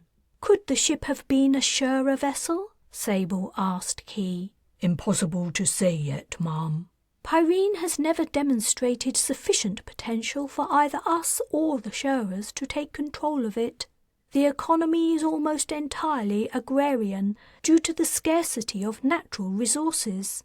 The only explanation for what you observed that makes sense to me is that a portion of the Shura fleet fled there after their failed attempt to take Ostalon. Did you find any evidence that might support that scenario, Key? We didn't approach the planet closely, but from what we could tell, the evidence of space traffic seemed normal for a planet of Pyrene's low economic and political importance. But the trace we were following disappeared at the system's edge. Consequently, we weren't able to ascertain where the ship landed, if in fact it ended up on Pyrene itself. Disappearing traces, said Sable. That sounds like mage work. You mean these people could be hiding out on an uninhabited planet or moon somewhere in the system? A moon would be the only possibility. The other planets are high-gravity or gaseous giants, unfit for human life. Well, it seems we have narrowed down the possibilities considerably. Thank you for your excellent work, Key. Now we have to act. What do you think we should do, Castiel? Jerked from reverie, Castiel splashed wine on himself. He put down his glass and picked up a napkin. As he dabbed at himself, disconcerted, he replied, "We should travel to Pyrene and find my brothers and sisters. As you said, Sable, as long as they aren't working for us, they're a liability. We can't allow the Shuras to have them." "They would be even less of a liability if we killed them," said Sable. "What do you think about that?" Killed them? The idea appealed. He had always imagined himself controlling his siblings in the same way as father had. As well as all the things he could do with their help, it would be payback for years of living as a second-class member of his own family. Yet Sable had a point. With no other mages around, his own abilities would become rarer and more precious. He would have no competition, no one to make him look lesser. The thought of ending the lives of the siblings he'd grown up with gave him a strange sensation. Was this how guilt felt? Never mind, he would soon get over it. It might be difficult to kill them due to their abilities, especially my half-sister, Carina. She trained as a merc, but though they can cast, they're still human and can be killed in the same ways. Key had been watching Castiel as he spoke. At this last sentence he turned his head away in disgust. Sable's expression remained enigmatic. Castiel recalled her statement the first time he'd met her, that she couldn't stand disloyalty. Had he said the wrong thing? It couldn't be helped. If his siblings' deaths were necessary for his elevation to power, so be it. He wouldn't shed a tear for any of them, least of all Carina. "Very well," said Sable. "What's clear is that we must prepare a small fleet to fly to Pyrene. I want to find these mages before they become a threat. If we can't put them to work for us, we'll put them out of action permanently. How long will it take for you to equip a cruiser?" "The repairs on the Elsinore are nearly complete, Ma'am," said Key. "I would only need another 2 days to make her ready." "We can work out the details later. Castiel, are you excited to finally have something to get your teeth into?" "Me? You mean I'm going too?" "Of course. Who better to defeat mages than another mage?" "Great!" Castiel exclaimed. Then he reasserted his composure. "That's excellent news. I'll look forward to it." Despite his intention to restrain himself, Castiel drank too much that evening. He was overjoyed that Sable was finally including him in an important, noteworthy task. While she and Key chatted about what troops to assign to finding and capturing or killing his siblings, Castiel ran through many scenarios in his mind, each involving a moment of supreme triumph. He would either decisively repulse his brothers and sisters' castes, resulting in their capture, or he would order soldiers to shoot them, or perhaps he would trick them into a trap and lock them up, depriving them of their elixir so they were weak and helpless. The last scenario triggered a realization. He hadn't brought his elixir with him to the dining table. Not long after he'd arrived at the castle, he'd told Sable he needed something more convenient and portable than his glass bottle in which to carry the liquid essential to casting. She had suggested he commission an Ostalonian craftsman to create something. Castiel had found a metal worker who had made him an ornate canister inscribed with his initials. Usually he went everywhere with it, but tonight he didn't have it with him. The warmth the alcohol had given him drained away in a moment and was replaced by a chill. Castiel felt naked, and Sable and Key, who were chatting animatedly about ship-to-ground weapons, seemed suddenly dark and distant. Without his elixir, he was nothing and nobody. Sable could kick him out of the castle and tell one of her servants to break his back on a rock, and there would be nothing he could do about it. "Are you feeling unwell?" Sable asked, noticing the change in him. "Maybe Mom should ask someone to bring in a bucket," Key quipped. Castiel swallowed. "I'm all right. I'm just tired. I think I'll go to bed now." "Good night, then," said Sable, immediately returning her attention to Key. Castiel stood up, the backs of his knees pushing away his chair. He wavered and grabbed the tabletop for support. Key rolled his eyes. Castiel walked off unsteadily. He had to get to his elixir. He'd left it in his room. He only needed to feel the reassuring touch of the cold metal canister. He vowed to never be without it again. He took the elevator, even though his room was on the next floor. It was faster, and he didn't trust himself on the steps. To fall down would be the height of embarrassment. When the elevator doors opened, he leaned on one edge for support as he stepped out into the corridor. As soon as he reached his room, Castiel went straight to the bedside drawer where he kept the canister. He pulled it open and blinked for a few moments as he took in what he saw. Horror struck him. The drawer was empty. He pulled out the one below it and the third one. Then he pulled out all the drawers and scrabbled around the empty frame. He pulled the furniture away from the wall and threw it across the room. Where could his elixir be? He was certain he'd put the canister in its usual place before Vera had come to pay him her daily visit. He searched his room, stripping the covers from his bed, tossing the pillows onto the floor. He peered underneath the bed and then dragged it away from the wall. He remembered the clothing chest in the corner of the room. Of course, he must have put the elixir in there by accident. But when he lifted the lid and hauled out all the clothes, the canister wasn't inside. Where could it be? He grabbed his hair in frustration. He had to find the precious liquid. Everything depended on it. If it wasn't in his room, it had to be because someone had stolen it. Perhaps Vera was the thief. The stupid girl was infatuated with him. She'd taken it in order to have something of his. Or perhaps another servant had taken it, imagining they could sell the canister for a good price. That had to be the answer. One of the servants had taken it. He would have to find out who it was and demand that Sable fire them, after punishing them heavily. He marched out of his room, anger driving away the effects of his excessive drinking. He ran down the stairs and rushed into the great hall. "One of your servants has stolen my elixir," he blurted. Key was standing and pushing in his chair. Sable was draining her glass.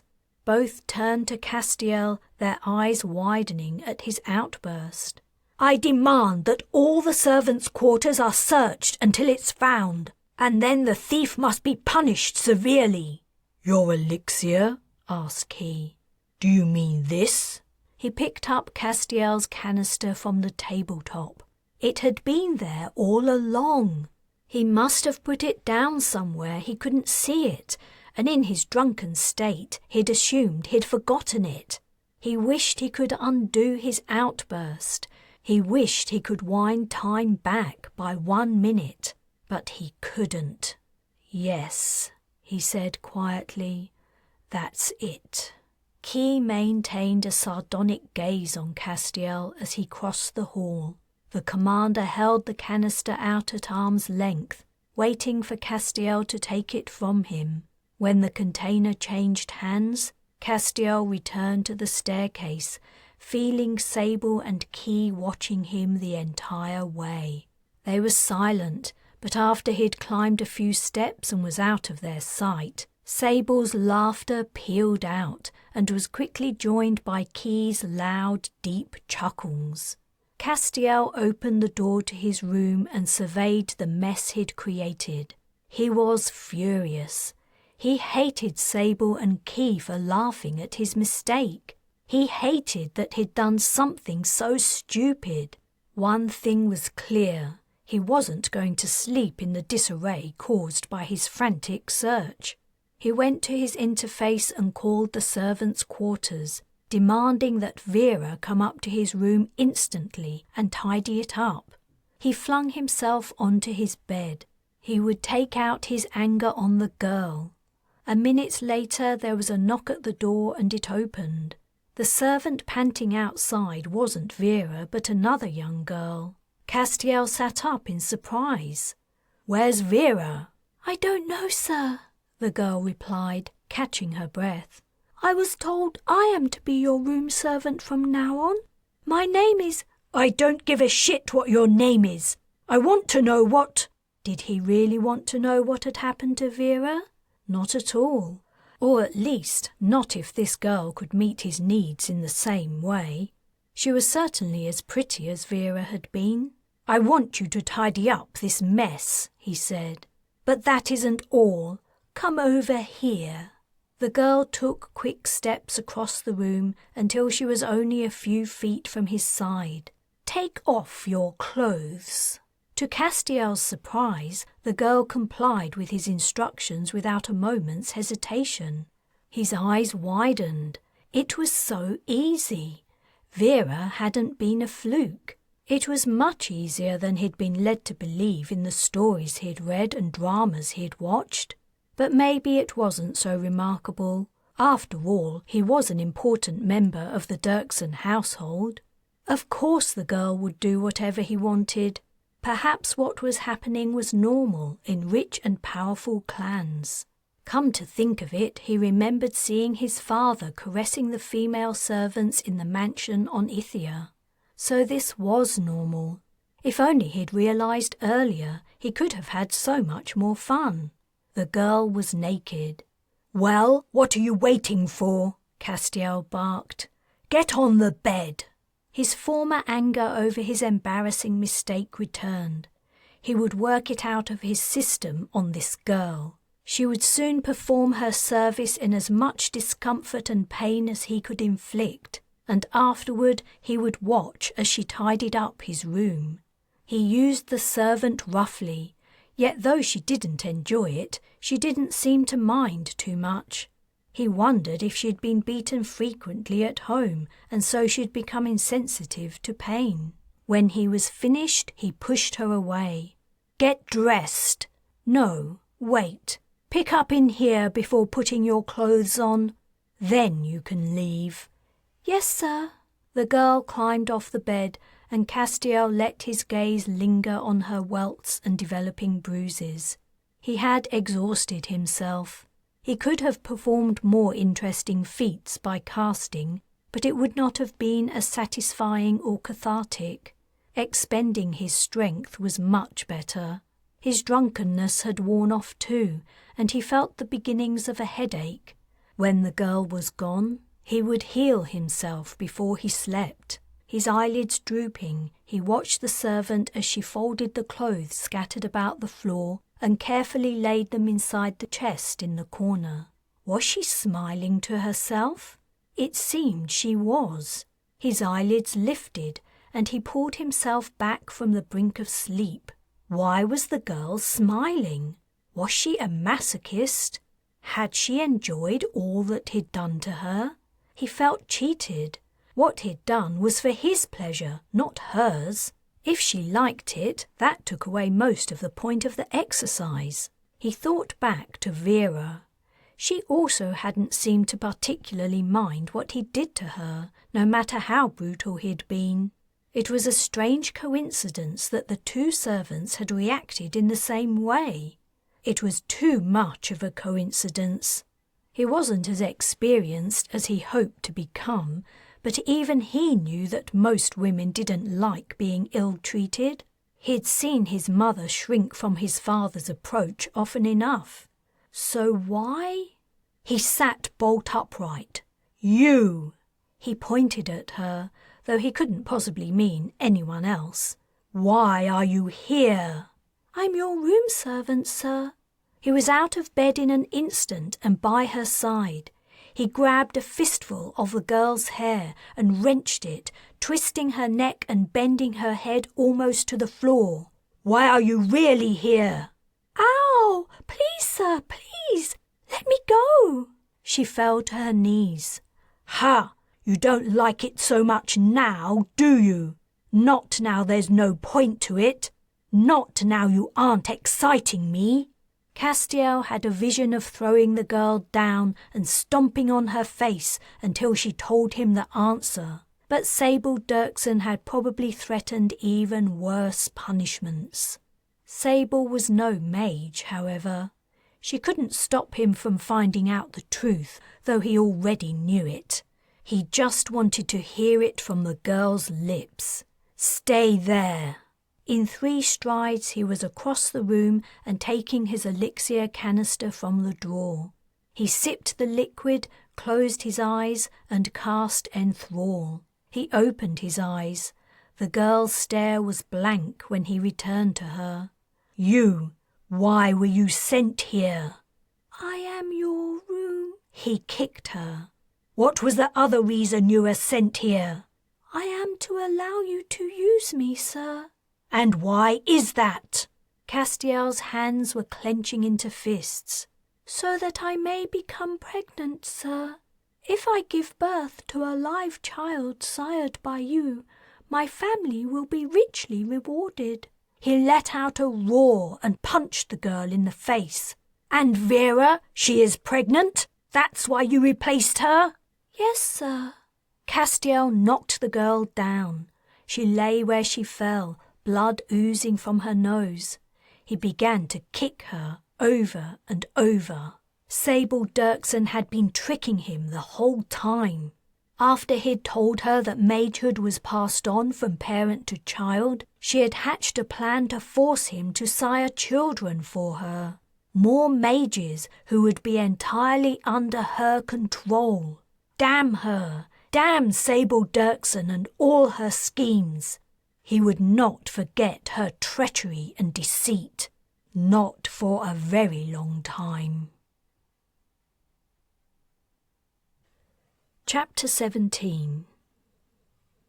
When Carina and her siblings had arrived at the matching, they carried little more with them than the clothes on their backs.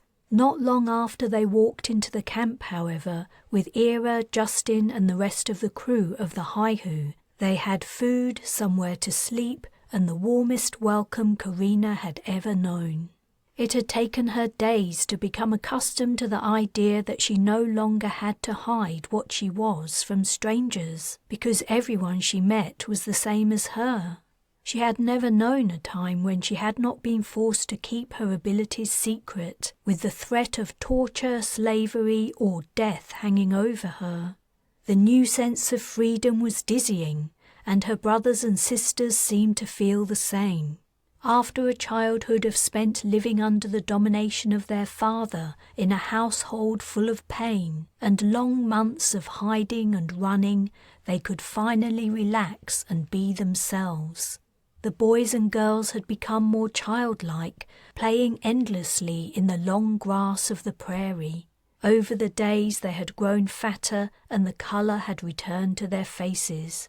While the children played, Carina had spent time wandering around the camp.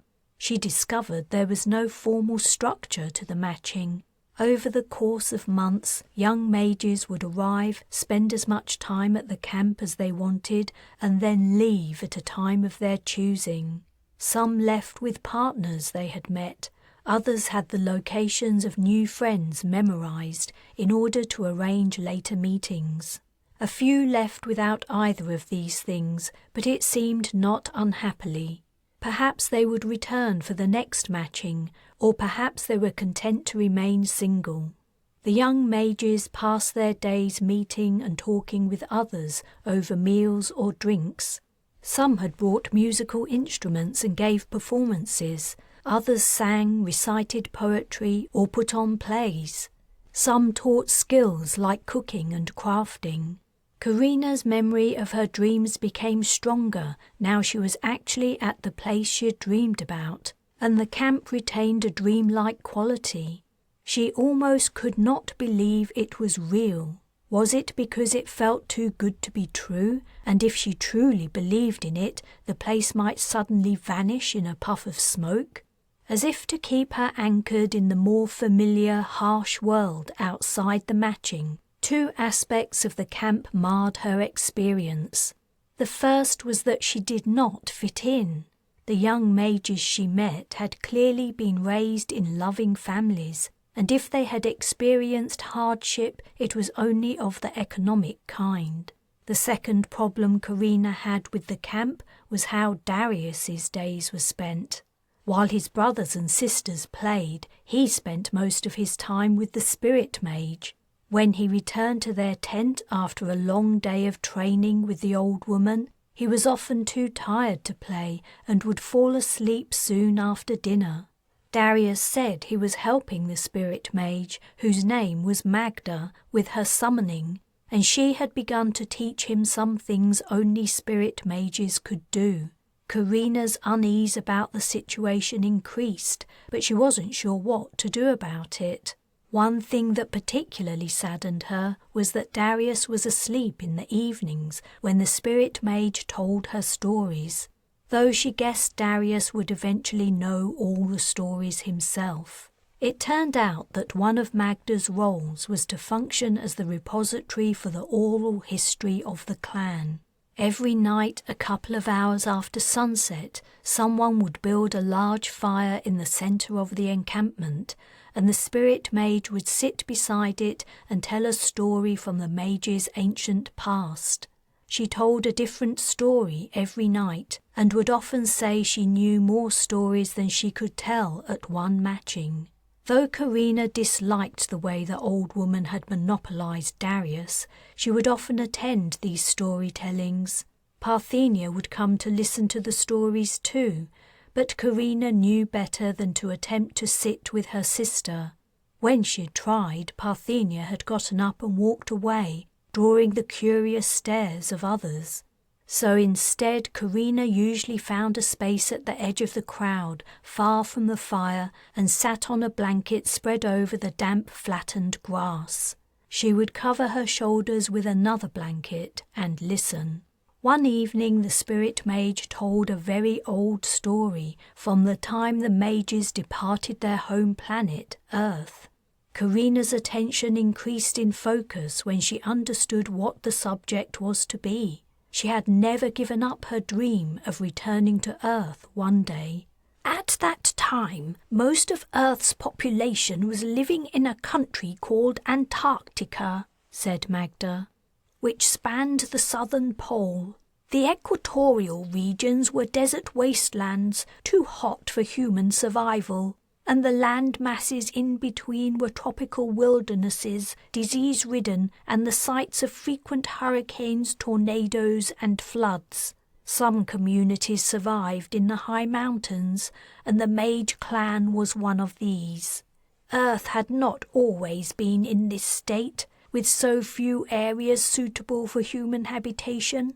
Humanity had lived and thrived all over the globe for hundreds of thousands of years, but successive decades of poor management of the planet had driven its systems to extremes that were not compatible with human life in most areas.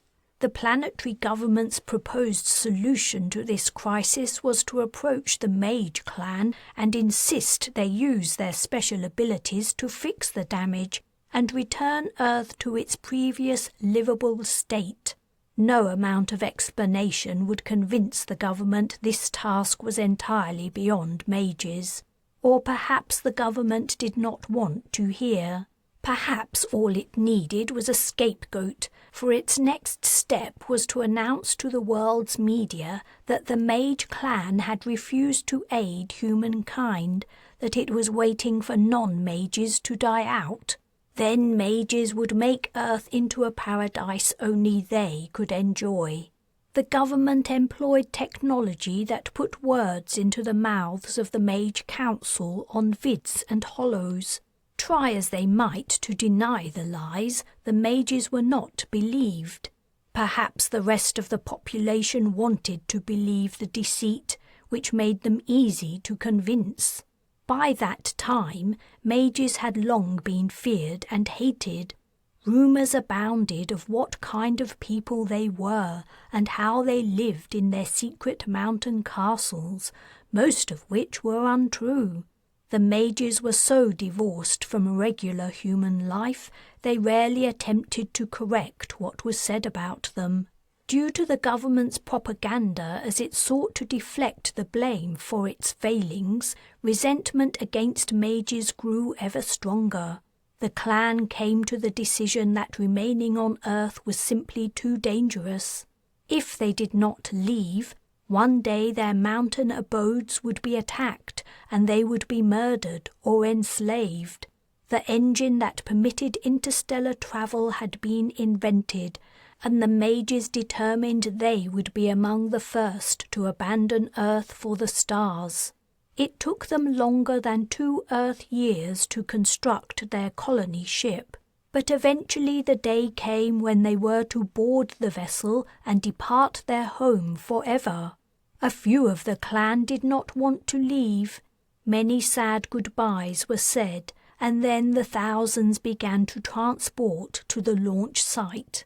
Though the construction of the ship had taken place in great secrecy, word had gotten out to the general populace that the mages were departing Earth. The first mages transporting into the site found a scene of bloody murder and destruction. People who had hated mages all their lives also did not want them to leave. They demanded the clan remain on Earth and help the rest of humankind. They said it was their duty and responsibility. So these non-mages had tried to prevent the ship from leaving by killing those who guarded it. They were also trying to sabotage the engines when the colonists arrived. A battle ensued, and though the mages transported many of those who were trying to prevent them from leaving, for the first time they were forced to kill in order to protect themselves.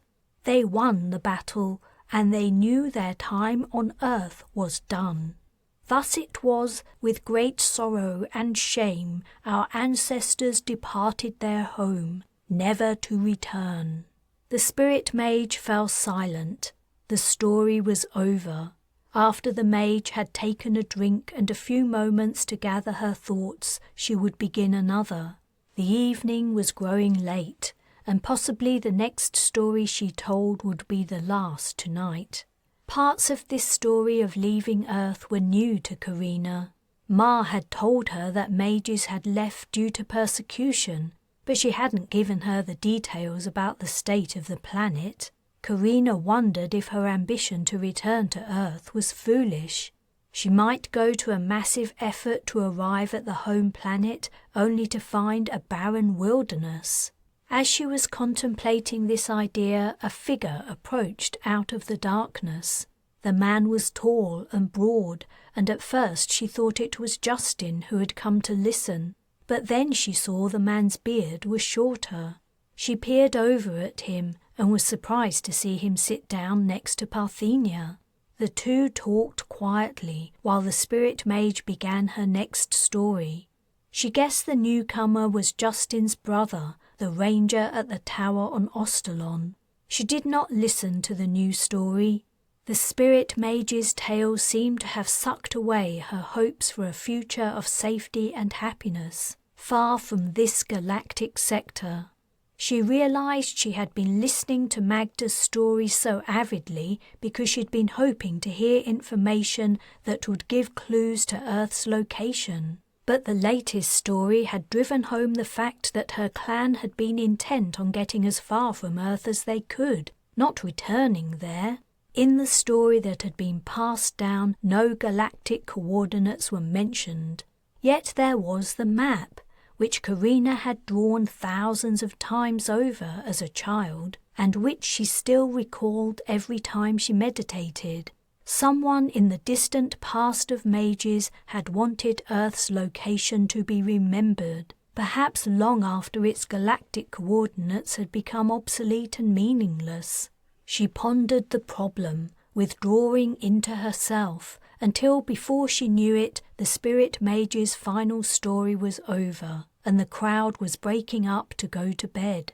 She stood and shook out her legs to ease their stiffness. Parthenia and the ranger remained seated together and talking. Carina walked over to the pair. The ranger noticed her approaching and rose to his feet, holding out his hand.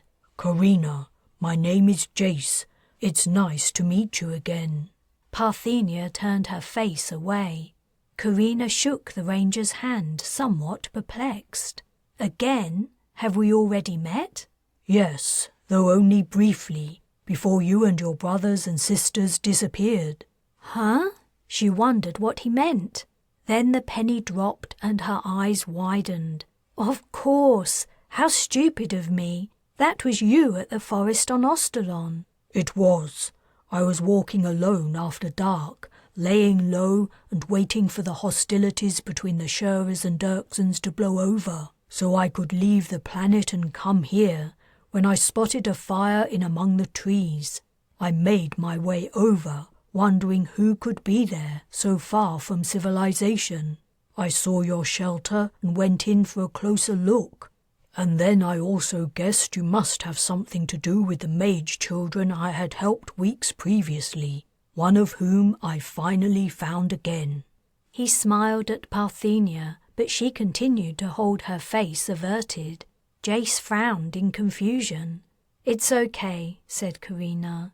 It isn't you Parthenia is mad at, it's me. She took a breath and let it out in a sigh, ashamed of what she was about to admit. I cast enthrall on her to force her to leave Ostalon, Jace asked, eyes widening. That was... He paused, too polite to state his opinion. A terrible thing to do, said Carina. I know, and I hated to do it, but I didn't want Parthenia to die. She paused again. Her guilt and unhappiness regarding her relationship with her sister overcame her, and words flooded from her mouth without hindrance. She means so much to me. Her help was invaluable when we escaped the Shurers. I could never have done it without her, and after that she kept our brothers and sisters safe in dangerous, difficult circumstances. She's quick-thinking, resourceful and smart, and I love her. I couldn't leave her on Ostalon, even if it meant taking away her free will. I'm sorry for it, but I don't regret it. I would do the same again, because I can't bear to lose her. Not after losing Ma. Carina hadn't been aware what she was going to say before she said it. Yet she'd meant it all, and she was glad she'd had the opportunity to tell her sister how she felt. Parthenia's head remained turned away, but Carina sensed a small change in her, as if her sister had been affected by what she'd said. "I think I understand what happened," said Jace. "You faced a hard choice." "I didn't have a good option to pick." "But I don't know that staying on Ostalon was as dangerous as you'd think. As long as you avoided the populated areas, you should have been fairly safe. I myself only had to wait until regular space travel was allowed again before I could leave." "Oh, you don't know about our brother Castiel?" asked Parthenia. "No, I haven't heard that name. I only just arrived." "That's a long story," said Carina, "and a discussion we need to have with Magda, Justin, and anyone else who's in charge here. But the short version is, I believe our brother may be a dark mage, and he's helping the Dirksons." "A dark mage? That is bad news. So that was why you didn't want to leave your sister on Ostalon? It makes more sense now. Dark mages are difficult to defeat, even for many mages working together. You could not have accomplished that alone, Parthenia." "But we must try," she said. "We can't allow Castiel to do whatever he wants. He's cruel and vicious. He'll cause untold suffering." "You mean like the untold suffering non-mages have caused us over millennia?" asked Carina. "Honestly, the more I think about it, the less certain I am we should do anything about Castiel. Hearing the spirit mage's story has made me consider changing my mind. Think about it, Parthenia. The Shurras knew what your father was doing, and they didn't do anything to stop him. They chose not to do anything because you were all useful to them. Why should we help humankind when they've never helped us? We haven't done anything to deserve the persecution we've suffered. I know I said I would go back to Ostalon to tackle Castiel, but now I'm not so sure." "How can you say that?" Parthenia exclaimed. "Castiel deserves to be punished for everything he's done. He must be locked away and prevented from harming anyone, and we're the only ones who can defeat him." "I don't know about that either. Your father did a good job of controlling his mage wife and offspring. Maybe Castiel isn't as invincible as you think. Maybe the Dirksons already have him under their control. Even now he could be suffering torture to force him to do their bidding. I'm sorry, Parthenia. I'm not sure this is our fight." Jace said, "One thing is certain. This subject needs further discussion, but not tonight. Let me speak with my brother and the spirit mage. What to do about a dark mage in our midst is a decision that will impact us all." Chapter 18. As the Dirkson fleet prepared to set out for Pyrene, Castiel was careful not to let Sable know he was aware of her plans to trick him into siring children. When the new girl came to his room, he enthralled her and made her believe she had slept with him, and he remembered to rough her up a little to make the lie seem convincing. Sable Dirkson might have gotten one child out of him, but she would not get any more. Castiel's mind ranged across the various ways he might get his revenge on Sable Dirkson. He'd imagined killing her in a range of painful ways. He'd imagined imprisoning her and forcing her to bear his children, who he would then control. He'd imagined subjecting her to endless torture, but in the end he'd dismissed them all. For the time being he was only one mage. The power he wielded was not sufficient to defeat all the Dirksons who would defend their leader. Yet the incident with the servant girl had strengthened his resolve to do something. It was clear that Sable was only tolerating him, using him for her own ends. She had no intention of allowing him into the inner circle of influential, powerful Dirksons. He was not a significant figure, he was only a tool. One thing she hadn't considered, however, was the fact that mages had to be trained. When he'd explained to her that the ability was passed from parent to child, he'd skated over his mother's role in teaching the children. At the time, he'd been downplaying the fact because he wanted to make himself appear more impressive, but the omission had worked in his favour in a different way. Sable Dirksen could breed as many mage offspring as she liked, but they would be useless to her without proper training. Now he came to think of it, he wasn't sure he could train anyone else to be a mage, even if he wanted to. He had realised long ago his mother had been a poor teacher deliberately. He would do no better than her, and probably worse.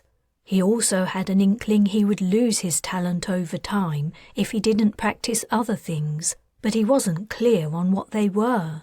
So he had two problems. Sable Dirksen intended on dispensing with him in one way or another eventually, and he needed proper training if he was not to lose his powers. The answer to both these problems was a single person, Carina. Of all his siblings, she was the only one who had been properly trained.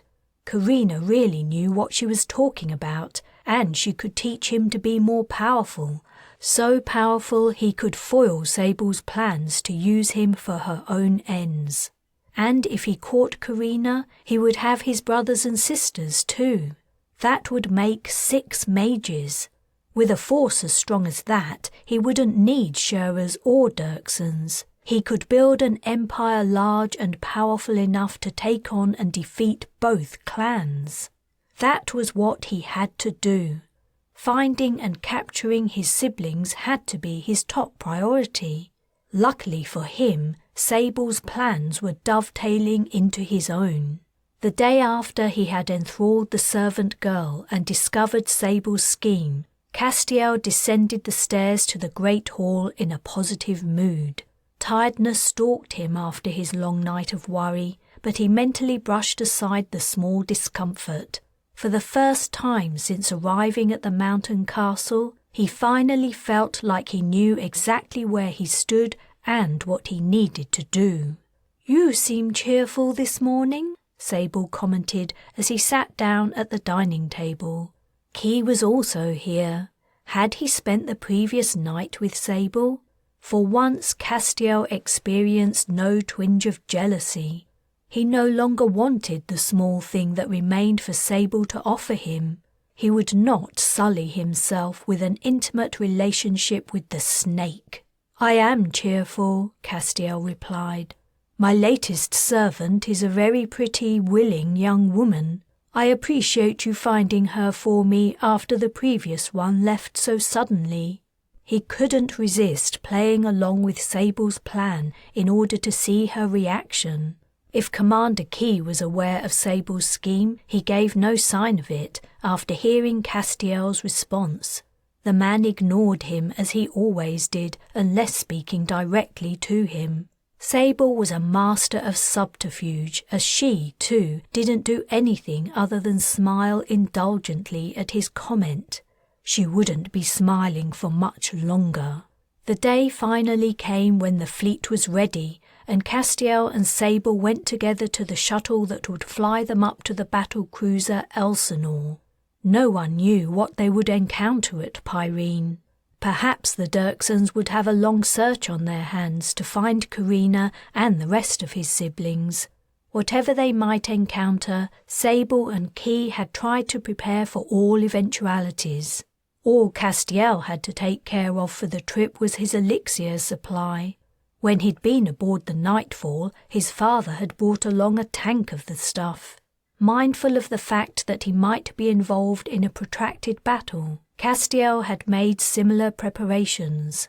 Yet he had insisted on bringing along a supply of ingredients too. The thought of the impending journey had made him painfully aware that without elixir he was helpless. He didn't even know how to fire a weapon. Elsinore was a very different ship from Nightfall. The passageways were narrower, and the bridge held only Key as commander of the vessel, the pilot, navigator, and comms and weapons officers. No signs stated the function of each room or section. The crew were expected to know. When Castiel had wandered onto the bridge unwittingly, Key and the other officers glared at him in silence until he left. A low-ranking crew member had shown Castiel to his cabin after he disembarked the shuttle. The room was a far cry from the suite his family had been assigned on the Nightfall. It was small and contained no private bathroom. He would be forced to use the communal restroom facilities for that section.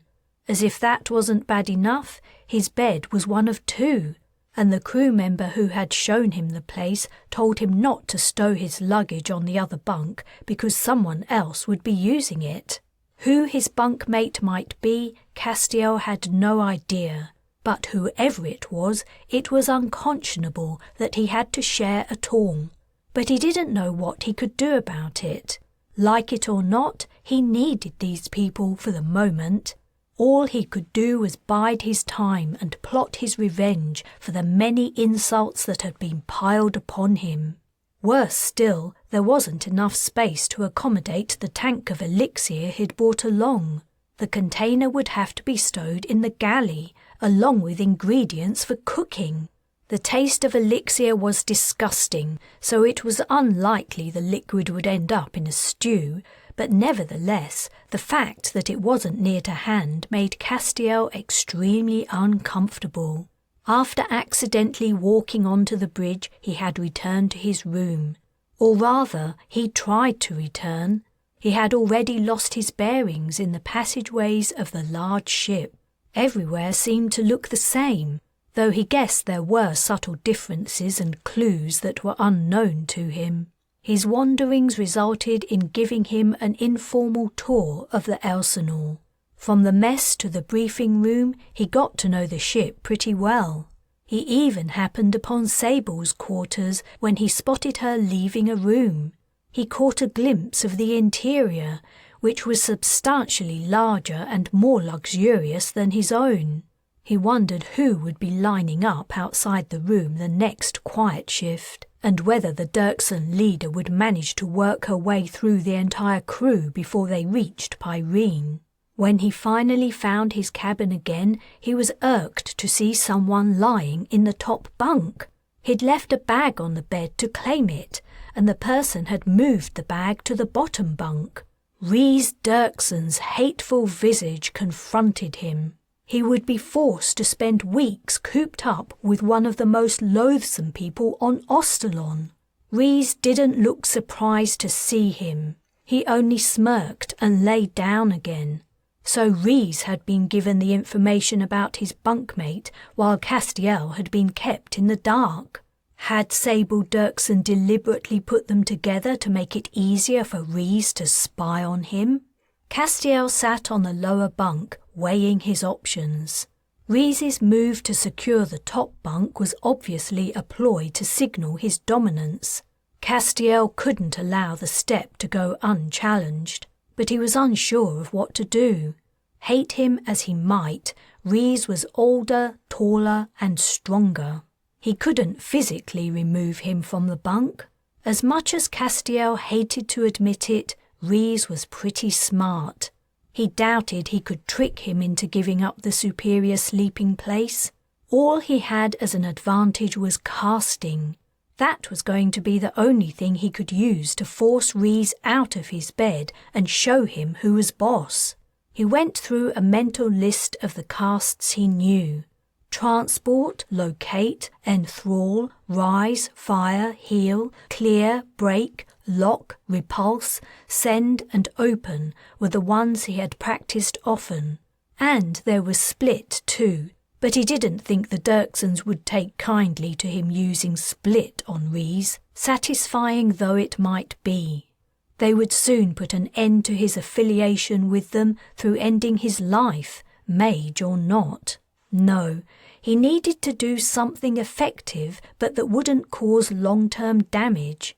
He made his choice, sipped elixir, and began to cast. He opened his eyes and waited for Rhys's response. It wasn't long coming. "Hey!" resounded an angry shout from above. "Put me down!" Castiel watched with amusement as Rhys floated out from his bunk and across the narrow ceiling. He was twisting and writhing, ineffectively fighting the cast. "I said, put me down!" Rhys reiterated furiously. "Are you sure about that?" Castiel asked. He glanced at the floor and back up toward Rhys. "Looks like a nasty drop to me, but if you insist—" Rhys, realizing what would happen if Castiel did as he'd asked, said, "Put me back on my bunk, I mean, you moron!" "Those are brave words for someone floating helplessly in my grasp. I'd like an apology." Rhys only glared at him. Then he cast a look at the floor, as if judging how much he would be hurt by falling the distance. "Go on, drop me. I promise I'll hurt you more than it'll hurt me." Castiel sat up. He'd had enough of Rhys. He'd had enough of all the Dirksons. If they thought they were going to walk all over him, they had another think coming. He would start with Langley Dirkson's son. "Believe me, I can hurt you even more than you imagine. Did you hear what I did to the Shura Admiral? I tore her in two. She died screaming in agony." He watched Rhys's expression as he registered this fact. He had heard, Castiel could tell. His bravado had begun to weaken. "And don't think I won't do it," said Castiel. "Just because I can't do it now, it doesn't mean I won't do it at some later date, when I have the power and influence to put a stop to anyone who might want to avenge your life.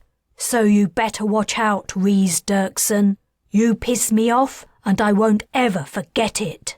Castiel released him, and he hit the floor hard. Rhys yelled in pain and anger, but Castiel's threat had taken effect. Rhys didn't retaliate, and when Castiel climbed up to the top bunk, he didn't respond. The Dirkson youth sat on the floor for a moment before getting up and slamming out of the cabin. There was blood on the bare metal. Castiel smiled. He must have broken the idiot's nose. He hoped it would serve as a warning to him and to all the other Dirksons. They might treat him like nothing but a tool to be used, but he would remember it.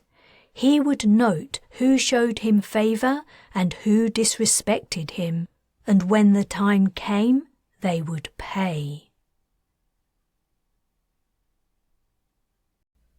Chapter 19. Darius had returned to the tent after another long day spent with the spirit mage.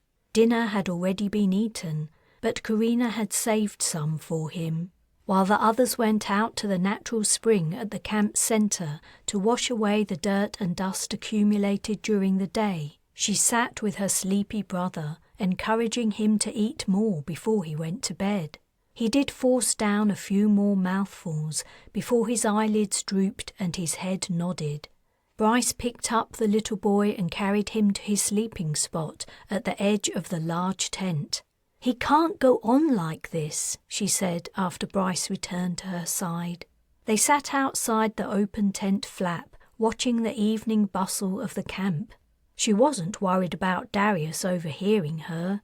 He would be dead to the world until morning, when he would rise and wearily set out for the spirit mage's tent again. "It does seem excessive work for a young kid," Bryce said. "Have you spoken to Justin or Ira about it?" "I haven't seen Ira for days. I think she leaves every so often to ferry in new arrivals as a way of avoiding attracting too much attention. I did speak to Justin, but he only said that learning from the spirit mage was Darius's destiny. No other spirit mage has appeared in decades, and it's vital that Magda passes on as much knowledge as she can to Darius before she dies. But he's just a little boy." She understood the older mage's perspective. Without a spirit mage there could be no matching, and with no matching the mages and their culture would eventually die out. Yet it seemed wrong to place all that responsibility on the shoulders of a 6-year-old. "I don't know what to say," said Bryce. "It's mage business." She rubbed her temples. She didn't know what to do for the best. After spending so many years cut off from her mage kindred, she knew little more than Bryce did. "How have the other mages been treating you and Nala?" she asked.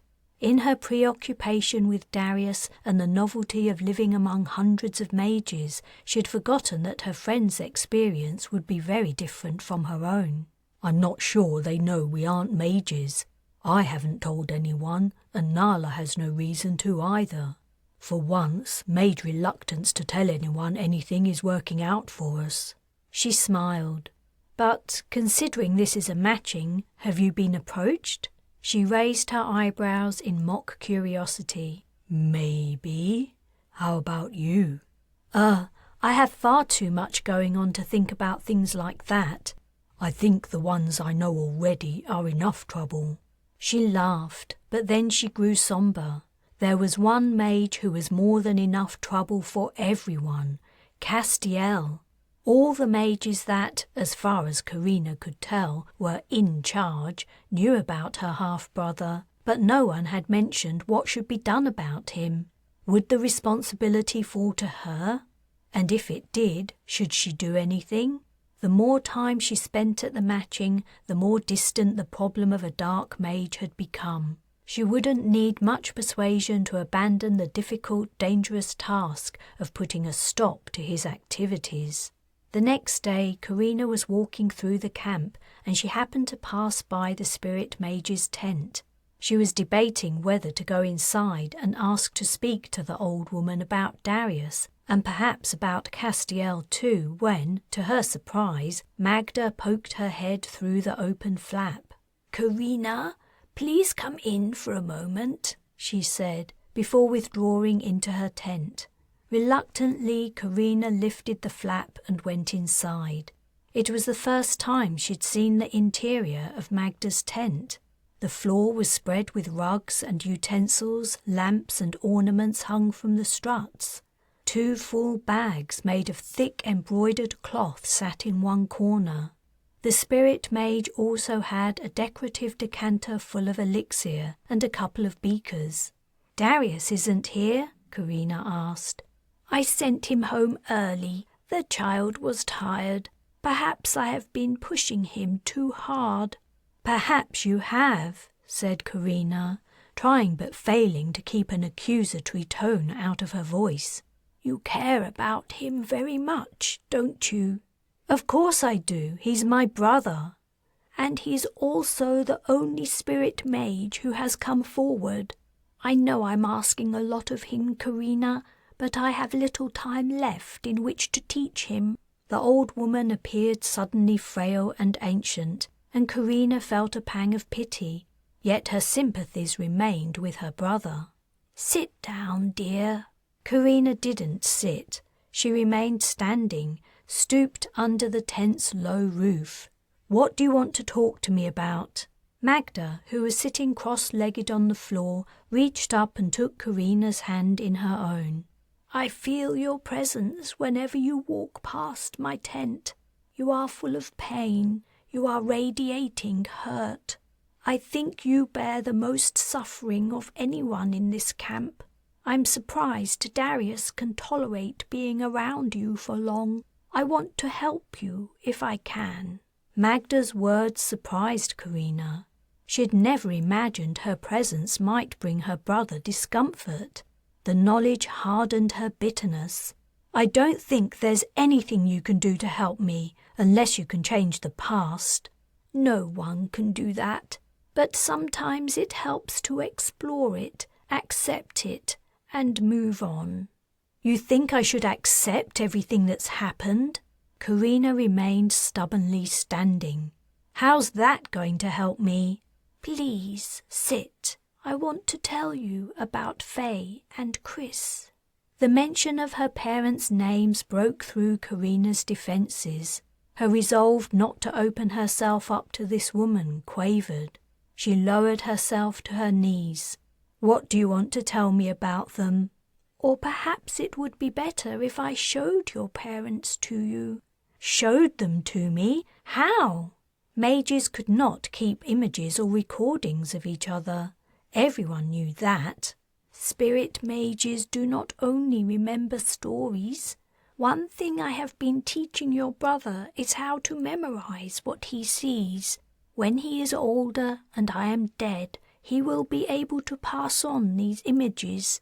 It's the only way we have of keeping a record of our kind. Carina, I was at the matching where your parents met. I remember them. Would you like to see them? Was there anything in the galaxy Carina wanted more than to see her parents again? Perhaps, but not many things. She would give a lot to see them as they had been when they were young and before harm had come to them. Yes, I would. Good. Close your eyes. I will send my memories to you. It may take some time, so please have patience. Carina did as the woman asked. Outside, the carefree sounds of the camp continued. She could hear people talking and laughing. In the distance, musical instruments played and people sang along.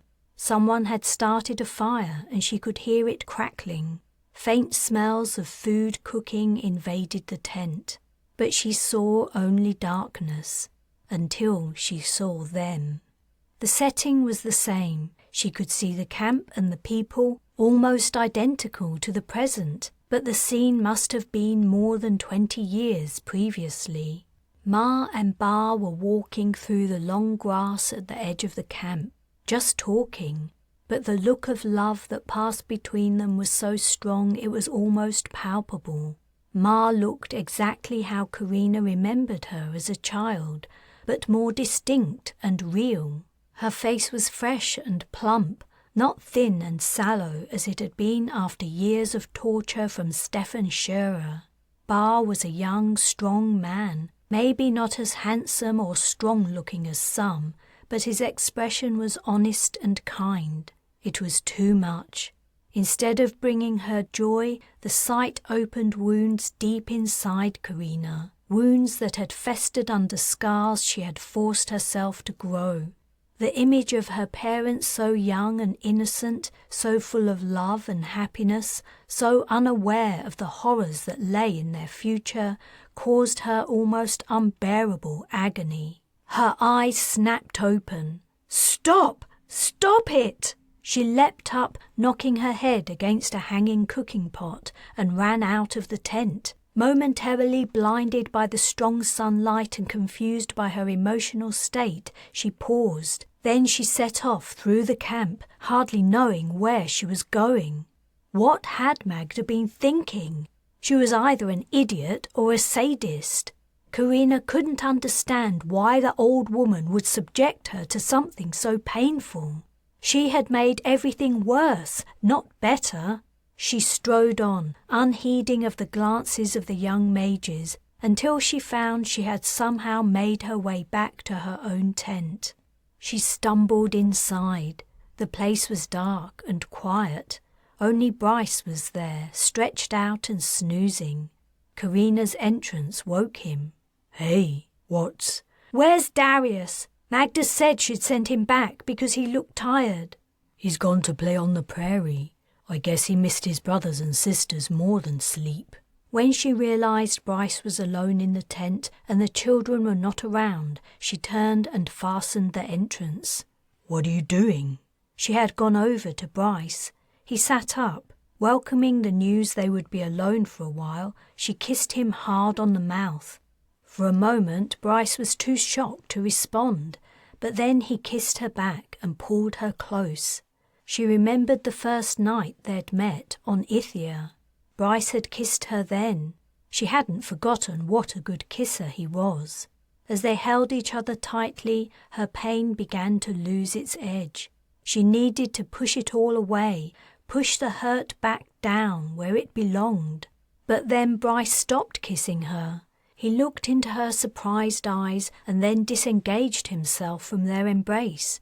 He gripped her arms, holding her distant from him. "Carina, what is this? What's going on? What? Nothing's going on. Let's do it. She leaned in to kiss him again, but Bryce moved his head backward. He gave her a strange look. Has something happened? Something's wrong, isn't it? This isn't like you. She could feel her cheeks turning scarlet. I don't know what you're talking about. She tried to kiss him again, but he turned away. Carina, For star's sake, do I have to put in a request? Bryce was shaking his head. Something's rattled you, I can tell. Is this what you used to do with your merc buddies to get over your feelings when you were upset? His tone was challenging. She moved away from him, blinking away tears, shame tingling every fibre of her being. How dare you? If you don't want me, that's fine. Only I got a different impression. I'm sorry, that didn't come out how I meant it. But she was already leaving. She couldn't bear the embarrassment. How would she look Bryce in the eye now? Please don't go. It's just that it wouldn't be right for our first time. Not like this. Not because you're hurting. I don't want it to be. She didn't hear any more. She was outside the tent and walking away. She left the camp by the quickest route and marched onto the prairie. She continued walking long kilometers into the evening and the night. She didn't return until the pale grey pre-dawn light suffused the sky. The camp was quiet and everyone was asleep. Chapter 20. Castiel hated travelling aboard a starship. He hated the claustrophobic conditions and the inconvenience. He also hated all his travelling companions, Commander Key and his crew, the troops on board, Sable Dirksen, another clan member called Barrett, and most of all, Rees. Castiel figured that Sable had made them bunkmates so Rees could spy on him. Though he'd put Rees in his place by ousting him from the top bunk, Castiel was at a loss about what else he could do against the smug upstart. His position remained uncertain and shaky. Sable could use him, but he was not indispensable. To improve his position, he needed people he could directly control. Until then, he didn't want to risk the disfavour of the Dirksens. Providing he did their bidding, they would tolerate him as an ally, perhaps. As soon as he stepped out of line, his days would be numbered. Since the incident when he had dropped Rees on his face, the two roommates hadn't spoken a word to each other, which was exactly how he liked it. However, it was clear that Rees was well liked by everyone aboard the vessel. He had plenty of social interactions, while no one spoke a word more than was necessary to Castiel. Mealtimes were the worst. Sable sat with Key, Barrett, Rees, and a couple of high-ranking officers. He was not invited to sit at the same table, and Sable had given him an icy stare the first time he'd tried. When he sat at the tables for the rest of the crew, no one sat with him. As the weeks had worn on, his anger at this unsubtle ostracization had grown. The final straw came when he returned to his cabin at the beginning of the quiet shift to find that Rees had once more occupied the top bunk. He could hardly believe the older boy's audacity and stupidity. Didn't he know he was about to end up face down on the floor again, only thrown, not dropped this time? "What the hell do you think you're doing?" he exclaimed. "Get down from there! That's my bed, and you know it." Rees leaned over the edge of the bunk and glared at him. "Make me." "All right, I will. You asked for it." Castiel took out his elixir bottle.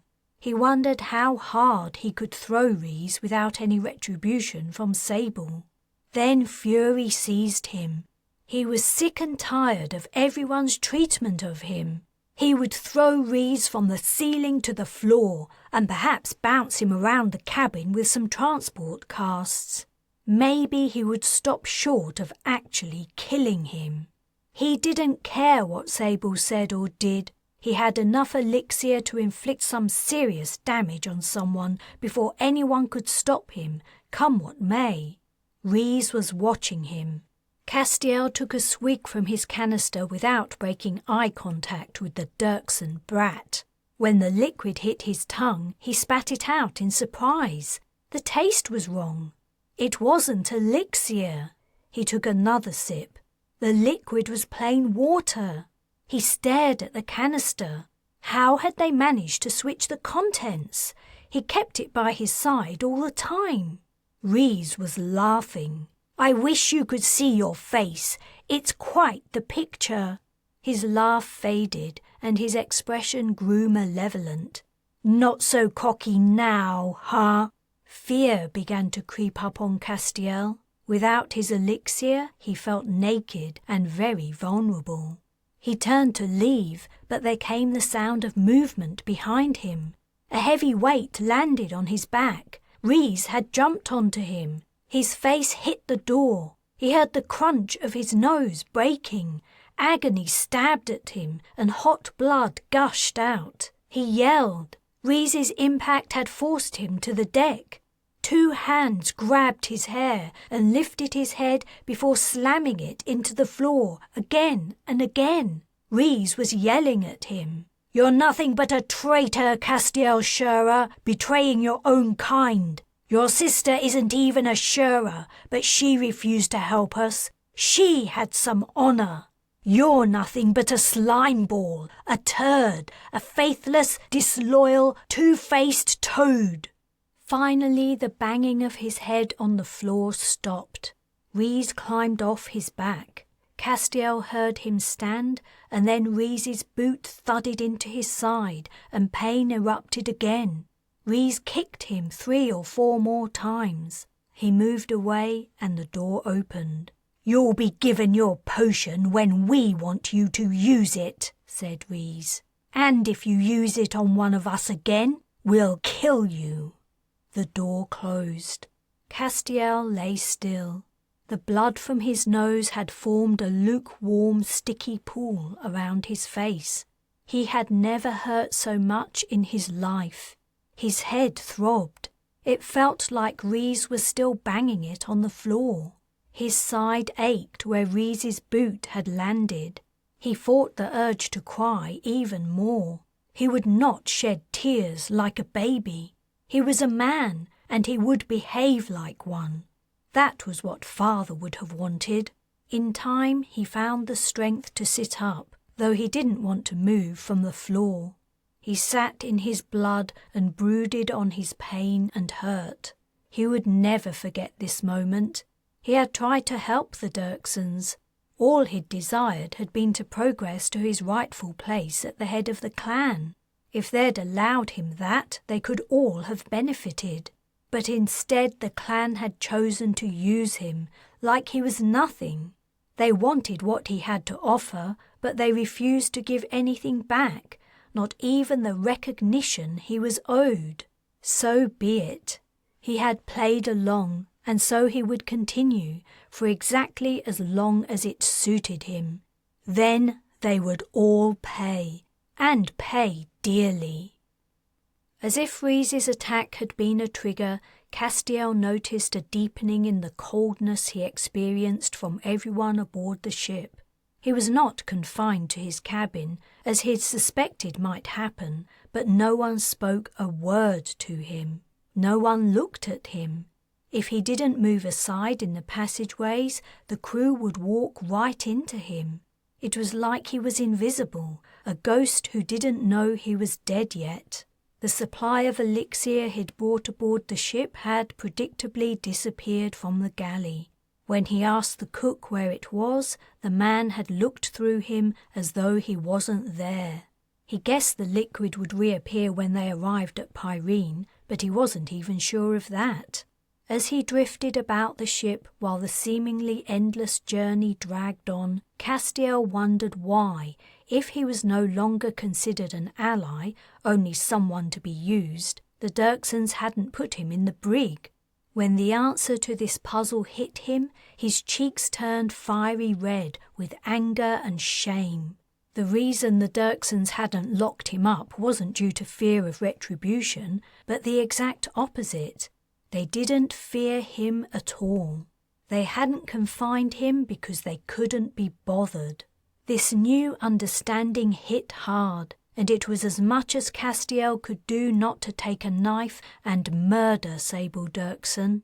The attention she had shown him, scant as it was, had all been a sham. She had only been playing with him, drawing as much information from him as she could. Now that she had what she wanted, all pretense was gone. Fanciful ideas of revenge Castiel had formed previously devolved into a simmering black hatred, not only of the Dirksons, but of everyone else who had disrespected him over the years. He hated all of humanity, in fact. The only person who had ever treated him as he deserved was Father, and he was dead. Castiel decided he would never show mercy to any human being. Then the announcement came. The Elsinore had arrived at Pyrene. Chapter 21. Carina's experience of the matching had turned from pleasure to bitter unhappiness. Her friendship with Bryce was ruined, Parthenia still hated her, and the spirit mage seemed intent on overwhelming Darius with knowledge. The old woman seemed to cause her nothing but heartache. Though Darius's admiration and almost hero worship of her had been over the top and unwarranted, Carina had been touched by it. The news that her presence caused her beloved brother pain had come as a shock, and she didn't know how to deal with it. The only saving graces of her family's current situation were that Oriana and Fern were finally truly happy, and that Nala was coming out of her shell. Her little personality was blossoming, and it warmed Carina's heart to see it. The girl had spent so long in Castiel's shadow and following around at his heels, Carina had feared she would never get over it. But the kindness of Oriana and Fern, along with the young mages at the camp, had paid off. Nala no longer spoke in whispers or hung back from joining in activities. If only Carina could similarly blossom. Though she was younger than many of the men and women at the matching, she felt older and battle-worn, and she didn't know if she would ever be fixed. Various young men had approached her over the weeks in subtle but unmistakable ways. Carina had equally subtly rejected their advances. She was in no mood for love, and she had alienated the one person she might have considered in that way through her clumsy proposition. What was it Bryce had asked her during that shameful moment? Something about resorting to doing that with her fellow mercs when something upset her? She hadn't thought about it, but maybe he had a point. Having nothing better to do one evening, Carina decided to listen to another of the spirit mage's stories. Darius and Nala were already asleep, and Oriana and Fern agreed to look after them. Carina walked through the camp in the heavy twilight toward the large central fire where the spirit mage told her tales. The woman was sitting on the far side of the fire, so she could only hear her story, which had already begun. She sat cross-legged, rested an elbow on one knee and her chin on her palm, closed her eyes and began to listen. The dark mage had been working in secret. Her ears pricked up. This was the first story of a dark mage the spirit mage had told, as far as she knew. She listened more intently, hoping to hear something useful. When the story was over, despite the late hour, Carina decided to speak to the spirit mage before she returned to her tent. She had, if she was honest, all but given up on the idea of returning to Ostalon to try to find her mage half-brother and prevent him from exercising his powers for evil. But the spirit mage's story had forced her to reconsider. Perhaps mages did have a duty to protect the rest of humankind from the evil possibilities of casting. Carina caught up to the old woman. "I'd like to talk to you about what you said tonight, if you don't mind." "I don't mind at all. Did you enjoy the story? I don't know if enjoy is the right word to describe how I felt about it. Did you hear that I have a half-brother who I believe is a dark mage? I did. The Mage Council has decided to wait to see what eventuates before making a decision about what we should do. The Mage Council? Ah, said Magda, putting a hand to her mouth. I shouldn't have let that slip. I apologize. I'm getting old. Please don't ask me any more about what I said. It wasn't hard to guess the facts behind the old woman's slip-up. Justin, Jace, the Haihu's captain, and other older mages Carina had seen were clearly members of some organization involved in overseeing the activities of mages. Like most things in mage life, the council was secret. But one thing was clear. The Mage Council was not going to tackle Castiel, or at least not until he did something truly dreadful. If anyone was going to take away his ability to commit evil acts, it was down to his family. I'm sorry that showing you the images of your parents upset you the other day, the old woman continued. That wasn't my intention. It's okay, Carina replied. I understand now that you were trying to help. You couldn't have known the effect it would have. I didn't know it myself. And though it did make me unhappy at the time, I'm glad I have those memories now. The spirit mage reached out to Carina's forearm and gripped it tightly. I try to help, you see, but I don't always succeed. I was only given the gift of feeling what others feel, but not the wisdom of how to make them feel better. It has been the labour of my life to learn that, but I was a poor student. Though Carina was no spirit mage, she sensed the woman's deep sorrow, and for the first time she saw things from her perspective.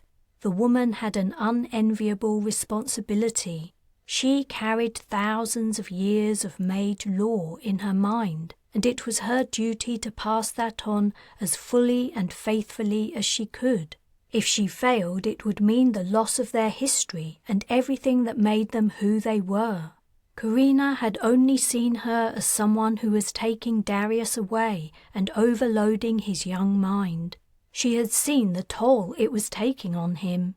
He was constantly fatigued and low-spirited, but the spirit mage was trying to save their clan before it was too late, and Darius was her only means of doing so. I'm glad you don't hate me for what I did, though I don't think that after this matching we will part as friends. Huh? Why not? Carina had a sudden sense of foreboding. Please come inside so we can talk. They were at the old woman's tent. She lifted the flap to invite Carina to enter first and then followed her. The interior was dark, only the light from the dying campfire creating a glow through the wall. The woman lit a lamp and invited her to sit down. As she had done when she'd shown Carina her memory of her parents, the spirit mage sat opposite her and took Carina's hands in her own. I wish you were older and one of Darius's parents, but you are the closest person he has to a parent now. Carina, there is no easy way to say this. I know how much Darius means to you. Carina's stomach tightened. What was the woman going to say? When the matching is over, Darius must come with me. Carina snatched her hands away. No way! Absolutely not! He's far too young. He needs to be with the family he has left. He needs to be with me. The spirit mage's eyes were sad. I guessed that would be how you would feel. Nevertheless nothing. You're right. I am the closest thing Darius has to a parent. I have the final say over what he does and where he goes. And I don't give permission for you to take him anywhere. He's 6 years old, for Star's sake. He's much too young to leave his family. Despite her words, Carina was deeply conflicted. Keeping Darius by her side meant he would be subjected to her emotional pain. He is very young, said the mage, but he will be well cared for. Carina, please listen to me. This is unavoidable. Justin and all the others agree. The work I've done with Darius so far is only the beginning of what I must teach him. If I were only to see him at matchings, it would take decades to impart everything he must learn, and I have so little time left. He has to live with me so he can study every day. The future of our kind depends on it. I don't care. He's just a little boy. It's too much to ask of him. It isn't fair. I agree. It isn't fair. And yet that's the situation we find ourselves in. Such is the lot of mages. We sacrifice so much in order to keep our heritage continuing. Then maybe it's time to give up. The spirit mage had been looking downward, but at this she raised her head. You mean give up being mages? Maybe we should. Maybe it's the only sensible thing to do. Ma told me once it was only because someone stumbled upon the secret of our abilities millennia ago that we realized we weren't the same as other people. If we give up, we'll only go back to being like everyone else. No running, no hiding, no persecution, torture and rape. Did you hear what my mother went through? No, I didn't, but I know. It's written on your heart. Carina's eyes stung. And my father, murdered, all because they wanted to use their powers to help people. Now you're telling me you have to rip a little boy away from his family so he can help keep magehood alive. Why? What's the point? We don't use our abilities to improve humankind. We only use them to help ourselves, in secret. We live our lives in fear. Maybe it's time to call it a day, right now. She stood up, crouching under the low ceiling. You're right. I am the person who is responsible for Darius, and I say no. He isn't going anywhere with you. He's coming with us. In fact, I don't even know why we're here. I'm not interested in matching with anyone, and all my brothers and sisters are too young. We'll be leaving in the morning. She left the tent without looking back. She was furious. How dare the old witch think she could just take Darius away for her own ends? He wasn't a sack of flour to be carted around, passed to whoever wanted him. When she arrived at her tent, everyone was asleep. In the dim light, Carina surveyed the low black humps that represented everyone she cared about. No one was going to take any of them away from her, and she would kill anyone who tried. She had already lost 3 of the most important people in her life and endured years of isolation and loneliness. She wasn't going to lose anyone else. She tiptoed between the sleeping forms to reach her spot and slipped under her blanket. She was settling down, her mind still whirling from her conversation with the spirit mage, when someone gently grasped her foot. It was Bryce, who slept along from her. "Everything okay?" he whispered. She was too choked up to answer. She silently shook her head, though she doubted Bryce could see the gesture. A moment later she heard him leave his spot and crawl over. He lay down opposite her. She couldn't see much more of him than the glint of his eyes in the darkness. His proximity brought back the vivid memory of her failed seduction, and her face became hot. She was glad he couldn't see her. "What's up?" he murmured. "The mages want Darius to leave us and go with the spirit mage when the matching is over." "You're kidding." "I wish I was." "You aren't going to let them take him, right?" "Of course not. But that means we have to leave tomorrow, early." "Okay, that's what we'll do. I'm not sure how far the closest city is, but we can make it there." "What if they try to stop us?" She didn't know how the Mage Council would react, and, stupidly, in her anger she'd announced her intention. There would be no slipping away quietly while no one was looking. She didn't relish the idea of fighting off 1,000 mages in order to leave, even with Darius's exceptional ability on their side. "I don't think they will. They'll probably only try to argue you out of it. but I doubt they'll try to stop you physically. Mages seem to be gentle, non-confrontational people. I wouldn't be too sure about that. I wouldn't have survived long as a merc by being gentle and non-confrontational. A pause stretched out. Bryce, he kissed her. It's okay. The following day, the news they were going to leave the matching didn't go down well among Carina's brothers and sisters, with one exception. After Carina made the announcement, Parthenia said, "So we're finally going back to Ostalon to deal with Castiel?" "I think so," said Carina. Maybe she'd been wrong all along.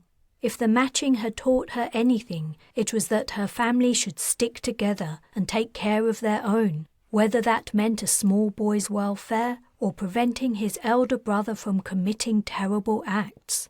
Great! At last! "But don't I have to stay with the spirit mage?" asked Darius. "No, not any longer," Carina replied. "You've spent enough time with her already." As she spoke, knots of anxiety formed in her stomach. Was she doing the right thing? She just didn't know. Nothing seemed right, but if one thing was for sure, her family was not going to be split up again.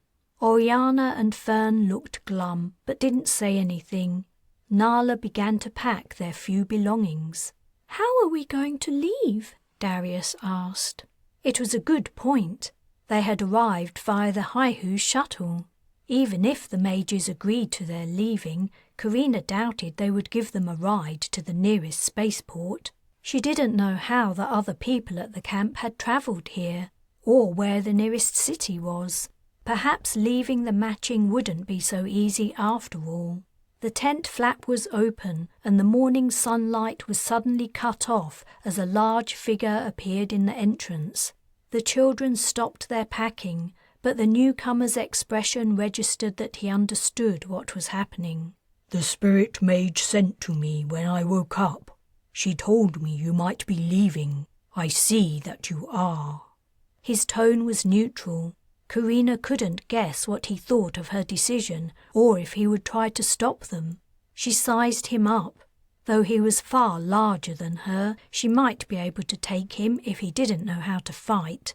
"That's right," she replied. "I'm not prepared to let Darius go with the spirit mage." "I understand. Is it okay if I can come in so we can talk?" "I guess so," Carina said warily. "But I'm warning you, if you try to stop us, you'll regret it."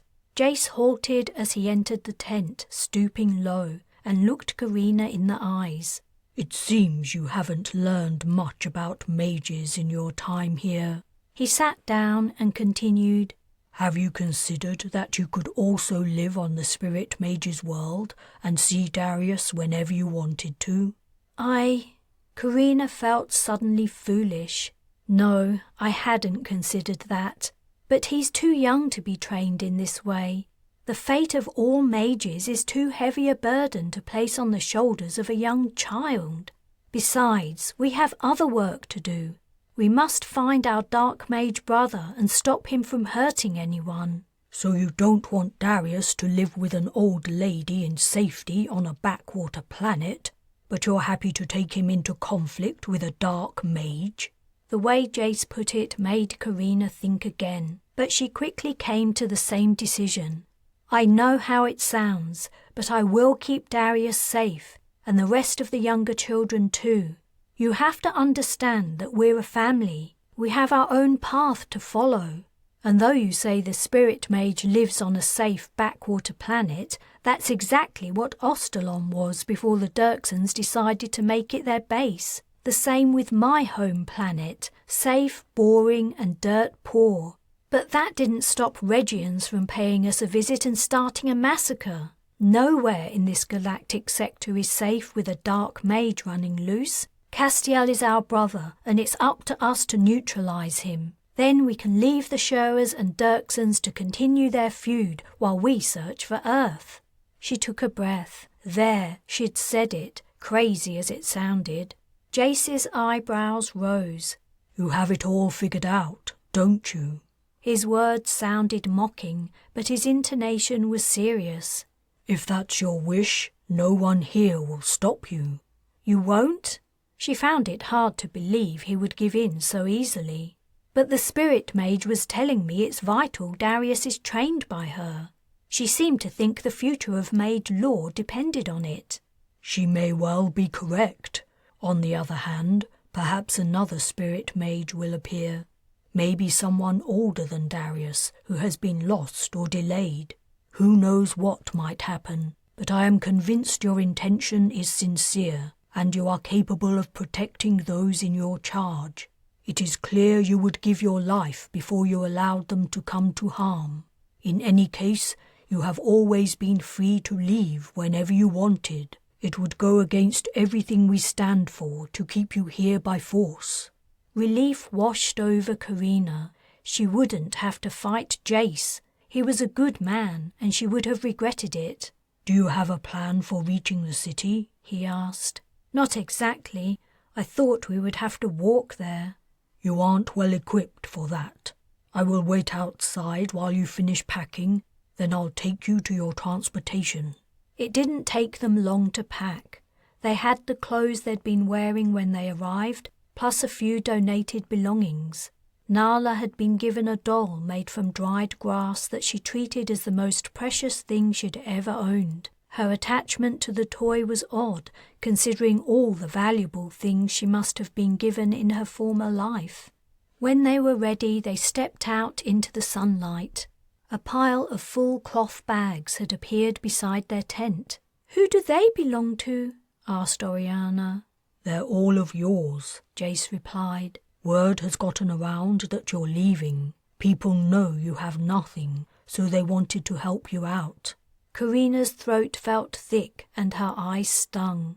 "Even though we're taking away the next spirit mage?" "Even so," said Jace. Her surprise and gratitude almost made her change her mind about leaving, but she was convinced she was doing the right thing. She spotted the edges of weapon butts poking out of a bulky bag. "Are those guns?" "The city isn't well policed. Those are for your protection, but I wouldn't go flashing them around if I were you. There's no sense in inviting trouble."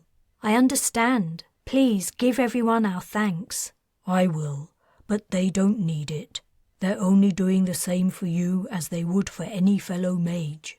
That's one reason we have survived for so long, I believe. We always help each other. Are you ready?" "Yes, let's go." Carina told the others to take a bag and picked up the weapons bag herself. The heavy weight of steel was comforting and familiar. She felt a whole lot safer when armed. "Oh, we have lots of elixir," said Darius, opening a bag. "Good," Carina said. "Come on, everyone. The morning's passing and we have a long journey ahead." Jace led them through the camp, past the central fire pit, now black and faintly smoking, and into a section where Carina had never been. The young mages were rising, preparing their breakfasts and talking. The scene was one she had seen many times, but now she realized she might be seeing it for the last time. A pang of sadness hit her. Would she ever see her people gathered in such numbers again? She doubted it. A mage's life was a lonely one. All the more reason to keep her family close together. "Do you think you'll ever be back?" Bryce asked, as if he'd read her thoughts. "I don't think so." "But what if you're summoned again?" "Oh, I wouldn't go. What would be the point?" And with those words, Carina realized that at some point over the previous few days, she had found herself already matched. Bryce held her gaze as they came to their mutual understanding, and then he nodded, satisfied. At the edge of the campsite stood Justin, the Haihu's captain, Ira, and the ship's hands Ren and Ione. "Are we taking the shuttle?" Carina asked. "No," replied Jace. "My brother and the ship's crew are here to help transport you all. We'll go to a location a few kilometers from the city, and then you can make your way in quietly. We try to attract as little attention as possible." "You're coming too?" "Of course. I will stay with you until I'm sure you are safe." "Thank you." "It's no problem. Are you all ready?" As soon as it was clear they were all prepared to depart the camp, Justin and the other mages transported them. Chapter 22. Key was taking a landing party to Pyrene's largest city, Ulcerwell. Castiel was to accompany the group, and, worse still, Rhys was to be his minder. He was enjoying brandishing a weapon. Key addressed the team in the Elsinore shuttle bay. He had assembled 8 soldiers and 4 regular crew, as well as Castiel and Rhys. Barrett Dirksen was also coming along. Castiel had not figured out the man's role in the Dirksen clan. Slim, dark-skinned and black-haired, he dressed plainly but expensively as Sable did, though Castiel could not see an actual family resemblance, but his status was clear from Key's deference to him. "There's no point in trying to hide who we are," said Key to the party. "A battle cruiser in orbit is kind of hard to disguise, and as soon as we arrive at Ulcerwell's spaceport, we'll be met with plenty of questions. But I'm sure I don't need to remind you that you are not to give away the true reason for our presence on Pyrene. If anyone asks what we're doing here, the answer you must give is that we're paying a diplomatic visit as a gesture of friendship from the Dirksen Federation." So that's Barrett Dirksen's role, thought Castiel. The man was to play the diplomat, while Key got on with the real task of locating Carina and their brothers and sisters. "Remember," Key continued, "your role is to mingle with the local population, ask about new arrivals on Pyrene, a group of 5 children and a young woman looking after them. This is a quiet place with a small population. Someone might have noticed them. Also ask about reports of odd happenings, things that cannot ordinarily happen." "Permission to speak, sir," said a soldier. "Yes, Corporal." "Could you give us a few examples?" Key turned to Castiel. "What do you suggest?" Castiel was about to refuse to answer, but Rhys was one step ahead of him. He knocked the butt of his weapon into Castiel's soldier and said, "Tell him." A quiet fury had been simmering in Castiel for days, threatening to boil over, but he managed to keep a lid on it. You might hear reports of people acting strangely, as if not under their own control, doors unlocking themselves, things moved by unseen hands, that kind of thing. Mages can also transport themselves from place to place, so you might hear of people suddenly disappearing or appearing, but we're usually very careful to never do that anywhere that it might be noticed, except when trying to escape. The moment he was allowed to get his hands on some elixir, that was Castiel's plan. He would cast transport and put as much distance between himself and Key, Rhys, and the rest of the landing party as he could. Pyrene might be the middle of nowhere in terms of significance in the galactic sector, but he would rather be stranded here than spend another minute under the control of the Dirksens. His experience of the last few days had taught him that all his plans had come to nothing. He had become a slave to the clan, to be treated the same as his father had treated his mother and his mage siblings. Yet he had not resigned himself to a sense of inevitability about his fate. He had only given up on relying on others to assign him the power that was fitting to his abilities. Now he knew that if he was to rise to prominence, he would have to do it alone. Only first he had to escape. His plan carried a certain level of risk. Rhys had delighted in telling him that Sable had given permission to shoot him the moment his actions became suspicious, such as if a cast took too long to work. But it was a risk he was willing to take. His situation was not the same as Mother's. He would not be abandoning anyone by transporting himself away or splitting up a family. He had no one he loved who would be tortured as punishment for his transgression. The Dirksens had less control over him than they thought, and if the right opportunity arrived, they were about to learn that fact. The landing party was walking up the ramp to enter the shuttle. "You too," Rhys said to Castiel, pushing him again with his weapon. "Enjoying yourself?" asked Castiel as he stepped onto the ramp. "As a matter of fact, I am," said Rhys, grinning. "It's a pain in the ass to have to hang around with a loser like you. I might as well get what I can out of it. Don't think I'll forget this, Rhys Dirksen." "Oh, I'm sure you won't forget it. You'll just never be able to do anything about it." They walked into the shuttle's interior. Rhys made Castiel sit down in a seat at the back of the vessel. The rest of the party took their seats too, and Key went into the pilot's cabin. The shuttle doors didn't close, and after a few minutes, Castiel and everyone else was looking around, wondering what was causing the delay. Footsteps sounded on the shuttle's ramp, and Sable Dirksen entered. Despite his hatred of the head of the Dirksen clan, he was forced to admit she looked sublime. She was wearing a calf-length dress, heavily brocaded in threads made from precious metals. Iridescent gemstones studded the fabric, and the choker around her neck seemed to be made from the shell of a rare mollusk. He remembered his father giving his mother a hair comb made from the same extremely expensive material, and flying into a rage when she wasn't delighted with her gift. "Don't look at her," Rhys hissed. "You aren't fit to kiss her feet." Castiel saw the look in his guard's eyes and recognized his own lust and covetousness towards Sable Dirksen. He smirked. The chances of Rhys Dirksen possessing her were probably little better than his own. Sable passed them by without a glance and disappeared into the pilot's cabin. The shuttle doors closed and the vessel took off. So Sable had decided she would also form part of the diplomatic mission to Pyrene. Perhaps she wanted to be on hand if and when his mage siblings were captured. He doubted that would actually happen. There was no guarantee they had ever come to Pyrene, and if they had, Carina was smart enough to keep them all hidden. Sable would not remain on Pyrene forever.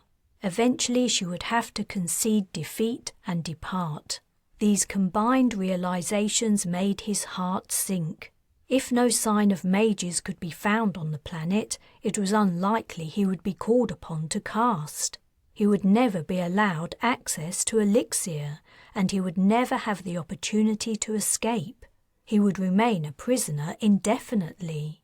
Perhaps Sable would never require him to cast. Perhaps she would take him back to Ostalon and lock him away in a cell deep under the mountain castle, along with Calverley. If he were in Sable's position, that is probably what he would do.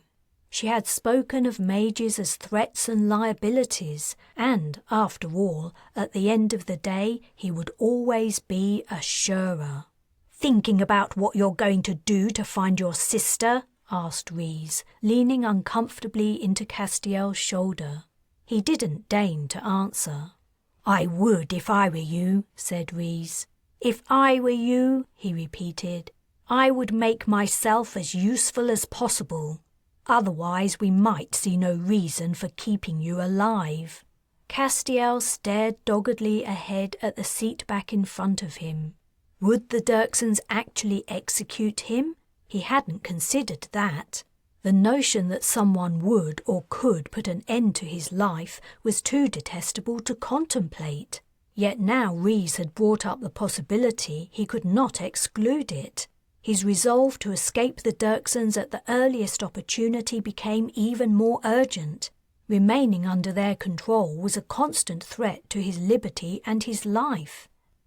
The shuttle was touching down in Ulcerwell spaceport, and Sable and Key emerged from the pilot's cabin. Key began to address the troops and members of the Elsinore's crew. Sable walked directly to the back of the cabin where Rhys and Castiel sat. She was holding something in her hand. When Castiel recognized it, dismay coursed through him. "Rhys, put these on his wrist and your own." Rhys took the handcuffs and did as he'd been instructed. closing one band around his left wrist and one around Castiel's right. Sable gave Rhys a metal fob that Castiel assumed was the unlocking device. "You're both to accompany Key. Do whatever he says. And if Castiel tries to escape, shoot to kill, remember?" "Yes, ma'am." "I would rather have the filthy little traitor dead than working against us." Sable shot Castiel a glance filled with disgust before leaving them. "Not going far now, huh?" said Rhys, lifting his left arm. Castiel's right arm was dragged upward by the cuffs.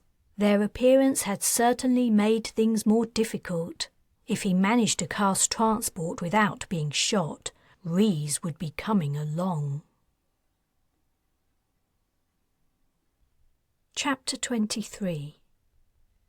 If it weren't for the city she could see in the distance, Carina would have thought she hadn't moved. They were surrounded by the high, tough grass of the prairie, except she could hear something else. "Oh no!" Parthenia blurted.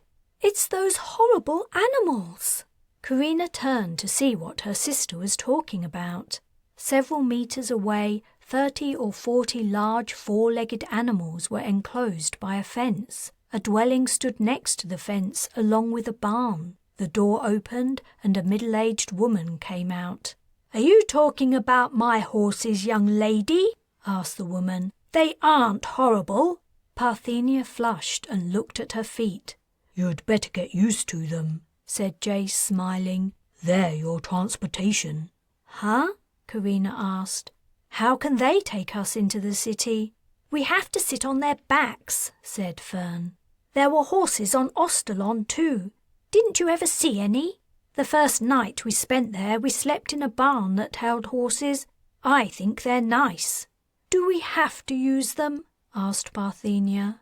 Jace replied, "There are no roads hereabouts. That's what helps to keep this place unnoticed. It's the safest route into the city for all of you. We can't risk people popping up out of nowhere all the time." Carina sized up the creatures. She could see how it might be possible to sit on their backs, though it didn't look like it would be very comfortable. "So will the little ones sit with the grown-ups?" the woman asked Jace. "Yes, that would be best." "Okay. Can you give me a hand to saddle them up?" Jace left them to help the woman. "I'm not sure about this," said Parthenia. She addressed her comment to Carina. It was the first time she'd spoken normally to her sister since Carina had enthralled her. "It'll be all right," Carina replied. "I'm sure Jace wouldn't have brought us here otherwise." They stood and watched the woman catch and then attach some kind of harness to the animals and then put a seat on their backs. As she led the first horse over, the woman said, "You don't have anything to be frightened of. I picked the quietest, gentlest ones. They're a bit slow, but they won't bolt or try to throw you off. This is Rainbow. Who wants her?" "I do," said Oriana. Her face was bright with excitement. "Step up here, then," the woman said, gesturing to a box next to the fence. When Oriana was in place, the woman led the horse over to her and explained how to climb onto it. Soon Oriana was sitting on the back of the beast, looking like she'd received the best birthday present ever. The woman taught her how to hold the straps that controlled the creature's head and told it which way to go. She also told her how gentle kicks would encourage it to go faster. "But you'll only be walking into town," the woman concluded. "The horses will follow Jace's naturally. You won't need to do much." While Carina had been watching Oriana, Jace had mounted one of the horses and walked it over. "Jump up onto the step, Darius," he said. "You can ride in front of me." A shadow of distrust passed over Carina's heart. Was Jace about to disappear with the precious new spirit mage? She caught Jace watching her expression. He gave a slight shake of his head as if rankled.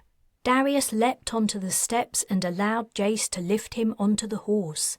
He was beaming with pleasure, the same as Oriana. Soon they were all seated aboard the animals, their provisions slung over their shoulders. Jace thanked the woman and said goodbye. Carina noticed that he hadn't once spoken her name. He kicked his horse and rode to the front, heading out along a track worn through the grass. Carina's animal didn't need any direction from her. It followed Jace's without her guidance or urging. Parthenia looked scared and was holding on tightly, but Carina guessed she would be fine in time. The motion of the horse as it walked was soothing. "Do horses live on many planets in this region?" Fern asked Jace. Only 5 planets as far as I'm aware. I've heard that mages brought them on their colony ship when leaving Earth. "I can't imagine these creatures living on a starship," said Carina. Perhaps they brought them in deep sleep. Deep sleep was used to travel long distances that took months or years, such as when travelling out of the galactic sector. She had never been on a ship with that kind of equipment. "Do you think that's how mages first came to this region?" It's certainly possible. Sadly, we'll never know. That first ship must have rotted to dust thousands of years ago. Carina got the sudden urge to talk more with the man. He would soon be leaving them, and she might never see him again. He probably knew more than most mages about their origins and that first journey. She gave her horse an experimental kick. The animal responded by moving a little faster. By trial and error, she finally found herself riding next to Jace. He glanced across at her with a quizzical but not displeased look. "Is it correct that mages were the first colonists of Ostalon?" That's generally thought to be the case, but how did you know? She told him about the religious scripture she'd read on the planet, which seemed to tell the story from the viewpoint of the second wave of colonists, who were regular humans. Mage lore relates that story a little differently, but that seems to be basically what happened. The mages tried to get along with the newcomers, but the new arrivals were too frightened of mage powers. It was the same as what happened on Earth. The mages were persecuted and driven into hiding. There's actually a place in the mountains not far from the capital that was their final refuge. Then it was decided the best course of action would be to split up and scatter to the stars, to live in secret and only meet at certain gatherings like the matching. "You mean there are other gatherings?" You know I can't tell you more, Carina. "Okay, I understand. Sorry for asking, but..." Jace rolled his eyes.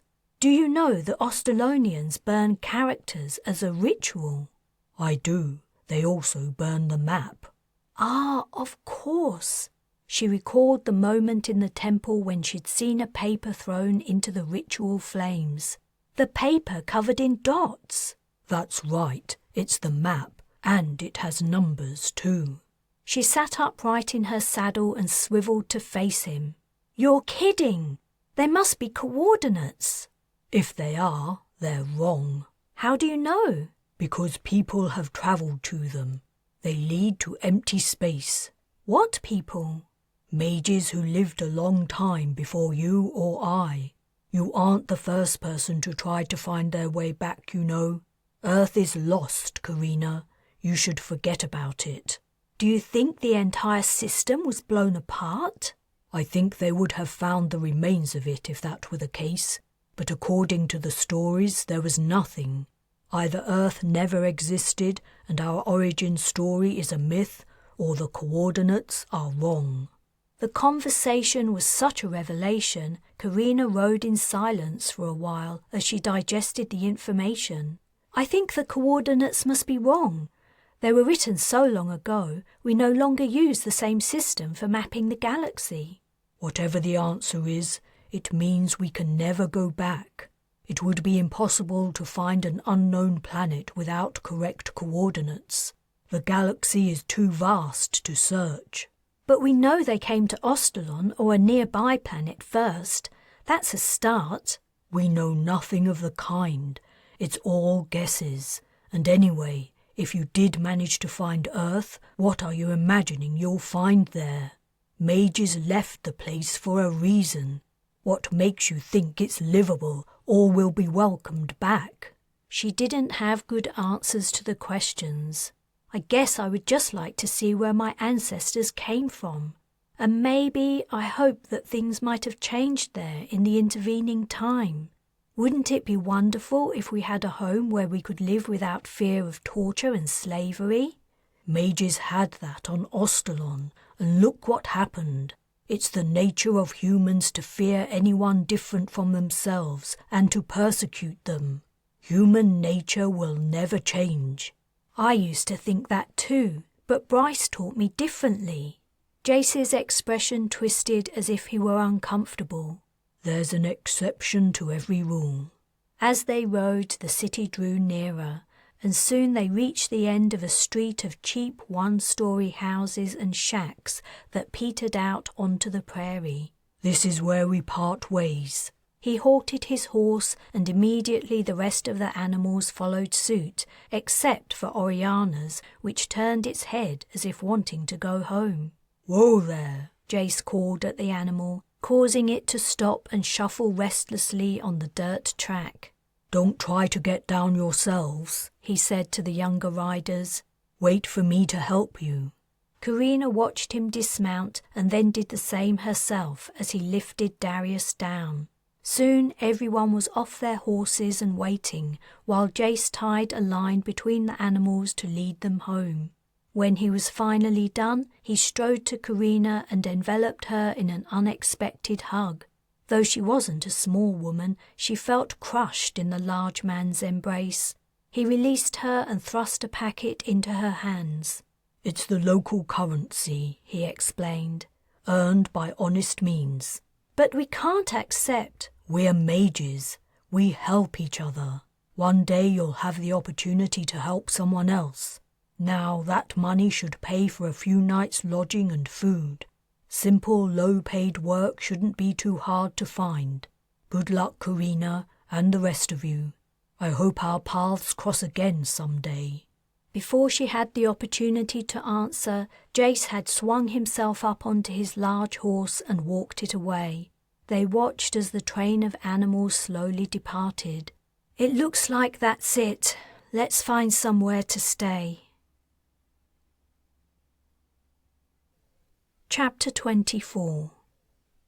Castiel peered at the feed from the spy drone, amazed by what he saw.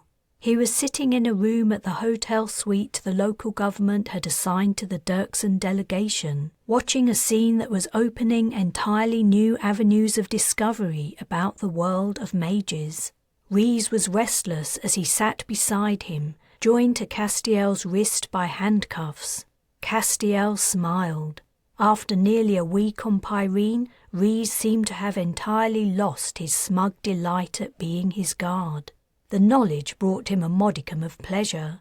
It was one of his few sources of happiness in his current situation. Rhys had been ruthless and exacting in his performance of his duties. The only time he would take off the handcuffs was when Castiel needed to use the bathroom, and then he fastened the other cuff to a pipe before going outside to wait. Within a couple of days the metal bands had begun to chafe both their wrists. Rhys pulled down his sleeve to act as a buffer, doing nothing to help Castiel naturally, but it was clear the cuff continued to irritate him. After all, as long as Castiel was fastened to Rhys, Rhys was fastened to him. Rhys might have the freedom to dictate where they went and what they did, to an extent, but he was equally inconvenienced and restricted. He took out his frustration on Castiel through insults and taunts, though the mean words did not seem to make him feel any better. Castiel had found he could bear it all if he clung to the notion that Rhys was suffering almost as much as himself. Then the news had arrived that the landing party might have found the mages, and the possibility had thrown a new light on everything. Only they hadn't apparently found Castiel's mages, but some mages, rather a lot of them. Commander Key got the credit for the discovery. When he and the rest of the landing party had put out feelers, asking about strangers from Outsystem who had arrived recently, specifically a young woman with 5 children, the answers that came back were entirely unexpected. No one remembered seeing that particular group, but the local gossip was full of news that a gathering of wilder folk was going on out on the prairie, and that people had been arriving for weeks in one way or another. No one minded nor did anything about it except to speculate what they were doing. The land was public and the wilder folk did no harm. They were expected to leave the place undamaged, as they always did. Anyone else might have ignored the information as irrelevant. Castiel certainly thought so the first time he heard it. What could possibly be interesting or useful about a group of vagrants setting up camp, probably in order to abuse brain-destroying drugs and perform weird rituals? But Key did not seem to dismiss any information until he knew it to be worthless. The commander had inquired more about this group and sent out soldiers dressed in civilian clothes to try to enter the camp. The attempt only brought more questions. There was no road to the campsite. The wilder folk seemed to have walked a day or more through long prairie grass to reach it, though there were no tracks. So Key had sent in the spy drones, and that was when everything had been blown out of the water. Castiel never tired of watching the feed from the tiny drones, which looked like flies. He had never seen so many mages all in one place at once.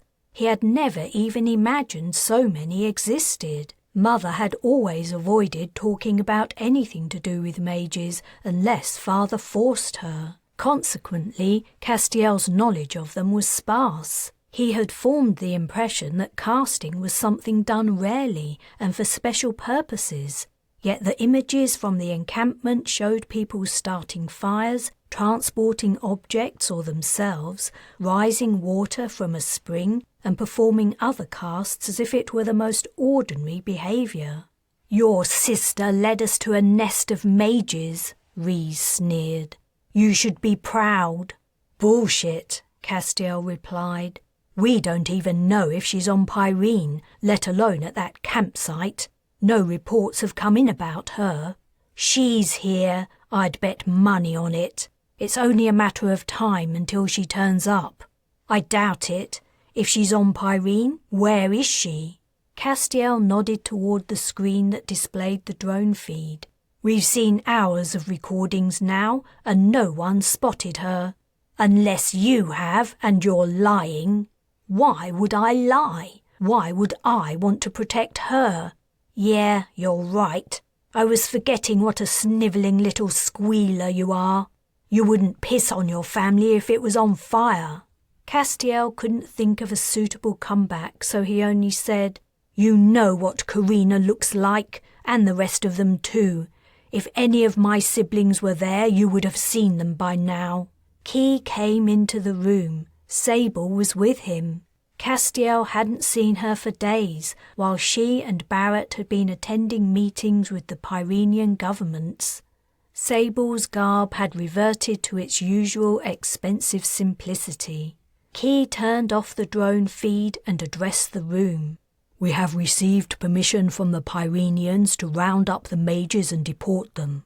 What we're actually going to do is surround the encampment overnight and move in at dawn, killing as many as we can. Realistically, taking into account these people's special abilities, we can't expect to wipe them all out, but we should be able to make a serious dent in their numbers and make them think twice before ever interfering in Dirksen business. The rest of the company is on its way down from the Elsinore as I speak." Killing as many as we can? It was to be a massacre. The deliberate, controlled mass murder of unarmed people who had committed no crimes and had no clan affiliation. Castiel had thought Key was somewhat soft-hearted. That was what his interrogation techniques had seemed to indicate. It appeared that impression had been incorrect. Rhys shifted in his seat beside Castiel. When he looked at the older boy, Rhys had turned pale. Was he shocked? Even Castiel himself was surprised by the viciousness of Key's plan. The commander certainly didn't pull his punches. Or was the idea Sable's? She wasn't the head of the clan for nothing. Key went on to explain the finer points of the operation, which was to take place at sunrise tomorrow. Castiel wondered what he and Rhys were supposed to be doing while all this bloodshed went on. The commander was in the middle of stating the importance of separating the mages from their elixir at all costs, when Sable raised a hand to her ear and frowned. She had heard some news. Her features brightened with uncharacteristic glee. She placed a hand on Key's arm, signalling him to stop. She whispered in his ear and then swiftly strode out. Key's dark eyes focused on Castiel, and he gave a small smile. "You're in luck, Castiel Shearer. We've found Carina and the rest of your sisters and brothers. I think it's time you had a family reunion." Chapter 25. Carina and her family stepped from the prairie onto the dust road. Their priority was to find somewhere they could sleep tonight. Carina planned on leaving Parthenia in charge while she and Bryce went out to look for work. The wages for the low-level jobs they might expect to find would be small, and they had 5 children to feed as well as themselves. That would place a considerable delay on Carina's plan to return to Ostalon and face up to Castiel. It would take a long time to save enough for the passage to the planet, yet there wasn't anything she could do about it. Protecting her siblings came first. The suburb the mages had entered was old and unkempt. Carina found this a little odd.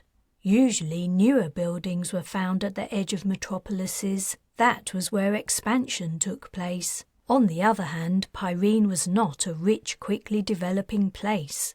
Until she could afford to buy an interface, they would have to rely on face-to-face encounters to find lodgings and work. Carina's fingers closed around the local currency Jace had given her, which was tucked into her pocket. All they needed was a room and a bathroom. A kitchen would be good too. Cooking at home was usually cheaper than buying street food. "Should we knock at someone's door and ask if they know anyone who has a place to rent?" Parthenia asked. "Let's walk a few more streets into the city," said Carina. They passed along the wide roads, lined with trees and one-story houses. It was not the kind of neighborhood where she would expect to find rental places. The area was somewhere that families lived, children growing up and playing in the large yards. As they walked, Carina remembered a similar search on Ostalon, trying to find work and a place to stay. She also recalled Rhys Dirksen and his convoluted plan to return her to his mother's clutches. At the time, his assertions that he'd planned on leaving the Dirksens had seemed convincing. Perhaps he had been genuinely considering the idea, but loyalty to his family had won out in the end. "I'm tired," Oriana announced. "I want to sit down. Riding on that horse hurt my bottom." "Oriana," said Fern, exasperation edging his tone. "Stop complaining. We're all tired." "I'm only saying," his sister replied, indignant. "We could ask at one of these houses if they know somewhere we can stay," said Parthenia. Carina didn't hold out much hope, but it wouldn't hurt to try. They had walked a few hundred meters into the city. "Okay," she said. "I'll ask. You all wait here." While the children clustered on the sidewalk, she strode to the nearest house and looked into the security panel. If anyone was home, their house system would notify them they had a visitor. She waited. A minute later, the door opened. A short old woman stood in the doorway and removed buds from her ears. "Yes?" "Sorry for disturbing you. We're looking for somewhere to stay." She glanced at her siblings and saw them through an outsider's eyes, dusty, dishevelled, and needy-looking. How different from the rich, privileged children she had first met. They had descended to a level of society very familiar to her. "I was wondering if you might be able to point us in the direction of a place to rent." The old woman's gaze took in Carina, Bryce and the boys and girls in one brief look.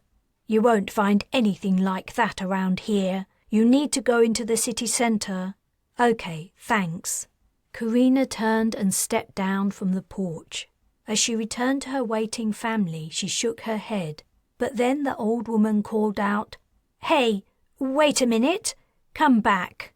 When Carina reached the porch again, the old woman said, "How much are you willing to pay? I have a spare room. It isn't much, but you could put a couple of mattresses on the floor." Carina had no idea how much to offer. She named a sum that seemed fair for a week's rent. When the woman's eyes widened and she quickly accepted, Carina realized she'd suggested too much. "Could I see the room first?" If it was tiny or awful, she would back out of the deal.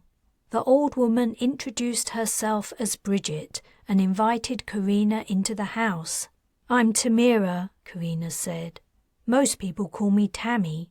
She doubted that Castiel would have made his way to Pyrene to look for them, but the precaution wouldn't hurt. She would tell the children to make up fake names as well. She hoped Darius would remember to use them. The room was not tiny or awful. It was large and clean, though Bridget had used it as a storeroom. "I can move that stuff out in a jiffy. What do you think?" Carina thought that as somewhere they could stay for the next week while they got on their feet, the room would do fine. She told Bridget she would take it.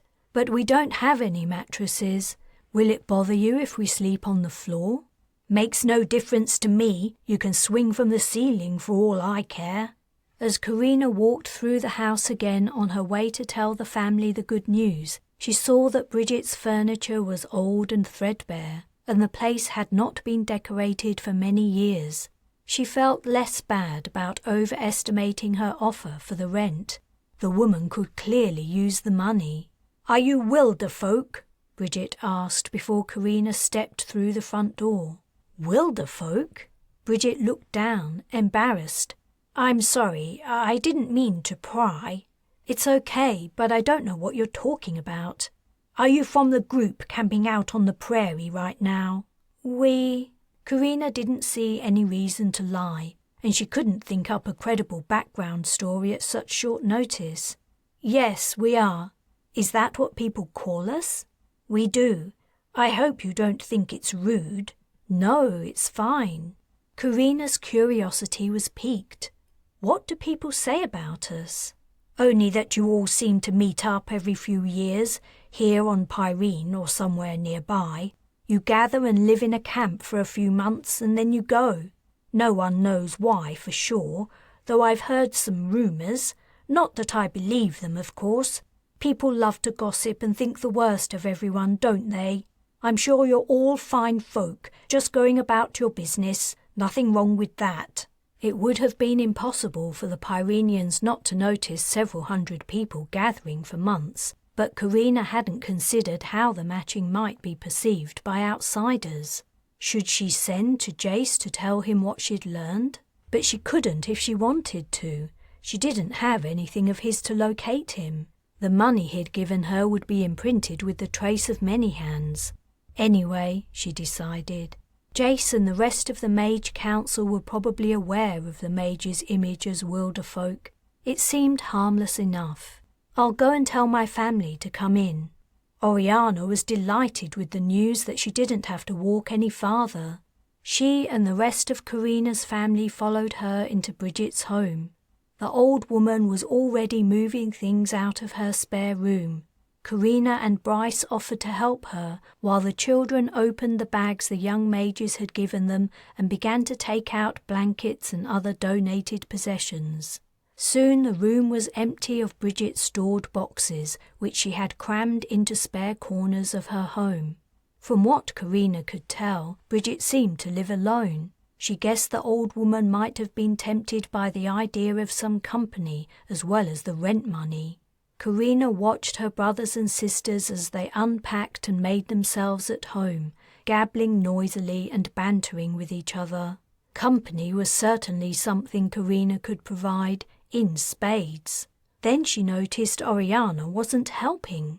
She sat in a corner, her arms folded and her lips in a pout. Fern asked, "What's wrong with you, Oriana? Why won't you help?" "I don't like this place. I want to go back on the prairie. I don't want to live in a house. I liked our tent and living with all the mages. It isn't fair."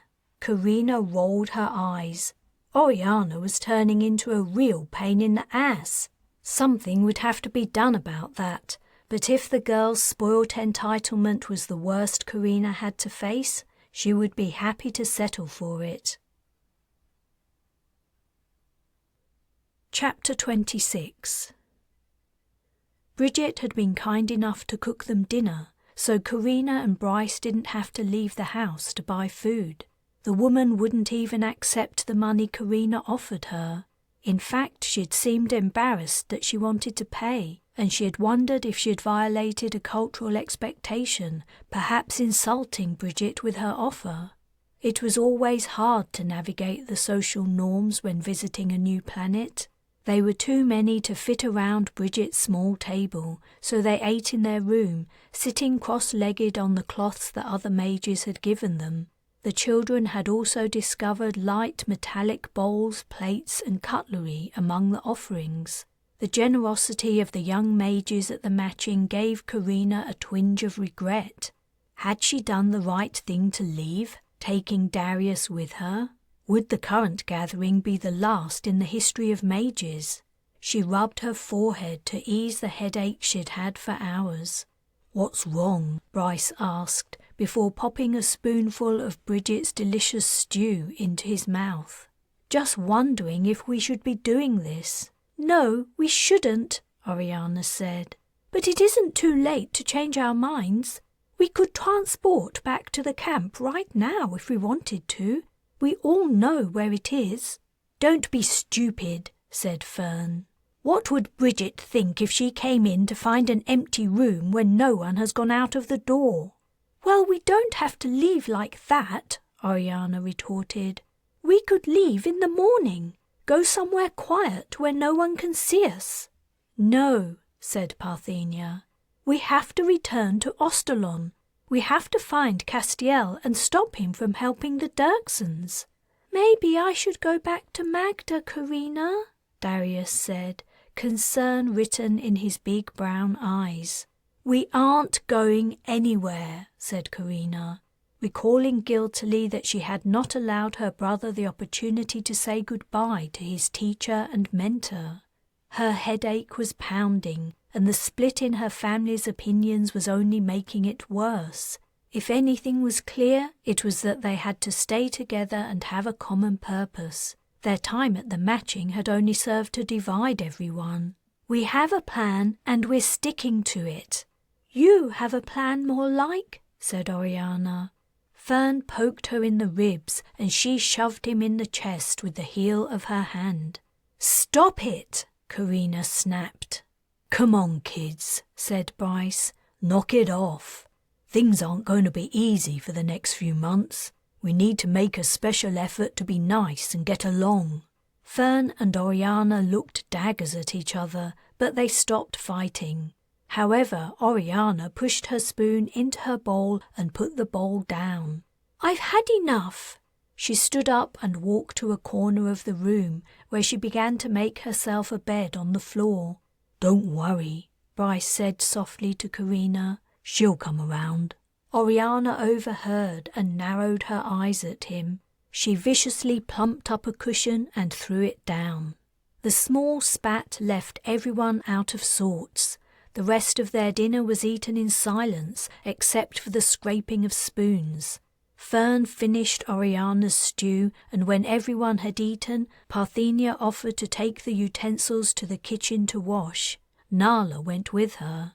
The sight of the little girl trotting alongside her older sister, her arms full of dirty bowls, warmed Carina's heart. She was so glad she had extracted Nala from her brother's clutches. How odd it was that the sibling who had once had the closest relationship with Castiel had turned out to be the least trouble. While Parthenia and Nala were filling Bridget's kitchen washer, the old woman came into the bedroom. "Is everything all right? Will you be turning in for the night soon?" "Yes," Carina answered. "It's been a long day." And she and Bryce would have a long day tomorrow looking for work. She would have to talk to Parthenia about how she would keep the children occupied. Maybe she could help them practice their casting, providing Bridget wasn't around. "I hope you sleep well," Bridget said. "It won't be very comfortable lying on the floor. I wish I had something I could lend you, but I don't have anything." "Don't worry about it, please," said Carina. "We're used to it." Bridget left them, and a few minutes later Parthenia and Nala were back with their clean utensils. Everyone prepared to go to sleep. Realistically, the children would have to find ways to contribute to the household budget if the family was ever to leave Pyrene. Carina recalled the years she'd spent helping Nine-Eye gather and polish beautiful stones to sell. It hadn't been an easy life, but at the time she hadn't known any different, so it hadn't seemed so bad. The same could not be said for her sisters and brothers, but they would manage. Even Oriana would get over herself eventually.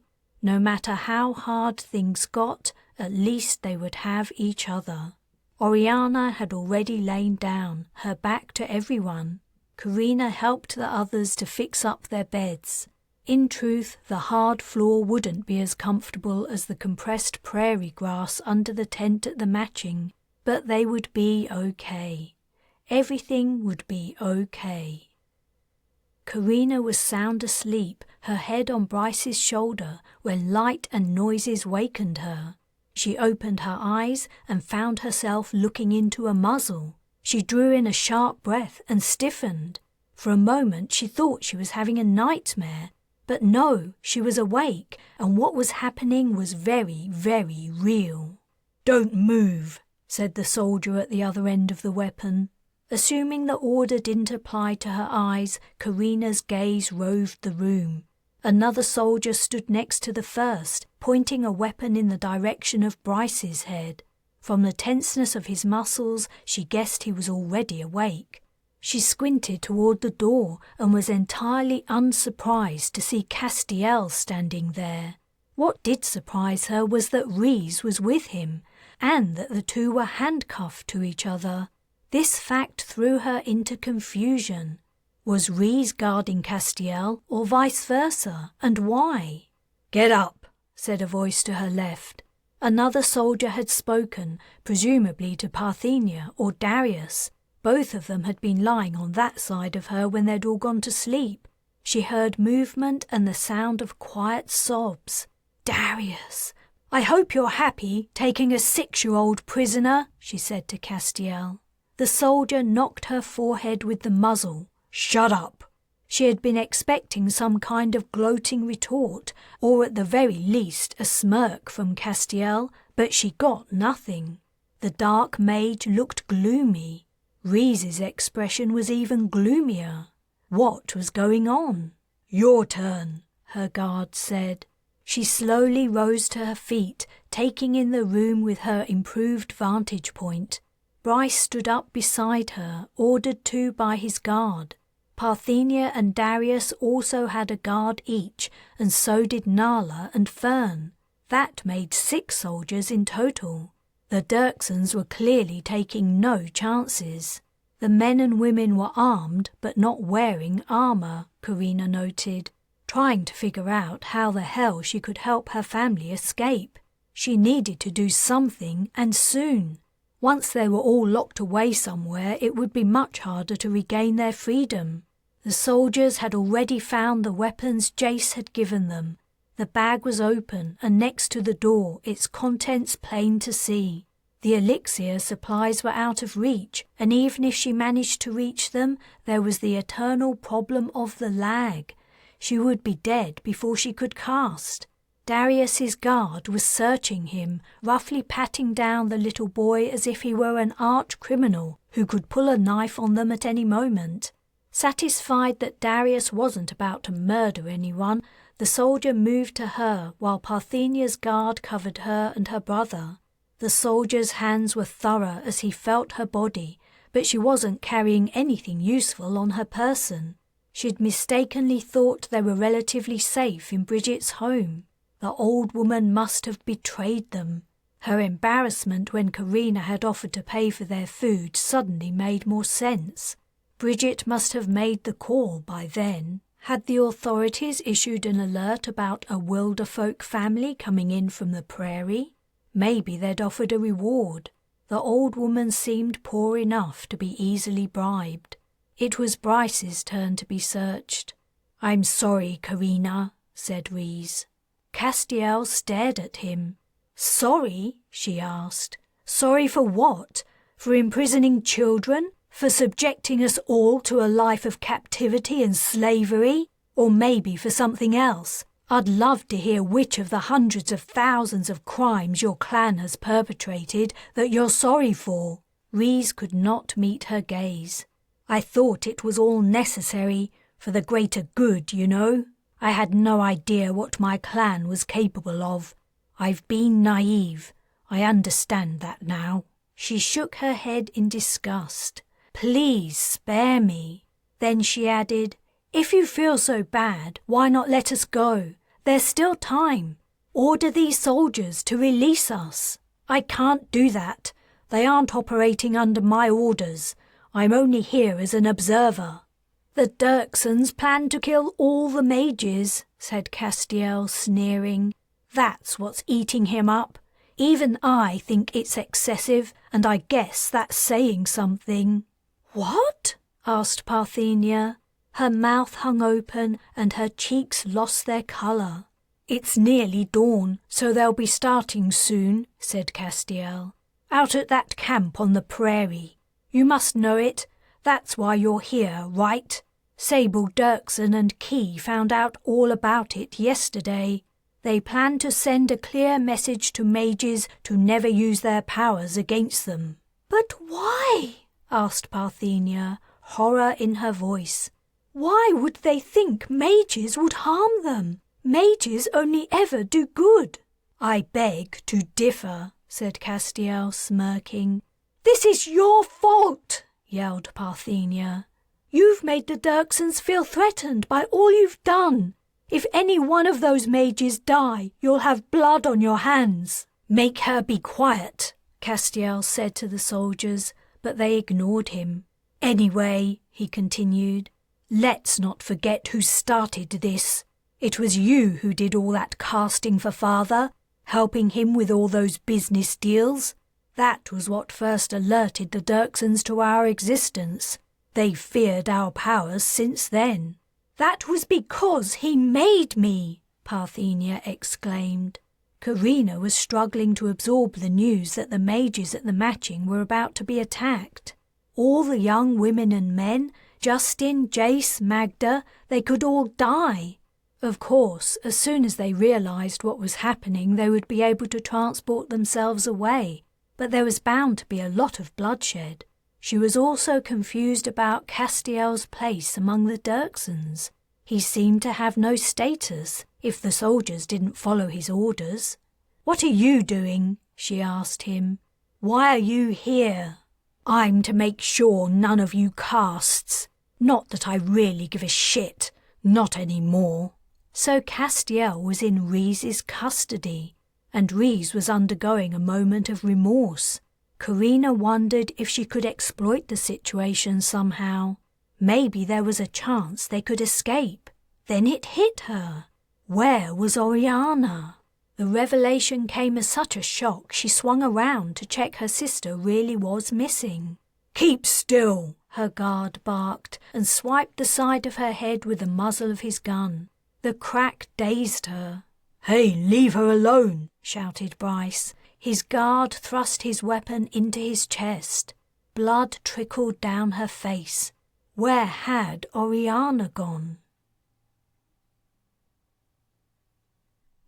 Chapter 27.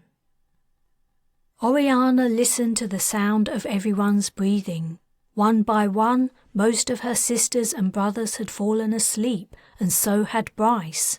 Only Carina remained awake. Now, finally, Oriana heard her eldest sister's breaths become deep and regular, like the others. She would wait another 5 minutes or so and then she would leave. While she waited, Oriana remembered the night she had snuck out of her room when she'd lived on Ithia and mother and father had been alive. Those secret nocturnal excursions around the mansion and into the garden had been the only time she'd felt truly alone. No servants had been watching her, surreptitiously or not. Father had not been silently judging her with his cold eyes. Mother had not been regarding her with pain and sorrow in every look. In those brief times she had wandered Father's estate in the dead of night, when the entire household slept, Oriana had felt free.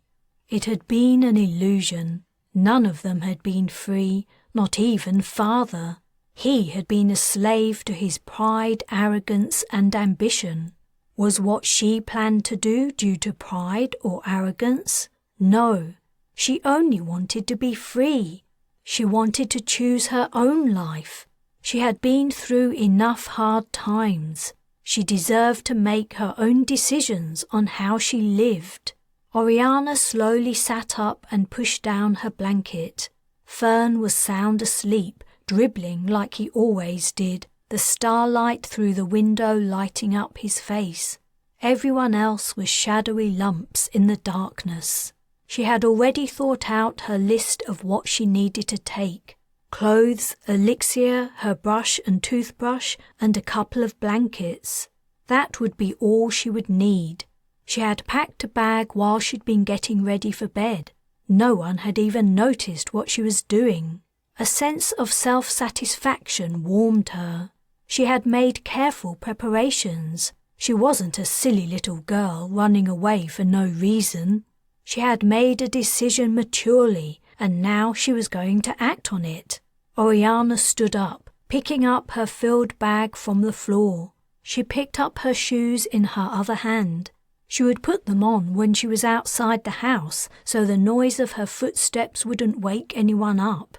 As she took a last look at her family and Bryce, something tugged at her heart, causing a sharp pain. Would she see her brothers and sisters again? She didn't know, but she hoped so. "Don't be silly," she told herself. "Of course you'll see them again. They'll all attend the matching eventually. You can see them there." Feeling a little better, Oriana tiptoed across the room with its sleeping figures around the edges, eased open the door and stepped out. She closed the door, leaving it slightly ajar to avoid making any noise. The hall was very dark, but she could see light through a window in the door. Hoping the woman who owned the house didn't set her security system to monitor internal movement, Oriana walked along the hall, opened the front door and slipped out. She guessed it had to be the early hours of the morning. Lights were on in the distant city centre, but the only lights she could see by were the handful of dim street lights that lined the road. She shivered. The coldness and dampness of the night was already invading her bones. She looked up and down the street. Would anyone see her if she transported right here and now? Probably not, but there was no sense in taking chances. She needed to go somewhere she would not be observed. She walked along the sidewalk, heading back toward the prairie. She imagined how nice it would be to live among the young mages again, carefree and happy. At the campsite, she didn't have to hide what she was or live in constant fear of discovery and capture. Someone would take pity on her and accept her into their family, she was sure. Perhaps that nice ranger, Jace, from Ostalon. On the other hand, that wasn't such a good idea. Castiel was on Ostalon, and he was the one member of her family she did not want to meet again. It really didn't matter who she ended up with. All the mages were nice and kind. She would find someone. She wouldn't have to live the lifetime of hardship Carina seemed intent upon. Oriana scanned the road from side to side, trying to find somewhere not overlooked. In a few minutes' time she would be back at the prairie, and her new life would begin. Chapter 28. Carina saw Castiel watching her, amusement in his eyes. He knew Oriana was missing, and he hadn't said anything. Rhys had to know too. He'd met all her brothers and sisters. The only person he hadn't met was Bryce, who had appeared later. Both Castiel and Rhys had not let on to the soldiers that the party they were taking prisoner had one extra person, Bryce, and that one of them was missing. And because there were enough guards for one per prisoner, they hadn't suspected anything. "Carina," said Darius, "where did Oriana go?" "Huh?" said one of the soldiers. "Who are you talking about?" "Shit." Carina stared at her young brother, willing him to be silent. He looked back, confused, and then opened his mouth to speak again. "No, Darius, no." Then he was gone, vanished into thin air. Parthenia had disappeared too. "What the fuck?" a soldier yelled. "How do they do that?" "Never mind that," shouted another. "We have to stop them. Grab the rest." Darius and Parthenia had been transported. Oriana must have done it. She had to be watching them from somewhere. The only possible place was the window. Carina forced herself not to look at it. Her guard lunged at her, trying to grab her arm. She shoved him to one side. Oriana would be preparing to transport the others. If the guard was holding on to one of the mages, he might transport with them. "Fight!" Carina cried. "Push them away from you!" She heard the hiss of a pulse round and the thump of a body hitting the floor. Her guard reached for her again. She kicked his knee and heard a crunch. The man screamed. She spun around. Fern was down. His bastard guard had fired at him. But then Fern was gone, and so was Nala. Only herself and Bryce were left. Carina's guard was rolling and groaning on the floor, but Bryce was locked in a struggle with his. Castiel and Rhys stood in the doorway and did nothing. From outside came the sound of someone shouting. "What's going on in there?" Carina ran at the soldier holding on to Bryce. She was within a step of him when she transported. Carina was in darkness, momentum carrying her forward. She crashed into Bryce and the soldier, and all three of them fell to the ground, hitting grass. They had to be somewhere in the yards around Bridget's house. But as she tussled with the guard who had grabbed Bryce, she realized they were out on the prairie. A stiff wind was blowing, causing the tents to flap. "Let go of him!" Carina shouted, standing up to get a better look at Bryce and his assailant. The guard's weapon was trapped under him, and he was rolling around too much to punch him in the jaw. So she did the next best thing. She kicked one of his legs open and drove her heel into the man's groin as hard as she could. That persuaded him to give up. While the guard rolled on the ground in silent agony, Bryce shook himself and stood up. "Remind me to never piss you off." Carina relieved the guard of his weapon, then straightened up and turned a full circle. "I don't believe it." Oriana had transported them all back to the mage's camp, the camp that was about to be attacked. Darius, Parthenia, Fern and Nala were all here too. She scanned the horizon beyond the tents full of sleeping mages. A rosy patch told her dawn was about to break. Oriana suddenly appeared, transporting herself in. "I'm so sorry," she sobbed. "I'm sorry I ran away. I wanted to come back here. I didn't want to spend all my life scraping to get by, always on the move. But then I realized I would miss you all too much. I went back to the house and I saw the soldiers and—" "You're sorry," said Bryce. "You just saved all our lives." "Not yet," said Carina. The sensible thing would be to leave right away, to transport the hell out of the massacre waiting to happen. But there was no way she could abandon her kindred to such a terrible fate. "We have to wake everyone up." "What?" Oriana asked. "Why?" "The Dirksons are about to attack," said Fern. Oriana's eyes grew wide, and her brothers and sisters seemed frozen by the enormity of the evil about to befall the young mages. Carina ran to the nearest tent, ripped open the flap and yelled, "Wake up! You're being attacked! You have to transport away from the camp!" "Come on, hurry," she said to Bryce and her siblings. Help me! This galvanized them into action, and they began to run to the other tents. I'll go and tell Magda, said Darius. No, you won't, Carina replied. You're staying here with me. She was not about to lose her brother to the spirit mage again. And then she realized what she had done. The camp was about to come under fire, and she had just sent her brothers and sisters away from her, where she could not protect them. They would all become separated. How would they find each other again? Wait, she shouted. Come back! But Parthenia and the others didn't hear her.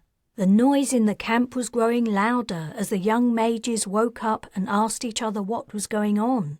Bryce had also disappeared. Jace, she needed to speak to him, or Justin, someone who was in charge. The mages she had woken were not transporting. They were standing around and chatting. You have to get out of here, she yelled at a group. The camp is about to be attacked. Aren't you the one who left? One of them asked. The new spirit mage's sister? Yes, and I've come back to warn you. You must leave. Dirkson's soldiers are about to attack and kill everyone. But how do you know? It would take too long to explain. You must believe me. A scream echoed across from somewhere out at the edge of the camp, borne along on the strong breeze. It's begun. Now do you believe me?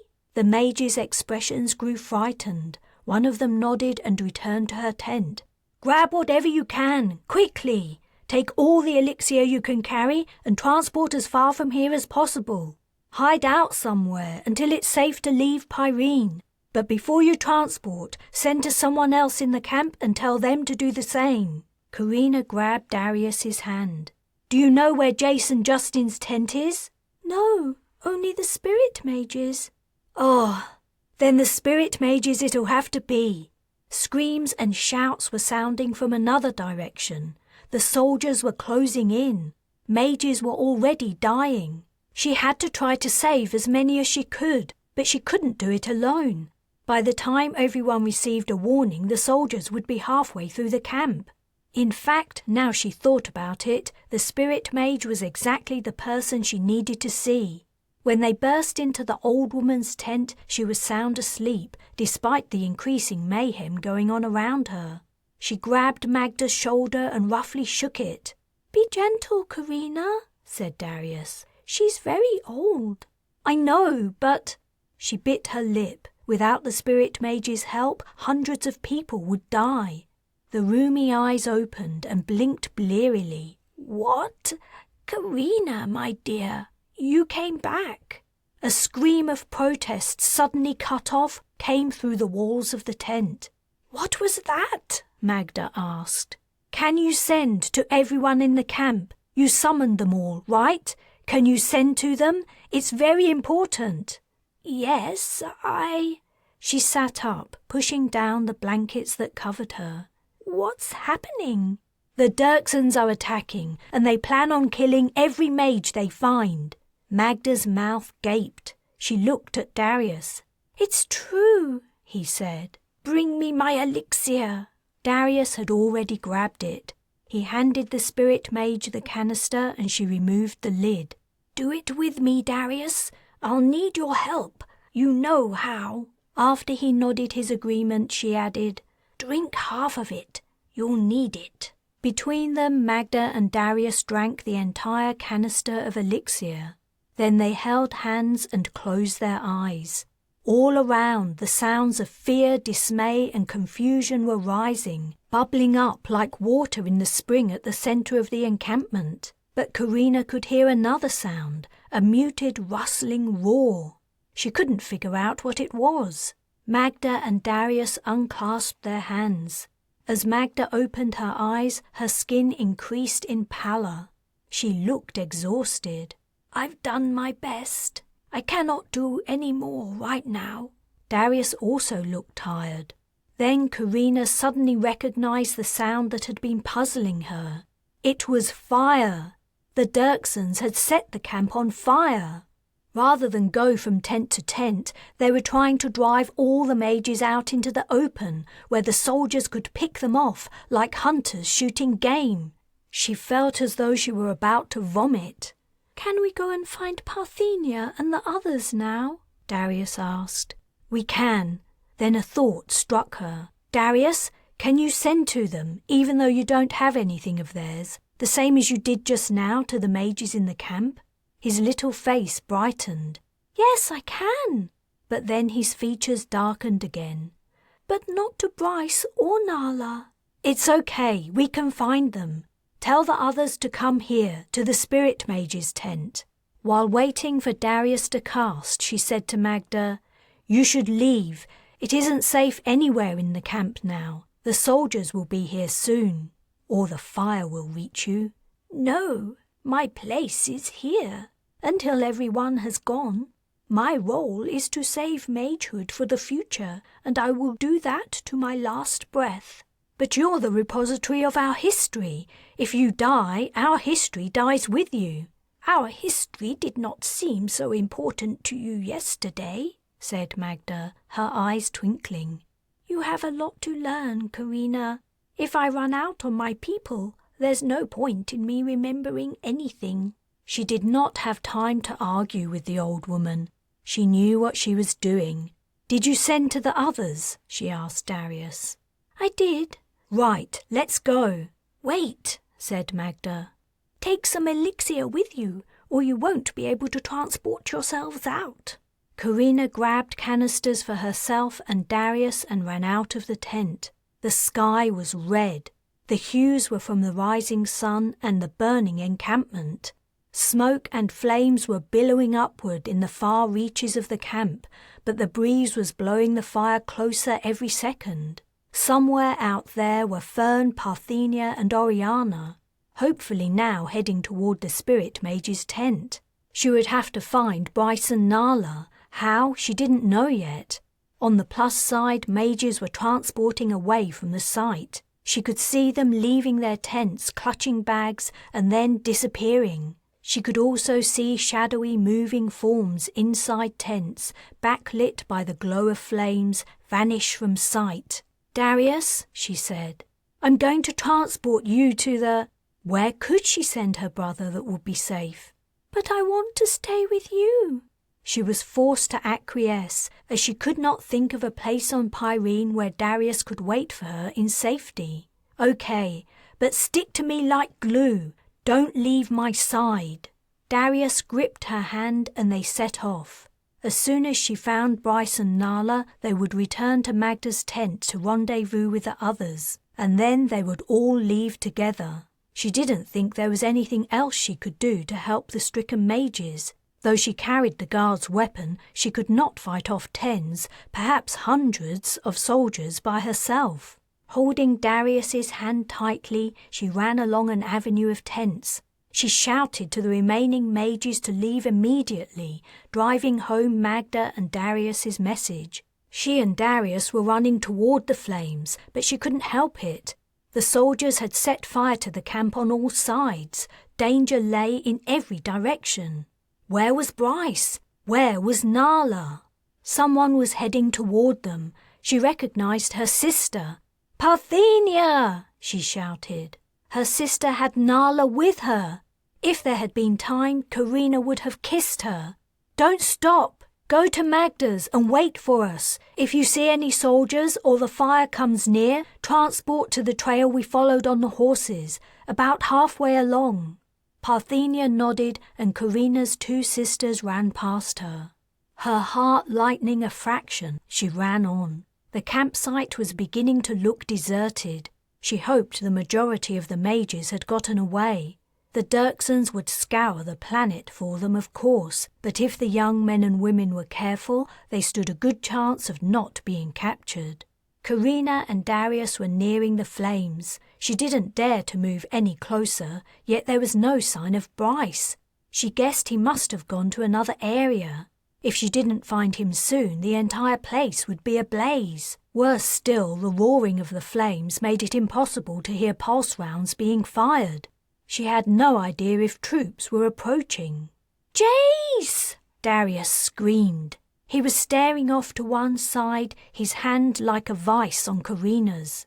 When she saw what her brother was looking at, her heart froze. A pillar of fire was stumbling between the tents. Was it Jace? She could not tell if it was him or his brother. The mage must have stayed behind after Magda's warning to ensure the young mage is transported. The flames had overtaken him, and that wasn't all. A soldier was emerging behind him in heat-resistant armour, his head covered in a specialised helmet and carrying an oxygen-mixed tank on his back. The soldier took aim at Jace, preparing to finish him off. But Carina's weapon was already at her shoulder and spitting pulse rounds at the man. She didn't release her trigger until he was down. Darius was already fumbling with the lid of his container, tears streaming down his face. "There isn't anything you can do," she said. She didn't know a cast that would extinguish flames, and even if she did, Jace was already too burned to survive. "Yes, there is," Darius shouted. "Please help me, Carina." Still doubtful, she unscrewed Darius's canister and held it to his lips. The small boy swallowed a mouthful of elixir. Too late. It was too late. She could not bear to imagine the agony Jace was in. Perhaps it would be kinder to do it herself. She couldn't watch. If Darius put out the flames, what would they do then? "I did it," Darius announced. The man was on the ground. The flames had gone out. By some miracle, her brother had invented a new cast to douse fire. Should she have let him? "Stay behind me. Don't look, okay?" Jace was still alive. His burned body moved slowly on charred grass as they approached him. What had she done? He was dying. He deserved a quicker death. Darius peeked from behind her and gasped at what he saw. Nevertheless, he said, "I can heal him." "I told you not to look. And no, you can't. You can't heal a fatal condition. I think I'm going to have to." She fingered the trigger of her weapon. How would she explain to Darius what she had to do? "You cannot heal him, Darius," Magda said. "But I can." The old woman had transported here, somehow knowing what had happened. She knelt down next to Jace and gently touched his burned skin. She opened her flask and drank elixir before she began to cast. Carina didn't know if Magda would be successful, but she also had no time to find out. She had to find Bryce and get out of here. "Come with me," she said to Darius. "But what about—" "Don't argue." Her little brother in tow, she fled the grisly scene. They hadn't gone more than 20 paces, however, before she saw figures approaching through the flames. Soldiers. They were walking steadily forward, scanning from side to side. She halted. They hadn't yet seen her or Darius. There were about 10 of them. The minute she shot at them, they would shoot back, endangering her brother. Should she try to get out of sight or cast transport? Any movement was bound to catch the soldiers' attention. In the end, the decision was made for her. Darius had spotted the troops too. He gave a shriek, ripped his hand from hers, and sprinted back toward Magda and Jace. She had no choice except to follow him. A pulse round grazed her shoulder. They'd been spotted. She began to run a haphazard zigzag, desperately trying to avoid the soldiers' fire. Darius was running in a dead straight line. It was only a matter of time. He had reached Magda and Jace, but the scene was not at all what she expected.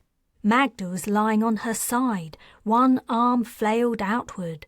Jace remained on his back, but all his burned skin had disappeared. He was alive. Darius threw himself onto Magda. From the old woman's staring eyes, Carina realized she was dead. The spirit mage had brought Jace back to life at the sacrifice of her own. A pulse round hit Carina square on her back. Unbearable agony spread from the wound. Her legs collapsed under her, and she found herself falling forward. This was no stunning blow. The soldiers' weapons were set to kill. This was the end. Distantly, she could hear Darius crying out, howling in pain and grief. "I will save you, Carina. I will heal you." As her life ebbed away, she whispered, "No, Don't, Darius. Not like that. Not like Magda had done. Chapter 29. Carina opened her eyes and saw a smoky sky, red with the reflected flames of a fire. The air was filled with the fire's roar and the tang of burning. She remembered she was on Ostalon, in the basement of a house, and the Shurers were bombarding the city. She had to get everyone out, but her leg was broken. No, that wasn't right. That had happened weeks ago. Where was she now? Suddenly the memory of Pyrene, the matching, and everything that had happened flooded back. "No!" she shouted, trying to sit up. "No, Darius, don't do it!" "She's alive!" exclaimed Parthenia. "Let's go!" A firm hand grasped Carina's wrist. "No!" she repeated. "Stop him! Someone stop him!" Darius had been trying to heal her like Magda had healed Jace, only the spirit mage had died in the attempt. Darius could not give his life for hers. She wouldn't let him. "Stay still," said Parthenia. The grip on her wrist tightened. She felt herself transported. The noise and smell of the fire was gone, and the sky was the pale pink of a natural dawn. She was lying on prairie grass. Her back ached where the pulse round had hit, but she was alive. She was alive, and her little brother had died to heal her. She could not bear it. How could she go on living? She turned onto her side, too anguished even to cry. "Hey," someone said. She recognized Bryce's voice. She felt his hand on her shoulder. So he was okay. He'd escaped from the encampment with them. She was relieved, but she could not feel a flicker of happiness. She would never be happy again. "Carina," said Bryce, "it's all right. We're all going to be okay." She closed her eyes, pressed her lips together, and shook her head. They were not. The understanding that Parthenia and Bryce were acting far too calmly for the situation finally pierced her fears. She sat up. They were out on the prairie, entirely alone, the sea of tall grass stretching out around them. Parthenia had brought them to the place Carina had suggested, along the horse trail into the city. A small body lay nearby, but she couldn't bring herself to look at it. A terrible dread rose up in her when she tried. Bryce was sitting next to her, his face and clothes blackened and smelling of smoke. She paused and swallowed. "Is Darius alive?" "Of course he is. Is that what's bothering you? He's out of it, but he seems to be okay." "Oh, thank the stars!" Tears of relief poured from her eyes. She crawled over to her little brother. Like Bryce and everyone else, he bore the marks of the fire, but he was otherwise unharmed, and he was breathing normally. How in the world? She couldn't figure it out. What happened? I only remember being shot. "I don't know what happened to you," said Bryce. "Oriana and Fern found me and told me we were all meeting at the Spirit Mage's tent. When we arrived there, Parthenia and Nala were waiting, but there was no sign of the mage or you two. We hung around, figuring you would turn up eventually. I think Fern was about to send to you. He was going to let you know we were all ready to go and only needed you to come back, when you and Darius appeared. Darius immediately passed out, and you looked to be half dead. But then you came around. Parthenia decided it was time to get out of there, and here we are." Carina could only guess at most of it, though there was no doubt in her mind that Darius had saved her life, and apparently at great cost to himself, though not enough to kill him. Perhaps the healing cast had been too much for the old woman, but Darius, being younger, had survived it. He must have transported her and himself to the Spirit Mage's tent before collapsing. But what she could not figure out was why the soldiers had not shot her brother. They had been coming up behind her, and Darius had been right there, clearly a mage and a target to be taken out. Yet they had not shot him. Perhaps they had not been able to bring themselves to kill a little boy. Perhaps there remained a smidgen of humanity at the heart of the most evil people. She thought of Castiel. Though he'd known Oriana had gone missing, he had said nothing to the soldiers who had come to Bridget's house to take his family captive. She also thought of Rhys, who seemed to have finally comprehended the evilness of his clan. She gasped. What had happened to Jace? He'd been alive when the troops had been approaching. Had they shot him or spared him like they had Darius? "Looking for me, Carina?" said a deep voice behind her. She swiveled around. The large man was sitting on the grass, entirely unburned and very much alive. "I forgot," said Bryce. "Darius brought Jace with him too. I was kind of focused on you at the time." They were all here, all her brothers and sisters, Bryce and even Jace. But how many of the young mages had died in the Dirksons' attack? "Do you know if most of the mages managed to get away?" she asked Jace. The burly man's expression was sad as he replied, "Not all, but most, thanks to the help of your family." He paused. "It's strange how things turn out sometimes. I didn't want you to leave and take Darius from us, yet if you hadn't left, you wouldn't have found out about what the Dirksons planned to do. You wouldn't have warned us, and many more people would have been lost. So that is something to be thankful for." "I'm sorry that Magda died," said Carina. "So am I. Perhaps more than you will ever know. She was everything to us. She was our history, our culture, our future. She had barely begun to pass on all she knew to Darius. Now I do not know what will happen. How can we continue when we've lost so much?" Her heart ached with remorse and sadness. She had been so wrong about Magda. She had misinterpreted the spirit mage's deep need to safeguard mage law as a desire to monopolize Darius. She realized how blind she had been, and now there was nothing she could do about it. "Do not blame yourself for what has happened," said Jace, reading her expression.